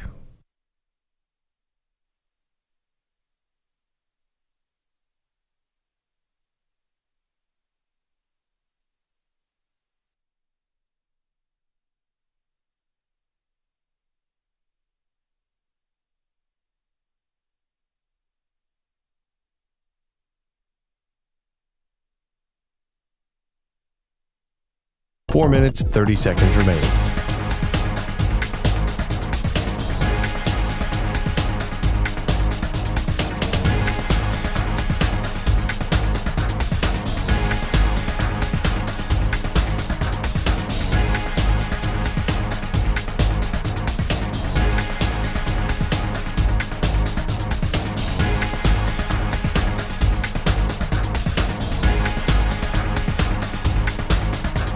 Four minutes remaining.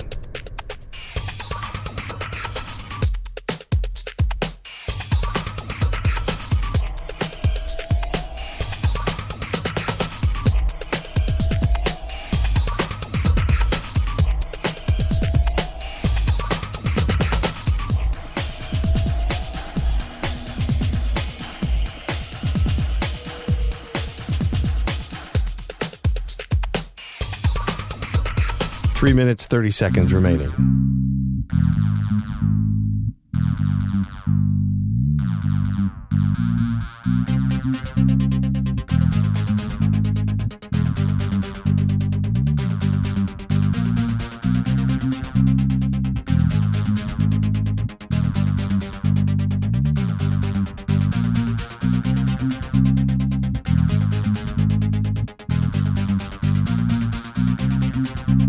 Three minutes remaining.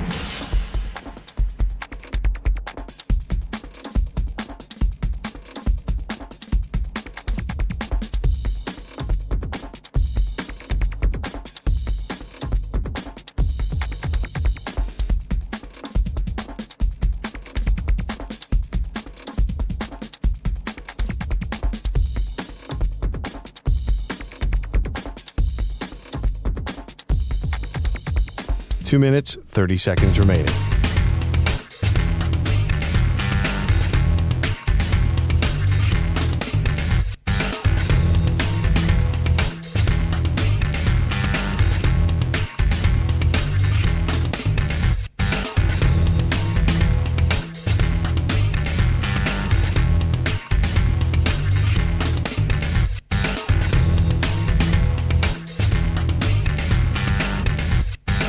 Two minutes remaining.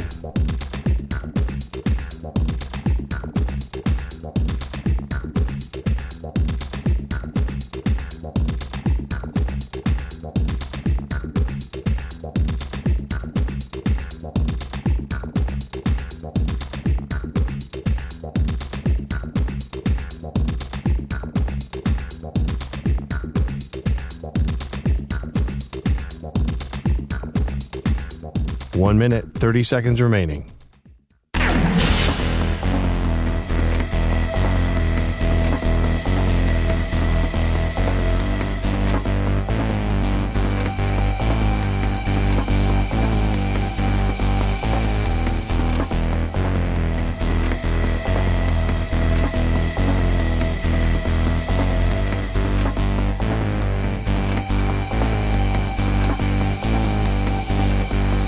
One minute remaining.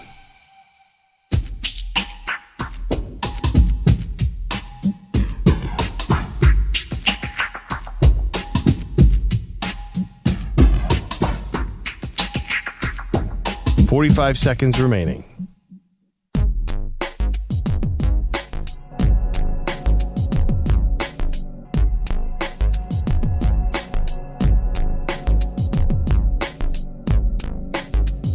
Thirty seconds remaining.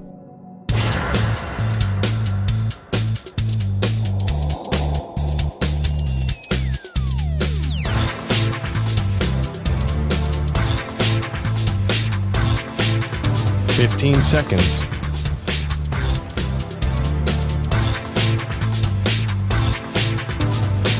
Break ends in 5 seconds.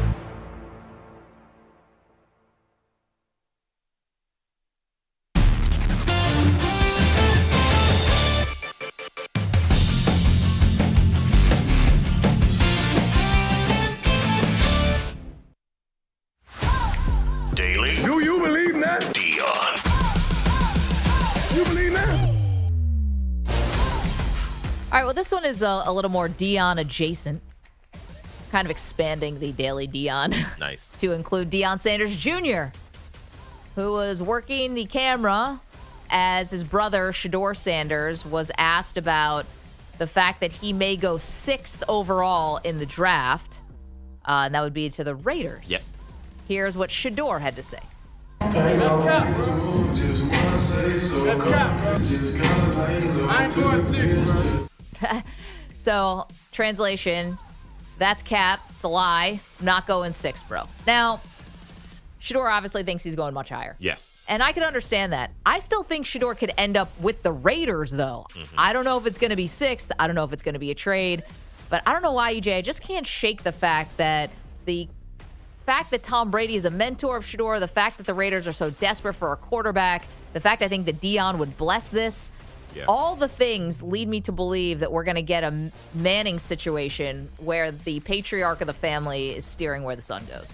I think one of the dirty secrets about the NFL is the draft being very determined very early. I think a lot of these guys are actually resigned to knowing a decent range of where they're going to go. At least the very top guys. Maybe once you get past 10 or whatever. But I think the top 5, I think they kind of know what's going to happen. I think Shedeur probably knows either, like you said, the Raiders are going to trade up and I'm going to be, pick that number 2 or number 3. Or he knows that the Giants are going to draft me at 3 and I'm not going beyond that. So we can stop talk about me going at 6. Right. I think that by this point in time, yes, they got to go through all the workouts and all this stuff. But as long as, like Jeff said, there's a 5-year waiting period, waiting for something bad to happen. Yeah. As long as Shedeur doesn't do anything crazy, which he won't, he knows where he's going to go. So I think he's just being honest. I think he's like, yeah, sorry, we've already talked to the teams. We kind of know what's going to happen. Kind of know. You think even this early in the process they know? I do. Wow. Yeah, because, these teams, the scouts have been doing their work months and months before. Right now, at this point, this is just them then going to the coaches and the general manager saying, this is our recommendation. This is who we know these guys to be. The general managers don't need 3 months to figure out, okay, I'm going to watch this week 2 game against, South Dakota State again. You know what he is. It's not going to need, you're not going to need a lot of decision making. I think this has already been decided. Yeah, the only thing is that you don't know what the other teams are going to do, right? And so maybe you get an inkling or, teams can kind of be, honest with each other, I guess. I don't know, without giving away a competitive advantage. The one thing about this year's draft, which is going to make it, I don't know if it's anticlimactic, but at the number 1 pick, we're going to obviously know where Tennessee's leaning, depending on whether or not they're in the free agent market. Right, they give Sam Darnold $150 million. Well, I don't think Cam Ward's going there. Right, exactly. So some of that stuff we're going to kind of understand. If Cleveland makes a move with Deshaun Watson, or conversely, if they don't, then I think they probably are drafting a quarterback. That way. So I think we're gonna know. But the Shedeur thing could end up getting pretty messy. If they do like I say, which is orchestrating him to the Raiders, it's gonna be bumpy. It was for Eli Manning, and that was long before the days of social media as big as it is today. Should Shedeur want to go to Las Vegas? Yeah, I think so. Of these options, Browns, Titans, Giants. I honestly think that Deion would take over. He would hijack the plane before Shedeur could go to Cleveland, and I would totally understand it. And I'm sorry to the Cleveland fans, but your track record, I know the Raiders isn't much better. Yeah. But the track record is just a quarterback graveyard. And even guys with talent, they get out of town, like Baker Mayfield. Yeah. So I don't trust Cleveland. The New York Giants, maybe because of Dayball, but they've been a mess for a decade. Yeah, we have. And I think the Tom Brady aspect of the Raiders, along with Pete Carroll, is very appealing because Pete Carroll has that sort of good demeanor. He's been a college coach and a pro coach. And so I think he's got the right attitude maybe that they might like. Yeah, and I get that. I think the one thing I think that is an advantage for the Raiders is all those other teams and coaches we mentioned, all guys on the hot seat. Yeah. Like we have no idea if Callahan's surviving more than 1 year. We have no idea if Kevin Stefanski's going to survive this year. We saw John Marin, what he said about Dayball and this front office. This is a playoff or bust year for a team that's not a playoff roster. So I think that there is some, as crazy as it sounds, stability that comes with going to the Raiders. Wow. Sounds insane, but I think that is real.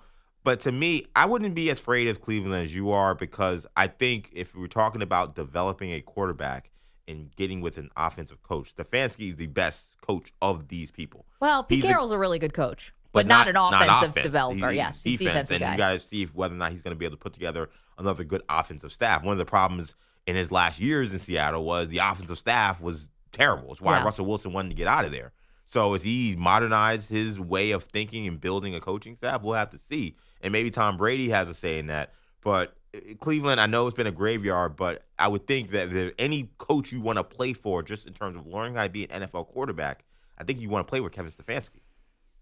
Not enough. I don't trust the ownership that Kevin Stefanski is going to even survive this. And then, by the way, if he doesn't go to Las Vegas at 6, we're talking about Shedeur, the Jets are right there at 7. And again, I think Deion would hijack the plane before it could land in Florham Park. Ooh, interesting. You don't think Deion would want New York? No, not that side. Thank you to Manny Rodriguez. Alex, thank you so much. Good job. Thank you to Pat Boyle, who's with us on updates. And, of course, Andrew Kaplan doing all the work behind the scenes. EJ, great job. We're back with you tomorrow.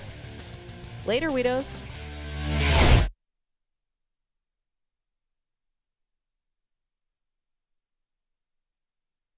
You're in a 5-minute break.